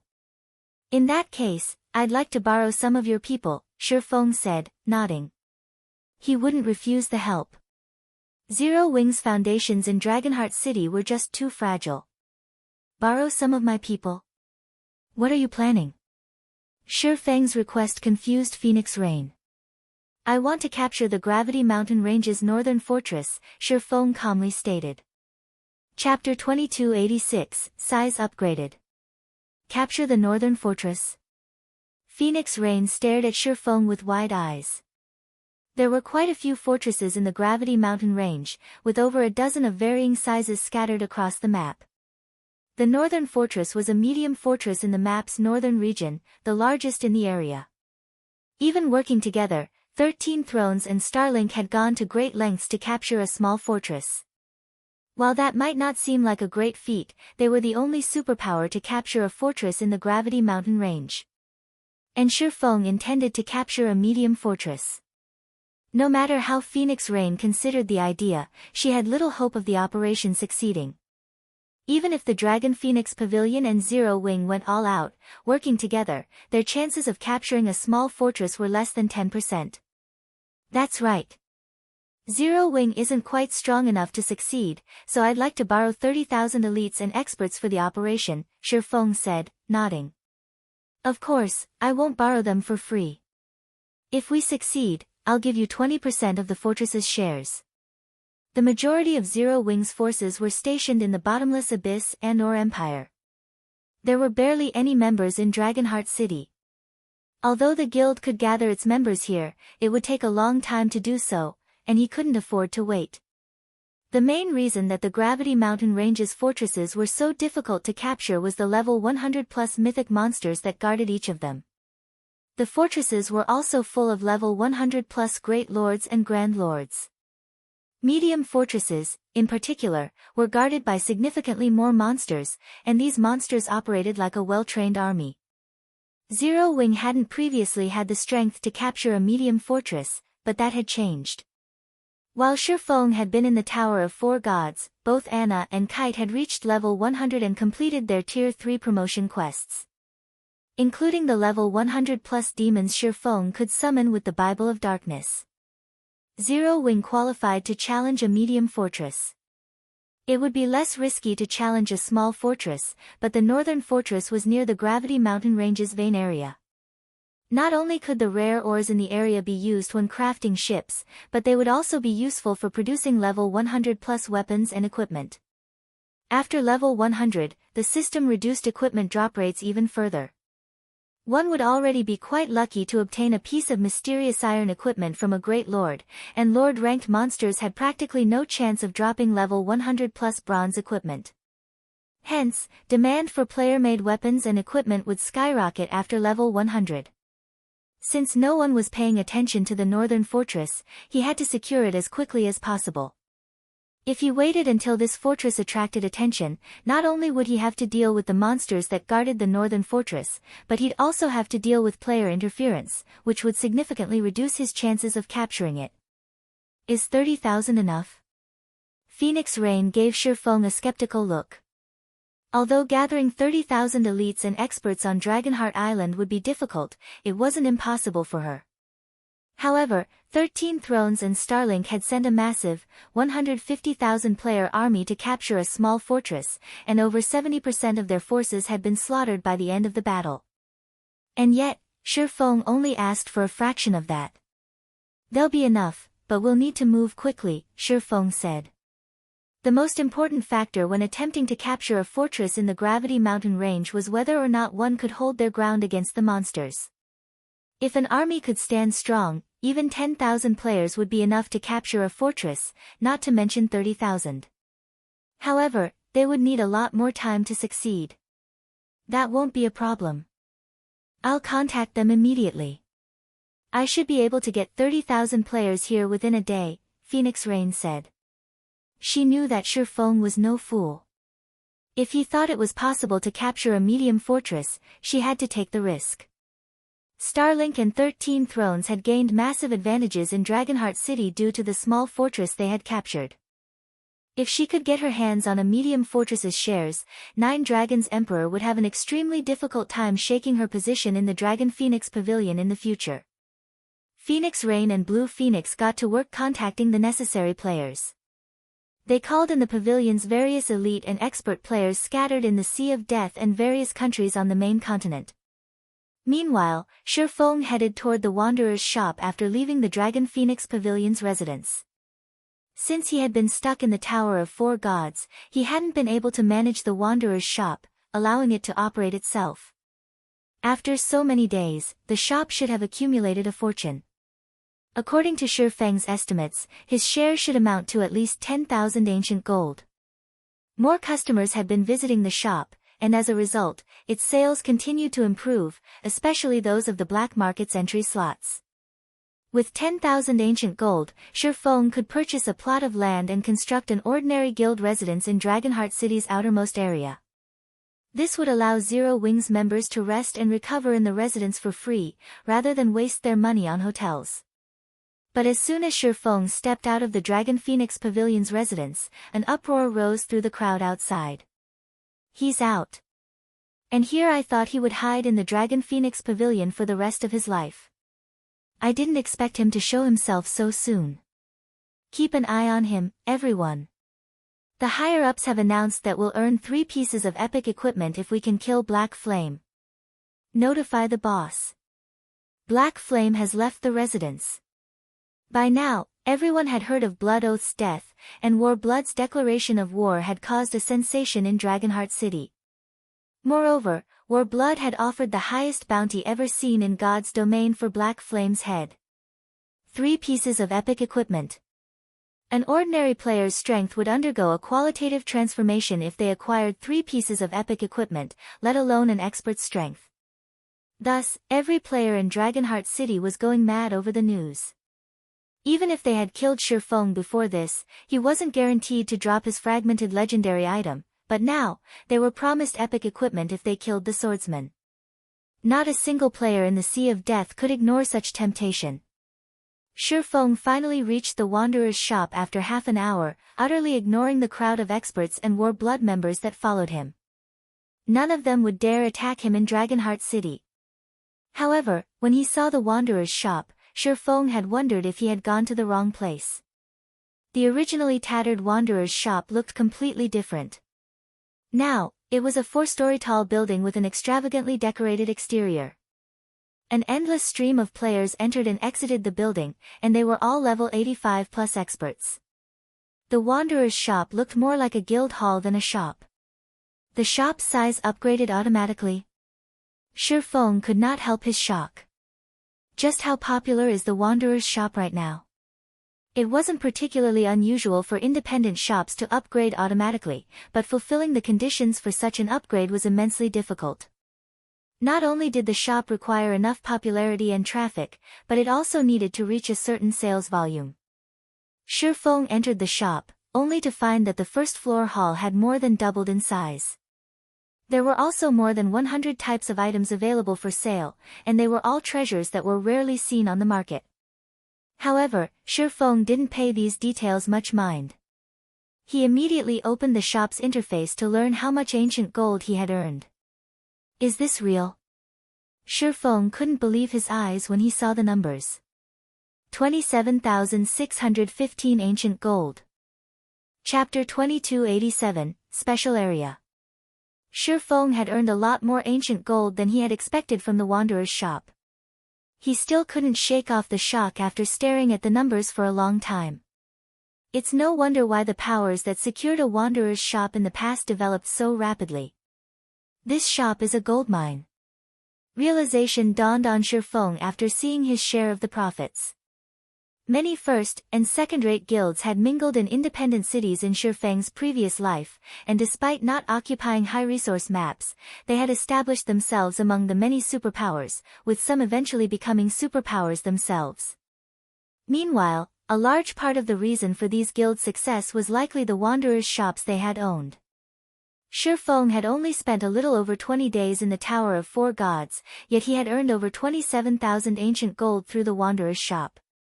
This meant that the shop generated more than 1,000 ancient gold per day. No shop in Dragonheart City earned as much income. Only the fortresses in the Gravity Mountain range could surpass the Wanderer's shop's profits. Moreover, the Wanderer's shop had earned so much income despite being a 2-star shop.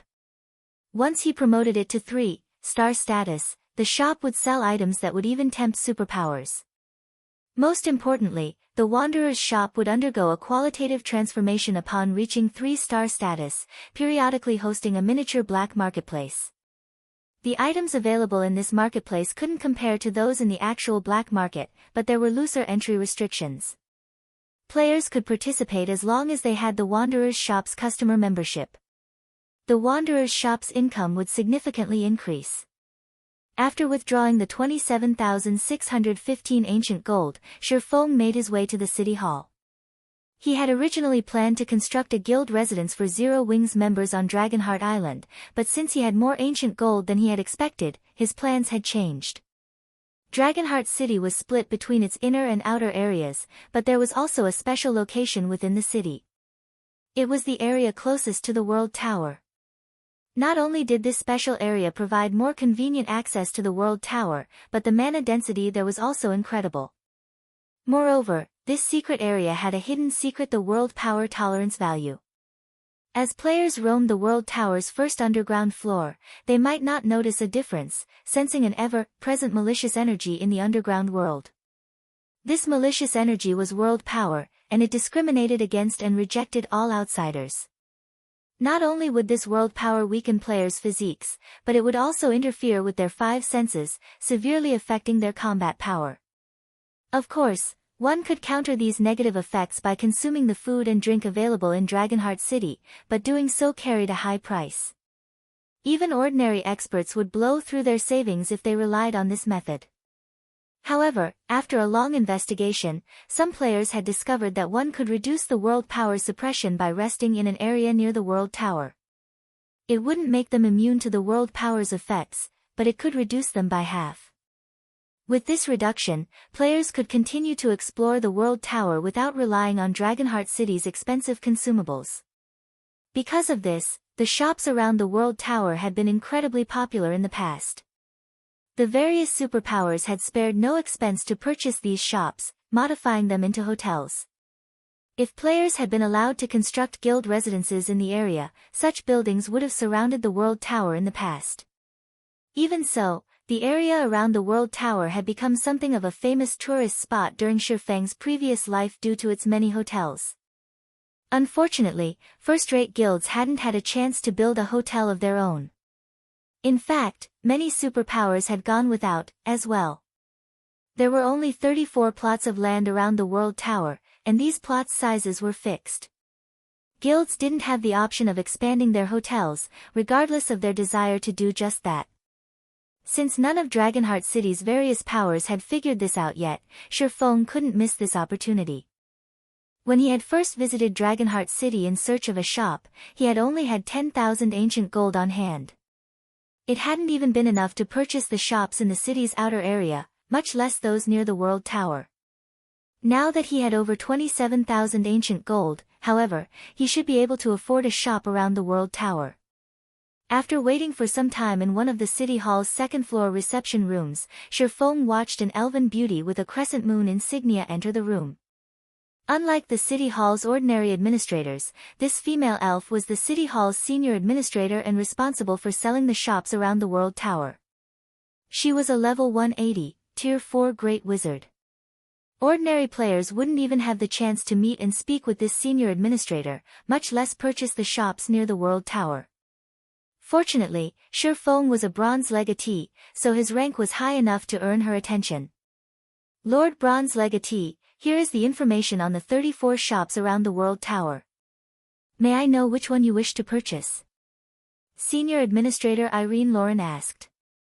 Shifeng fell speechless as he read down the list he had been given. Although he had known that these shops and lands would be very expensive, he hadn't expected them to cost this much. Even a barren plot of land cost 24,000 ancient gold, and it was a considerably small plot. A medium-sized plot of land cost 45,000 ancient gold, and of the lands that already had shops, the cheapest was a small-size, one-star restaurant, costing a total of 40,000 ancient gold. To purchase a medium-size, two-star hotel, Shifeng would have to pay a whopping 128,000 ancient gold.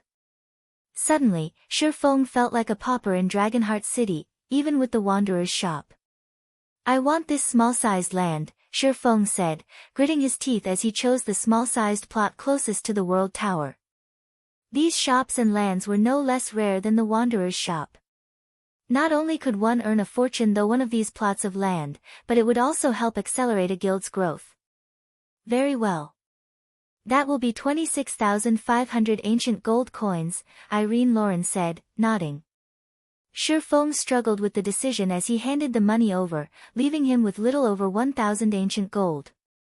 Irene Lauren, however, didn't care about Shifeng's struggles, and as soon as she received the payment, she handed Shifeng an ancient contract.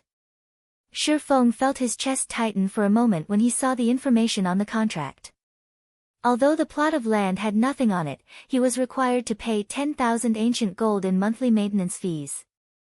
The monthly fees were even more exorbitant than the Wanderer's shops.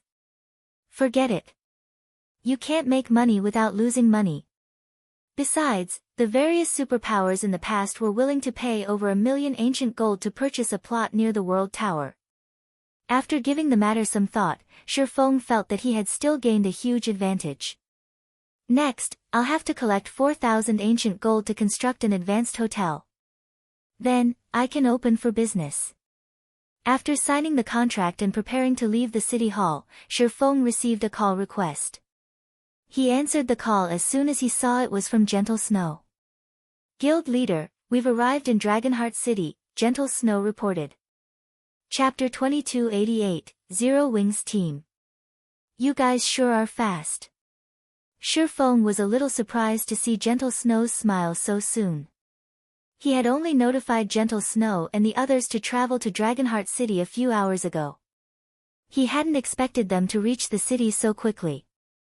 The tidal vortex was located in the Sea of Death's core region. Even with a flying mount, it would take some time to return to Dragonheart City.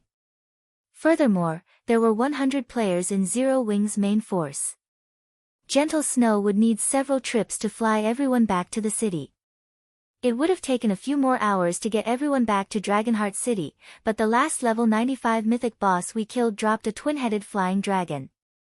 Cola won the bid for the mount, and it substantially reduced our travel time, Gentle Snow said excitedly. She had already enjoyed the benefits of having a flying mount, and now that another Zero Wing main force member had won, the team's overall strength and leveling speed had significantly increased. A twin-headed flying dragon. Aren't you guys a little too lucky? That thing only has a 1% drop rate. The news stunned Shifeng. The tidal vortex's mythic bosses did have a chance of dropping flying mounts. Grinding these bosses was one of the few ways players could obtain an extraordinary flying mount, but the 1% drop rate made it incredibly difficult. Shifeng had never thought that Gentle Snow and her team would acquire one on their first trip. We have to thank Blackie's luck to thank for it, Gentle Snow said, smiling. Guild leader, I've heard that the War Blood Adventurer team has declared war on Zero Wing. Should we prepare for an offensive? Dealing with the War Blood Adventurer team would have likely given her a huge headache before they had explored the tidal vortex, but now, Cola had the twin-headed flying dragon, bringing Zero Wings' total to 3 flying mounts. Flying mounts already had a massive advantage at sea, and if 3 flying mounts worked together, their team could take on any fleet. 3 flying mounts could carry up to 60 players, and with such a force, annihilating players on 3 bronze speedboats wouldn't be a problem. Most fleets currently in the Sea of Death only had a few bronze speedboats. They could easily destroy any fleet's core combat power with a few rounds of attacks. Zero Wing might not be able to establish itself in the Sea of Death, but they wouldn't give the War Blood Adventurer team an easy time either. No.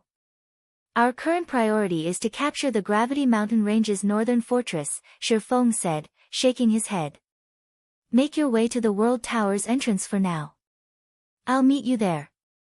Although they could rely on the flying mount's mobility to cause trouble for War Blood, doing so would slow their development speed. It wasn't a worthwhile trade. The struggle between powers required resources and experts. Securing the northern fortress was the best way to defeat War Blood. We're capturing a fortress. Shifeng's statement stunned Gentle Snow, but after a moment, a grin spread across her face. Everyone on the team, including her and Cola, were eager to show Shifeng how strong they had grown. Alright, we'll head over immediately. Shifeng then disconnected the call and made his way to the World Tower. World Tower's underground first floor. Due to Phoenix Rain's summons, a large number of Dragon Phoenix Pavilion experts had gathered near the first underground floor's entrance. Visiting players were shocked to see so many experts. Why are so many of the Dragon Phoenix Pavilion's experts here? Amazing! Even the lowest leveled player among them is level 86. Our adventurer team has several thousand members, but fewer than 10 have reached such a high level, yet the Dragon Phoenix Pavilion has more than 7,000 of them. That's nothing. Look at their equipment. They're all wearing level 85 equipment. Moreover, even the lowest quality piece is secret silver rank. Some of them even have level 85 dark gold equipment. I thought I'd been doing quite well in my guild, but I only have a few pieces of level 85 secret silver equipment, while the rest is level 80 equipment. I wonder why the Dragon Phoenix Pavilion has gathered so many experts. Are they planning to complete a quest, maybe? The various players nearby couldn't help but wonder why so many of the pavilion's experts had gathered. They rarely saw so many in one place. Big Sis Rain, 9,000 people have arrived thus far. It'll take another 2 or 3 hours for the rest to get here, Blue Phoenix reported as Phoenix Rain examined the supplies she had prepared for the operation. Worriedly, she continued, however, 9 Dragons Emperor has found out about the operation. So be it. How could such a large-scale operation escape the notice of 9 Dragons Emperor's men? Phoenix Rain nodded. The news didn't affect her in the slightest. We just need to take down the northern fortress before 9 Dragons Emperor can gather enough players to do anything about it. It was too easy for information about such large-scale operations to reach other powers. There was no way to ensure that there weren't any spies among their people. Now, they were in a race against time. Meanwhile, a report stating that Zero Wing and Phoenix Rain intended to capture the northern fortress sat on the guild leader's desk in 13 Thrones Dragonheart City residence. Black Flame never ceases to surprise me, Melancholy said, smiling at the report before him. He then turned to Happy Art and asked, Art, what do you think of this matter? His favorable opinion of Shi Feng was the reason he had invited Zero Wing to participate in the mission to capture a small fortress. Unfortunately, he was forced to go back on his word. Zero Wing should have some confidence in succeeding, Happy Art said, uncertain. While capturing the northern fortress might be extremely challenging, she didn't think that Shi Feng was foolhardy. Since he had decided to attempt the capture, he was confident of succeeding. Confidence? Do you think capturing a fortress is so easy? The masked woman beside Elder Wu commented disdainfully. In my opinion, this is simply the guild's death throes. It's run out of moves. After all, Black Flame so foolishly provoked war blood. 13 Thrones had gone all out, even cooperating with Starlink, to secure a small fortress. What, exactly, did Zero Wing have to rely on to capture the northern fortress, a medium fortress? Little Melancholy, are you planning to help this Zero Wing? Elder Wu, who sat quietly in a corner, asked. I had considered it. Zero Wing has a lot of potential. It could become a formidable ally in the future, Melancholy answered truthfully. He had no reason to hide his thoughts. More major corporations continued to invest in God's domain, and as a result, the competition between the game's powers grew more intense. Even a super guild like 13 Thrones would have to consider alliances if it wished to continue its smooth development in God's domain. Meanwhile, Zero Wing's development speed had been quite impressive. It was an optimal candidate as an ally. Moreover, if 13 Thrones lent aid during Zero Wing's time of need, the guild would have a more friendly view of 13 Thrones. I understand what you're thinking. That kid certainly knows how to get things done, but you need to understand that war blood isn't the only power Zero Wing has provoked.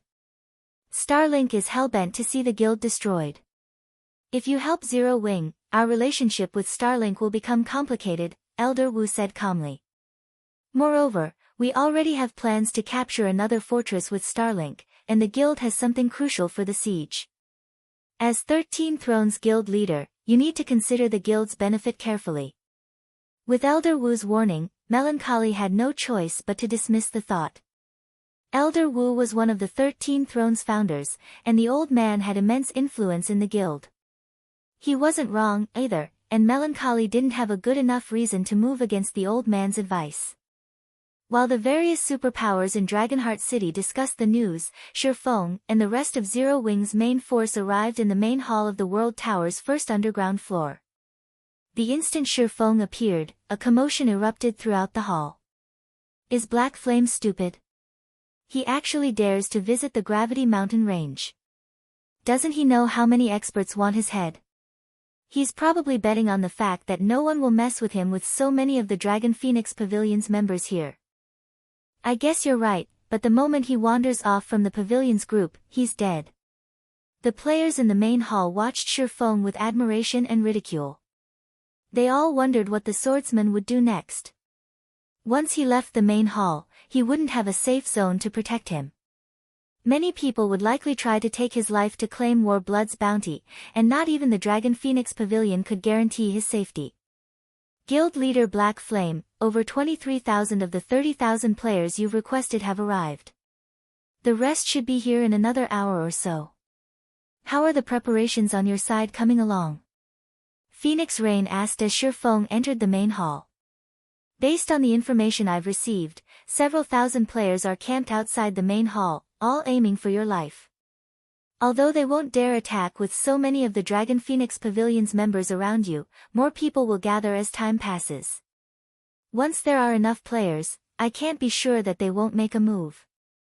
Completing this mission as quickly as possible was crucial. The various major powers experts were targeting Shifeng, and if the battle dragged on for too long, there was a high likelihood that other powers would try to interfere, and the operation would fail. All of my players have arrived already, Shifeng said, smiling as he gestured to Gentle Snow and the others behind him. A 100-man team. Phoenix Rain was stunned when she saw the cloaked figures of Gentle Snow and the rest of Zero Wing's main force. Although she had known that Zero Wing couldn't dispatch a lot of players for this operation, she hadn't expected Shifeng to only bring a 100-man team to capture the northern fortress. This had to be a joke. While Phoenix Rain was silent, Aqua Rose spoke up. These people dare to target you, guild leader. If we don't teach them a lesson, they'll likely think that Zero Wing is just a pushover, Aqua Rose coldly stated as she glanced at the players outside the main hall. That's right. We might as well take care of these fools since we're still waiting on some of the others, it'll save us some trouble, Cola insisted. Alright, let's take care of them first, then, Shifeng agreed, nodding after giving the matter some thought. He did not want to deal with unceasing stalkers either. They'd constantly pose a problem. You guys shouldn't mess around. Those aren't ordinary players. There are quite a few Refinement Realm experts among the group, including some experts from Dragonheart Island's top adventurer teams, Phoenix Rain interjected. Phoenix thought that Aqua Rose and her companions were insane. Naturally, Shifeng was even more mad to agree to the suggestion. Although Phoenix Rain was aware that Aqua Rose and the others were incredibly powerful. Even her forces would have a hard time taking down these experts. Even if her forces won the battle, they'd suffer grievously for it. Furthermore, there were only 100 of these experts. As Phoenix Rain was about to continue, Aqua Rose and the other removed their black cloaks, revealing every one of them had reached level 95 and 96. Chapter 2289, Zero Wing's Blade. The instant Aqua Rose and the others removed their black cloaks, the players in the hall, who had been busy talking about Shifeng, gasped in shock. They stared at Zero Wing's players as if there were horrifying monsters. Level 95? How is that possible? How are they so high-leveled? Haven't the Superpowers Peak experts just reached level 87? Are they monsters in disguise? Everyone was confused over Aqua Rose and her companions' levels. The fact that Shifeng had already reached level 100 was shocking enough. They all knew how difficult it was to level up from such a high level. The fact that Shifeng had reached level 100 wasn't entirely unbelievable. God's domain had many special opportunities to offer, and it wasn't strange for these opportunities to grant players tremendous amounts of EXP. Now, however, Zero Wing revealed that it had 100 players at level 95 and 96. How were they so powerful? After a brief moment of shock, a terrifying pressure washed over them. Even Phoenix Rain, who stood near Aqua Rose, shuddered, not to mention the ordinary experts in the room. After this display, Phoenix Rain gave up trying to dissuade Aqua Rose and her companions from attacking the group of hostile players. She could only smile bitterly about the situation. Just how many secrets does Zero Wing possess? This thought echoed in Phoenix Rain's mind for a long time. She couldn't understand how Shifeng had helped Aqua Rose and the rest of his main force level up so quickly. Of course, she also understood why Shifeng had so fearlessly provoked the War Blood adventurer team in the Dragon Phoenix Pavilion's residence. Although Shifeng had previously revealed his level, there was a limit to how much an individual could accomplish, especially when exploring new maps. Feng could only secure so many resources by himself, and he could clear team dungeons alone, which were one of the largest resource sources for a guild. However, he wouldn't have that problem with a 100-man team that was almost as high-leveled as he was. After Aqua Rose and the other exposed their levels, many of the players in the hall that had considered targeting Feng abandoned the idea. Teams with fewer than 50 members, in particular, immediately abandoned their plans to move against Feng. If Feng were the only powerhouse they had to worry about, they could rely on special tools to restrain him, preventing him from exhibiting his full strength, but since such a group of high-leveled experts guarded him, what was the point in restraining Feng? They couldn't even get close to the swordsman, much less attack him. I hadn't thought that Zero Wing had hidden so much of its strength. Targeting Black Flame will no longer be possible. With so many high-leveled expert guards, even assassination experts will be powerless against him. That's right. I doubt Warblood expected Zero Wing to have a card like this. The adventurer team's plan to send everyone in the city after him is likely moot. That might not necessarily be the case. Small teams like ours might not have a chance, but those large adventurer teams could succeed. Zero Wing's members might be very high-leveled, but a team can bridge that gap by outnumbering them. With enough experts, the various adventurer teams might be able to suppress Zero Wing's members long enough to kill Black Flame. I guess you're right. Ordinary experts won't have high enough basic attributes to make a difference, but peak experts could do it if they rely on external items. Besides, even if they have high levels, it means nothing if their weapons and equipment can't keep up. I heard that the Heavenly Beast Adventurer team has dispatched all of its experts to kill Black Flame and steal his fragmented legendary item. Heavenly Beast is quite famous among the Dark Forces. I don't think it's a match for Dragonheart Island's top 10 adventurer teams in an open battle, but its ability to kill individual players is likely even stronger than those adventurer teams. Heavenly Beast is powerful, but Black Flame is no fool. As long as he sticks with the Dragon Phoenix Pavilion's army, Heavenly Beast's members won't get near him. At this point, only the various major powers have any hope of taking out Black Flame. Many of the independent players in the hall sighed and turned to leave after seeing Zero Wing's high-level team. With such powerful players around him, a small team didn't have a chance of taking Feng down. The various major powers experts, on the other hand, chose to stay and continue stalking after him. Unlike independent players, major powers would have no problem sending several thousand experts after the swordsman.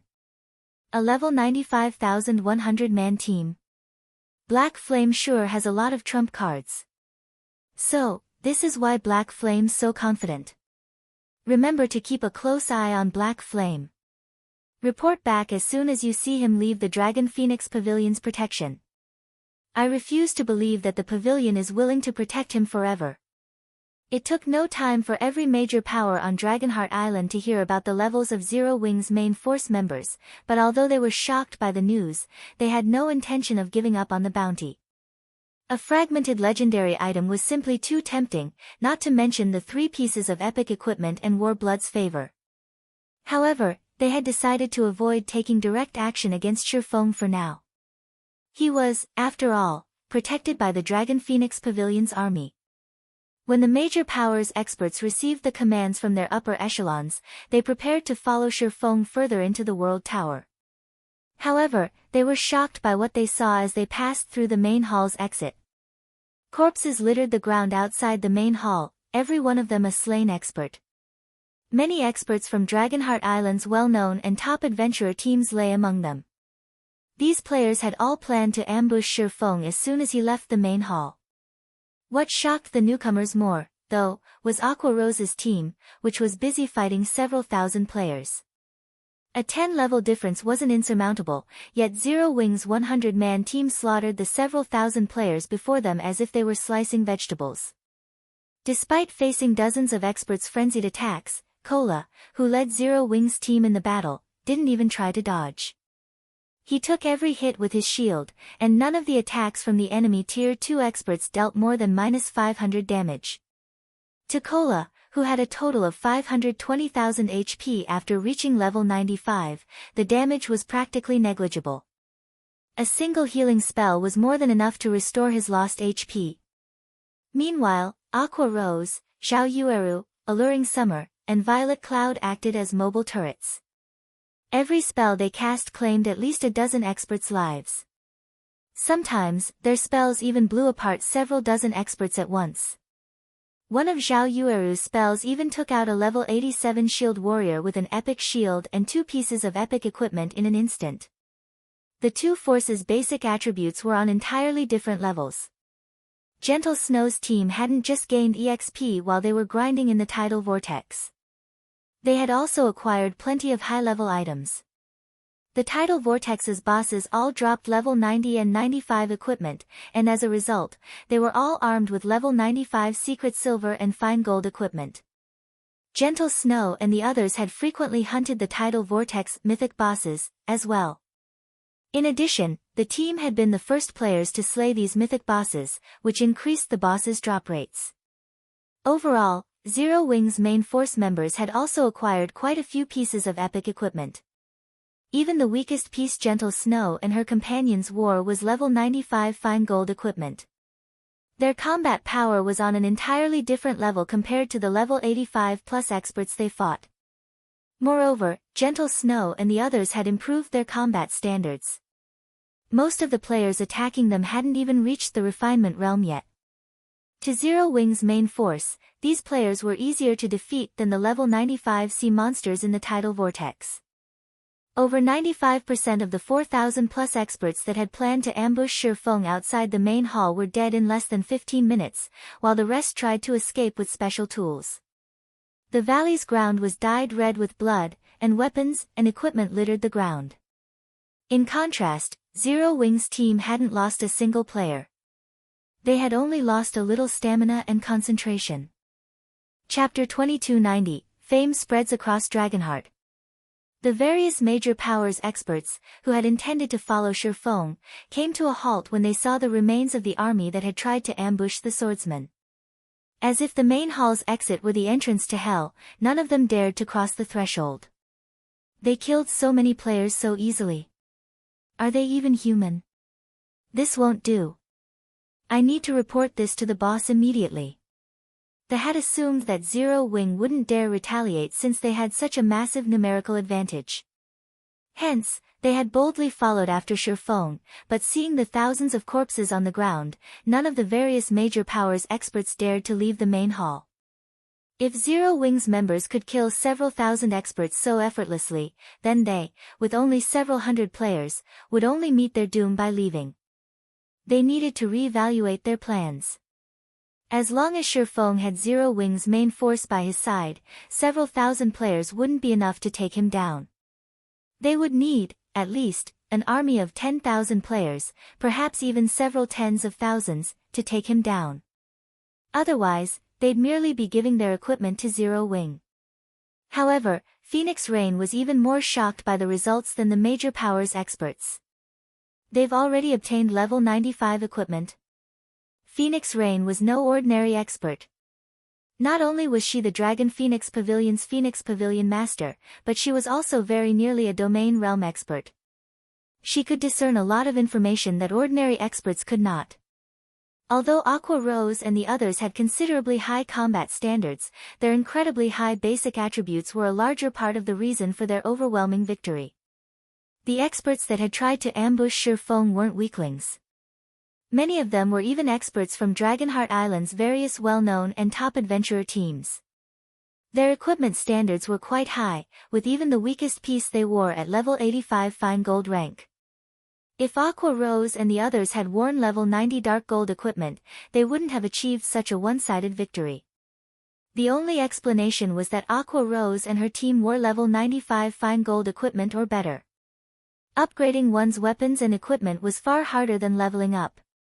A team could only raid team dungeons, obtaining weapons and equipment that corresponded to their levels, after reaching a high enough level, and although it was possible to grind for higher level weapons and equipment, the cost was so immense that it wasn't worth the effort. Most of the time, players' weapons and equipment couldn't keep up with their levels. In some cases, players would wear items that were of a far lower level. However, not only had Aqua Rose and her companions reached level 95 or higher, but their weapons and equipment were also level 95 fine gold rank or better.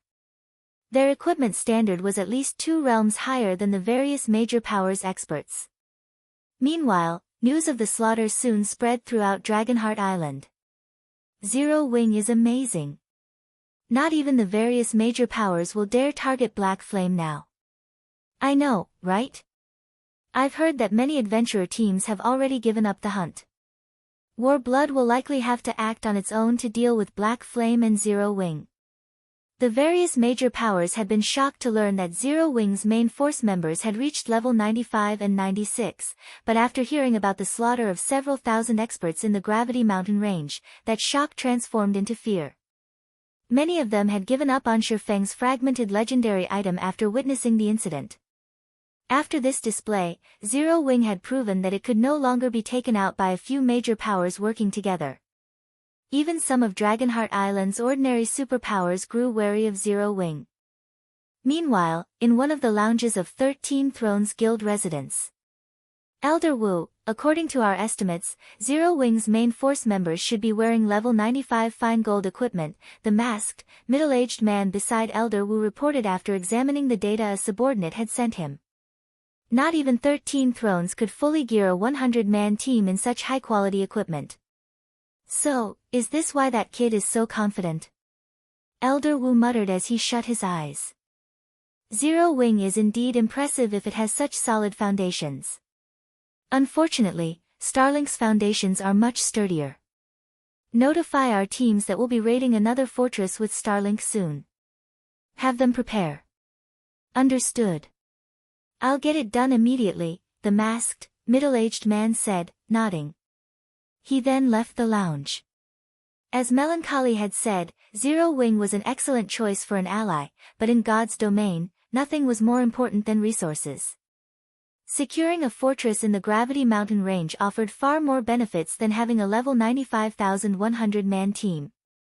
While the various major powers discussed Zero Wing, Shifeng and his army had arrived at the Gravity Mountain Range's northern fortress.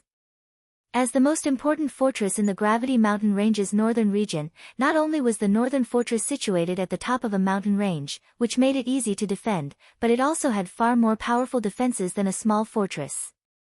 Over 30 defense turrets and heavy ballistas had been lined up along the fortress's walls, and plenty of level 90+ Lord-ranked undead soldiers stood guard beside the war weapons.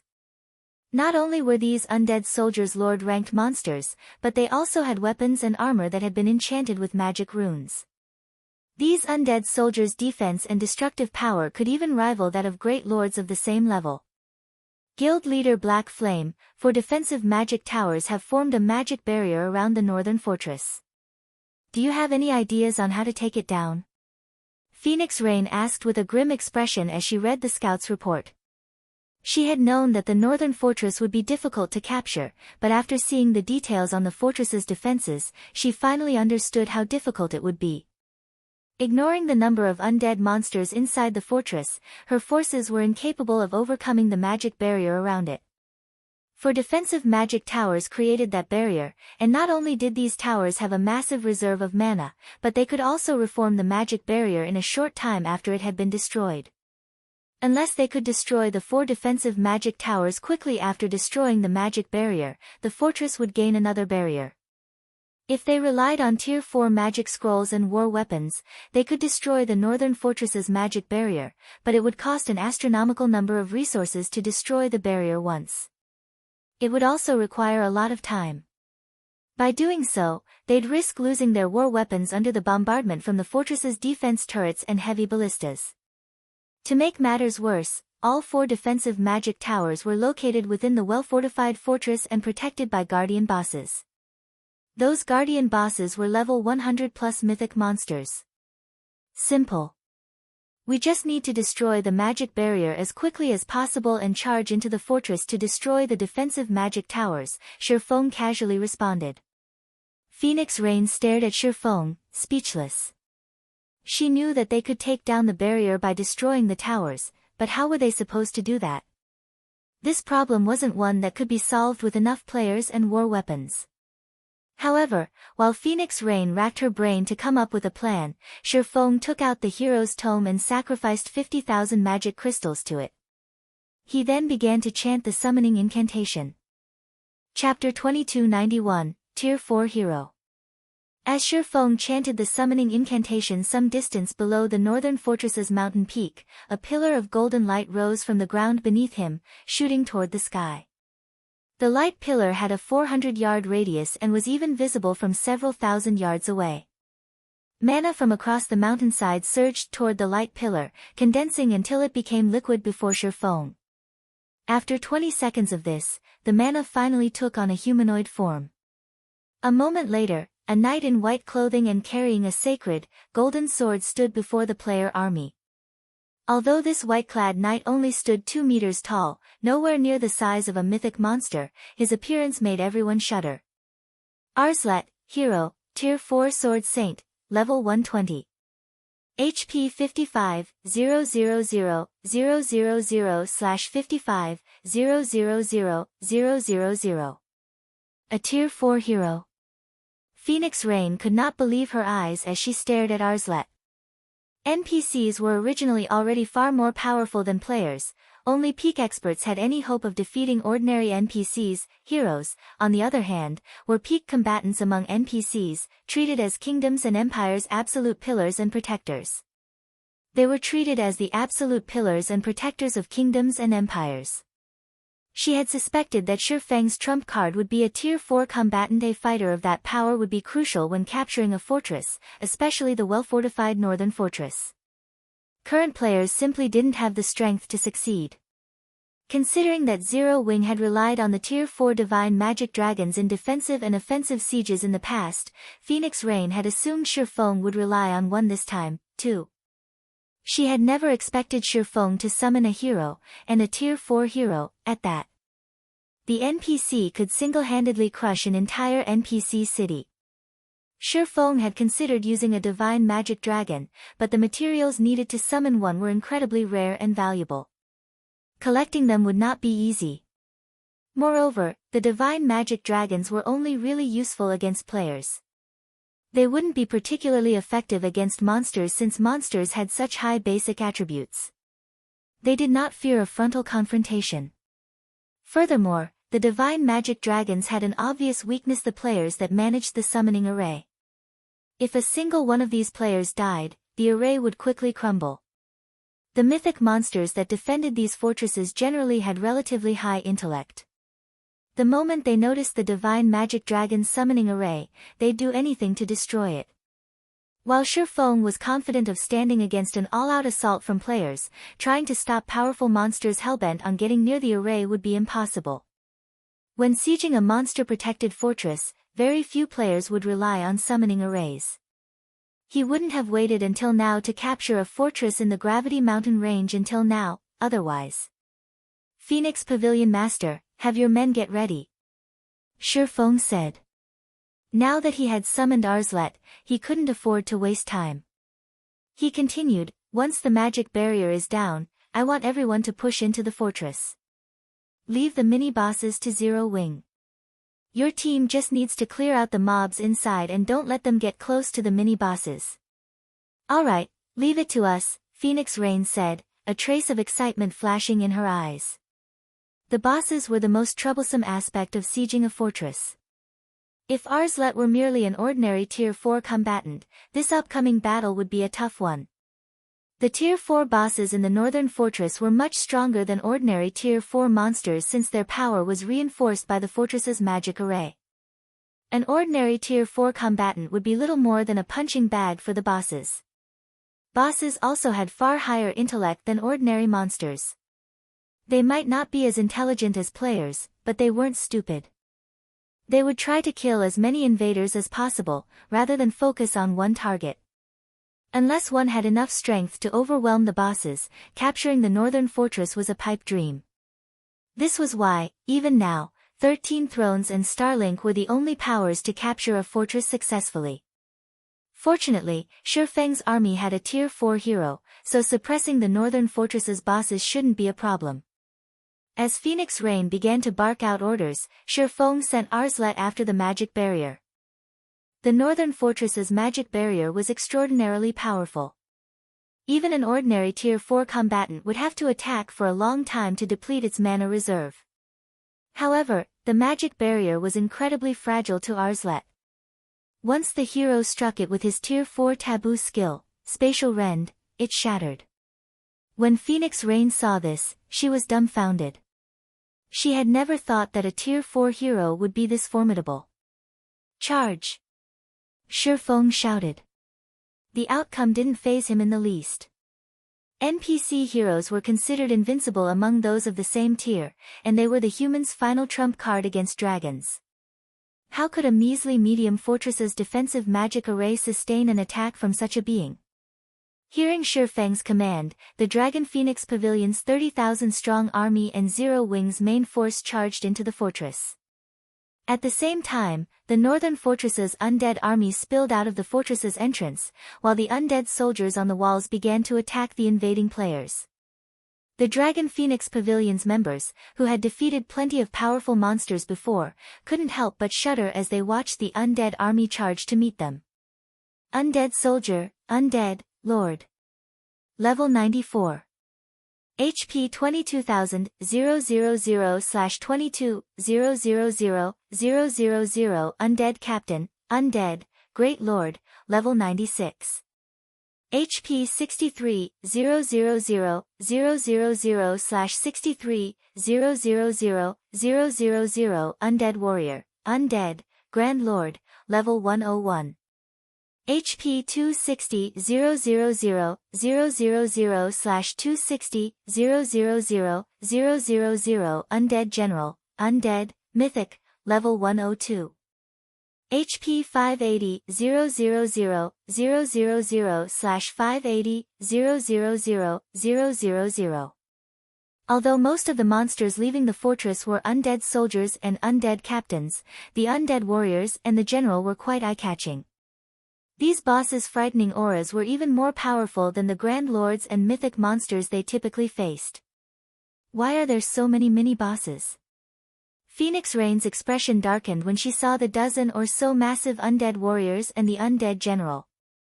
Dealing with the undead soldiers and captains was within the Dragon Phoenix Pavilion's capabilities, but the undead warriors and the general were beyond them. There were more than a dozen undead warriors among the army and a single undead general. These were only the monsters stationed at the fortress's entrance, the weakest of the monsters within the northern fortress. Just getting into the fortress was likely impossible, much less capturing it. Not even a Tier 4 hero could stop the undead general and his dozen or so undead warriors at once. Guild leader Black Flame, the situation is direr than we expected. We should retreat, Phoenix Rain called out to Shifeng. There were more undead warriors protecting the northern fortress's entrance than their scouts had reported. To make matters worse, there was a mythic-ranked undead general among these monsters. The players would be at a severe disadvantage if they tried to face this undead army head-on. She was very familiar with just how powerful level 100+ monsters were. 13 Thrones had contained a lot of information regarding the fortress it had captured from ordinary guilds and powers, but hiding such details from superpowers like the Dragon Phoenix Pavilion was impossible. One level 100 Great Lord could easily annihilate a 1,000-man legion of current players, not to mention level 100+ Grand Lords. Not even Tier 3 players had the strength to contend with these monsters. By the time Arslet defeated the undead general, the undead warriors would have wiped out half of their forces. As expected of the northern fortress. The force protecting its entrance is already so powerful. It's no wonder why the northern fortress had been the last captured in the Gravity Mountain range. The situation even surprised Shifeng. It seems I can't hide them any longer. Following which, Shifeng took out 2 Summon Guard scrolls and called forth Kite and Anna. Chapter 2292, One-Man Army. He's summoning his personal guards. Phoenix Rain watched Shifeng, a little surprised. Personal guards were powerful beings, but unlike players, they were incredibly difficult to resurrect. Thus, the various powers avoided risking their personal guards and would never use them to siege a fortress. And with how powerful this undead army was, what could a few personal guards possibly accomplish? Two figures appeared before Shifeng, a man carrying two longswords, and a woman in luxurious, purple-gold robes with a staff. The instant these NPCs appeared, all of the mana within 50 yards began to gather toward them. Is this for real? Both of those personal guards are over level 100. Even the strongest personal guard in our guild is only level 96. Crap. Those personal guards are actually tier 3 NPCs. When they saw Anna and Kite, the Dragon Phoenix Pavilion's members gasped, feeling a little jealous. Shifeng's two tier 3 personal guards shocked them even more than the tier 4 hero had. Shifeng had relied on a special tool to summon the tier 4 hero, which meant he couldn't casually summon the NPC, but that wasn't the case for personal guards. So long as the personal guards in question were alive, he could summon them at any time, and he could continue to nurture them, growing their strengths. There was also the fact that completing the tier 3 promotion quests wasn't easy for personal guards. Although personal guards could reach tier 3, they couldn't necessarily be promoted as soon as they hit level 100. Like players, personal guards had to complete a promotion quest, but the promotion quests for these NPCs were actually easier than the ones players had to face. Personal guards could complete their tier 3 promotion quests in a short time. Bronze guards only had a 20% chance of clearing their tier 3 promotion quests, and if they failed, they'd have to wait 7 days before challenging the quest again. Without enough luck, it was practically impossible for a bronze guard to complete their promotion quest as soon as they reached level 100. Fine gold guards, on the other hand, had a 50% success rate. Once a personal guard reached tier 3, they'd be significantly more helpful to their player. Personal guards were NPCs and considerably more powerful than tier 3 players. With a tier 3 personal guard, a player would have an easier time grinding, questing, and raiding field bosses. This was why the various powers desperately nurtured their personal guards while protecting them from harm as much as possible. Now that they had seen Shifeng's two tier 3 personal guards, these players couldn't even imagine how fast Shifeng would develop in the future. Phoenix Rain couldn't help but feel a little envious. With two tier 3 personal guards, Shifeng could explore level 100 neutral maps immediately and start preparing for his tier 3 promotion quest. However, the two tier 3 personal guards did nothing to alter their current predicament. There were still over a dozen Grand Lord ranked undead warriors to contend with. While the rest of the pavilion's members worried about the same issue, Shifeng commanded Anna and Kite to distract the undead warriors. The level 102 Anna and level 101 Kite then charged at the 15 approaching Grand Lords. Black Flame has gone insane, Big Sis Rain. Blue Phoenix watched the scene with wide, shocked eyes. Sending two tier 3 personal guards against 15 undead warriors was suicidal. Tier 3 personal guards were exceedingly valuable. If they died in battle, resurrecting them would cost tens of thousands of gold. Blue, get ready to use our tier 3 summoning scrolls and magic arrays. Phoenix Rain hadn't thought that Shifeng would be so maddeningly bold either. She had no choice but to rely on the tier 3 summoning scrolls and magic arrays she had prepared. Great Lord ranked summoned creatures wouldn't be a match for the undead warriors, but with their high HP, they should last for some time. If they included the magic array's suppression, the summoned creatures could survive even longer. However, as Phoenix Rain finished her command, Anna, who had reached the undead army, began to chant an incantation, swinging her staff gracefully. Under her command, 18 magic arrays appeared around Anna. Level 102 Great Lord ranked rock guardians emerged from each array, stupefying Phoenix Rain and Blue Phoenix. They had prepared 16 tier 3 summoning scrolls for this siege, and that was Phoenix Rain's limit. She wasn't the great pavilion master, so she only had access to a fraction of the guild's resources. Even so, this fraction was far more than what any ordinary first-rate guild possessed. And yet, not even the 16 tier 3 summoning scrolls were a match for one of Anna's summoning spells. Anna began to chant another incantation before Phoenix Rain and Blue Phoenix had time to snap out of their daze. Golden runes began to appear on the rock guardians' bodies, increasing their basic attributes and defense significantly. The Dragon Phoenix Pavilion's members were utterly flabbergasted. Summoning 18 Great Lords was already ridiculous, yet Anna could strengthen every one of her Great Lords. Her very existence was beyond absurd. However, Anna hadn't finished her spellcasting. She then began to cast her third spell.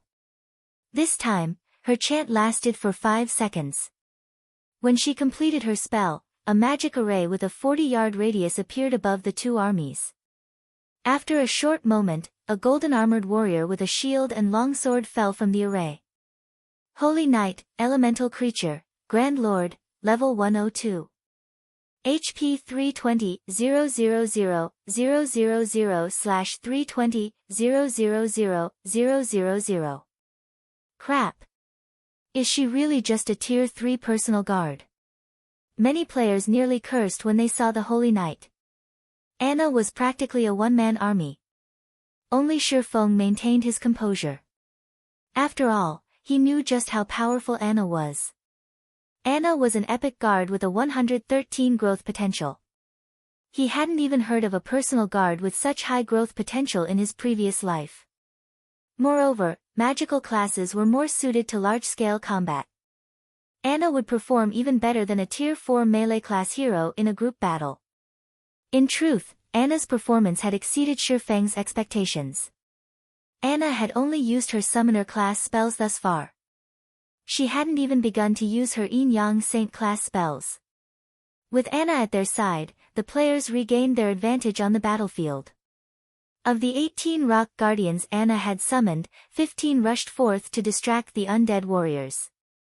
The remaining rock guardians worked with the Holy Knight and Zero Wing's main force to target each undead warrior, one by one. Meanwhile, Kite worked with Arslet against the undead general. Although he wasn't as proficient in large-scale combat as Anna, his one-on-one combat power was superior to Anna's. With Arslet suppressing the mythic monster, Kite could attack, unobstructed. All 15 undead warriors were dead in less than half an hour, and facing both Kite and Arslet, the undead general had fallen, too, leaving behind a pile of loot by its now still corpse. Chapter 2293, Capturing the Northern Fortress. The Dragon Phoenix Pavilion members gaped in shock when they saw the undead general and 15 undead warriors die.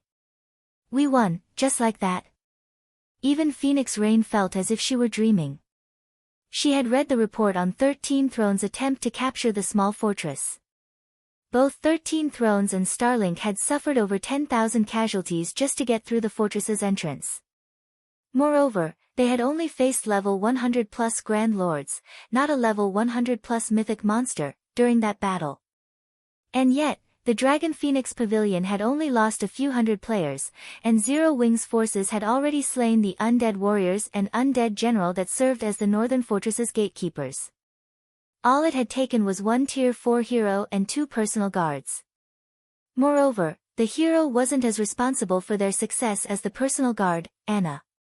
No one would believe her if she told this tale. The undead general and undead warriors had also dropped better loot than any of them had expected.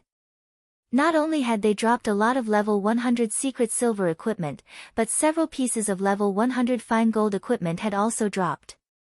The sight of their harvest even excited Phoenix Rain.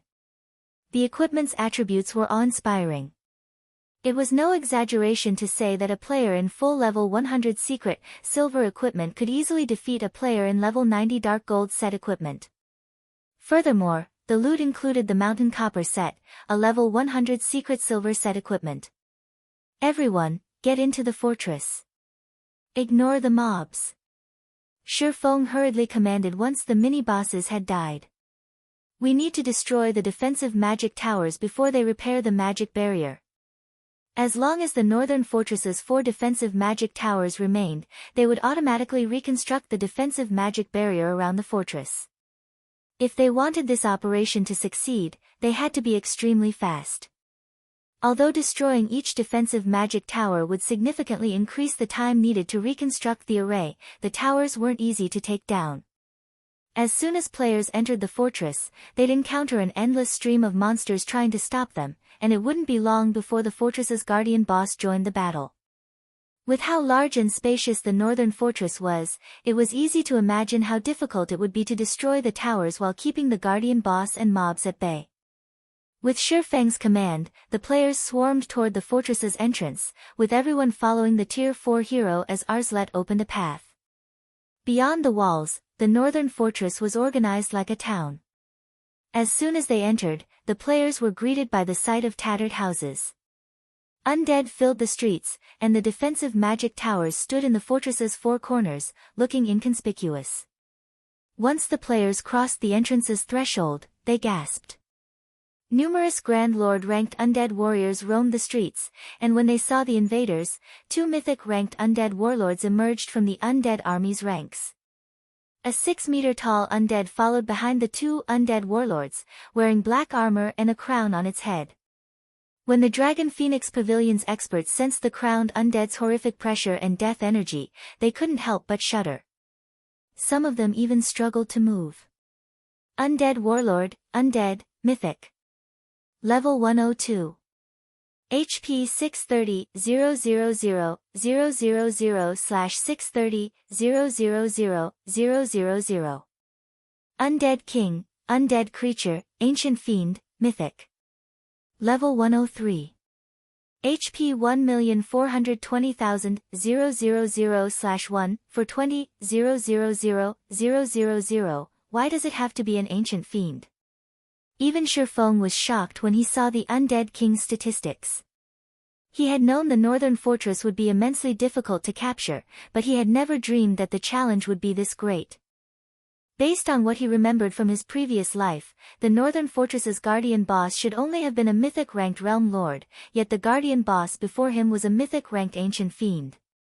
Once it crossed the level 100 threshold, and its restrictions had been removed, a mythic-ranked ancient fiend could nearly rival a dragon. Before anyone could react, the undead king vanished. It reappeared above the player army, swinging down its skeletal greatsword. Overwhelming death energy poured down on the player army, so powerful that it cracked the space around it. Not good. Shifeng's expression turned grim at the sight. The undead king's intellect was far higher than the undead general they had faced moments ago. Once the guardian boss sensed the invaders, it launched an attack, targeting the most densely packed area. If they allowed the undead king to land its AoE attack, several thousand players would die instantly. However, just as the wave of dark energy was about to land on the Dragon Phoenix Pavilion's members, a figure suddenly appeared in the air above them. This figure belonged to none other than Arslet. Arslet had activated a skill, sending a towering pillar of light crashing into the wave of dark energy. The light pillar neutralized the attack in the collision, and the resulting shockwave devoured a significant portion of the players' HPs. Some of them hadn't been able to cope at all and died. Although Arslet had the upper hand against the undead king, he couldn't suppress the ancient fiend completely. As a result, the undead king attacked the player army from time to time, each blow reaping several hundred lives and devastating the surrounding terrain. The pavilion's players began to despair. The difference between their strength and the undead king's was too massive. This was no longer a fight Tier 2 players had any hope of surviving.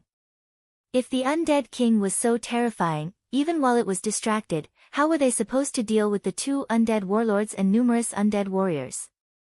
Phoenix Pavilion Master, leave the bosses to us. Your team should try to destroy the defensive magic towers as quickly as possible, Shifeng quickly reminded Phoenix Rain. Not only could the defensive magic towers regenerate the defensive magic array around the northern fortress, but they could also reinforce the guardian boss. Without those towers, the undead king, which was 17 levels lower than Arslet, wouldn't be able to attack the surrounding players while fighting the hero.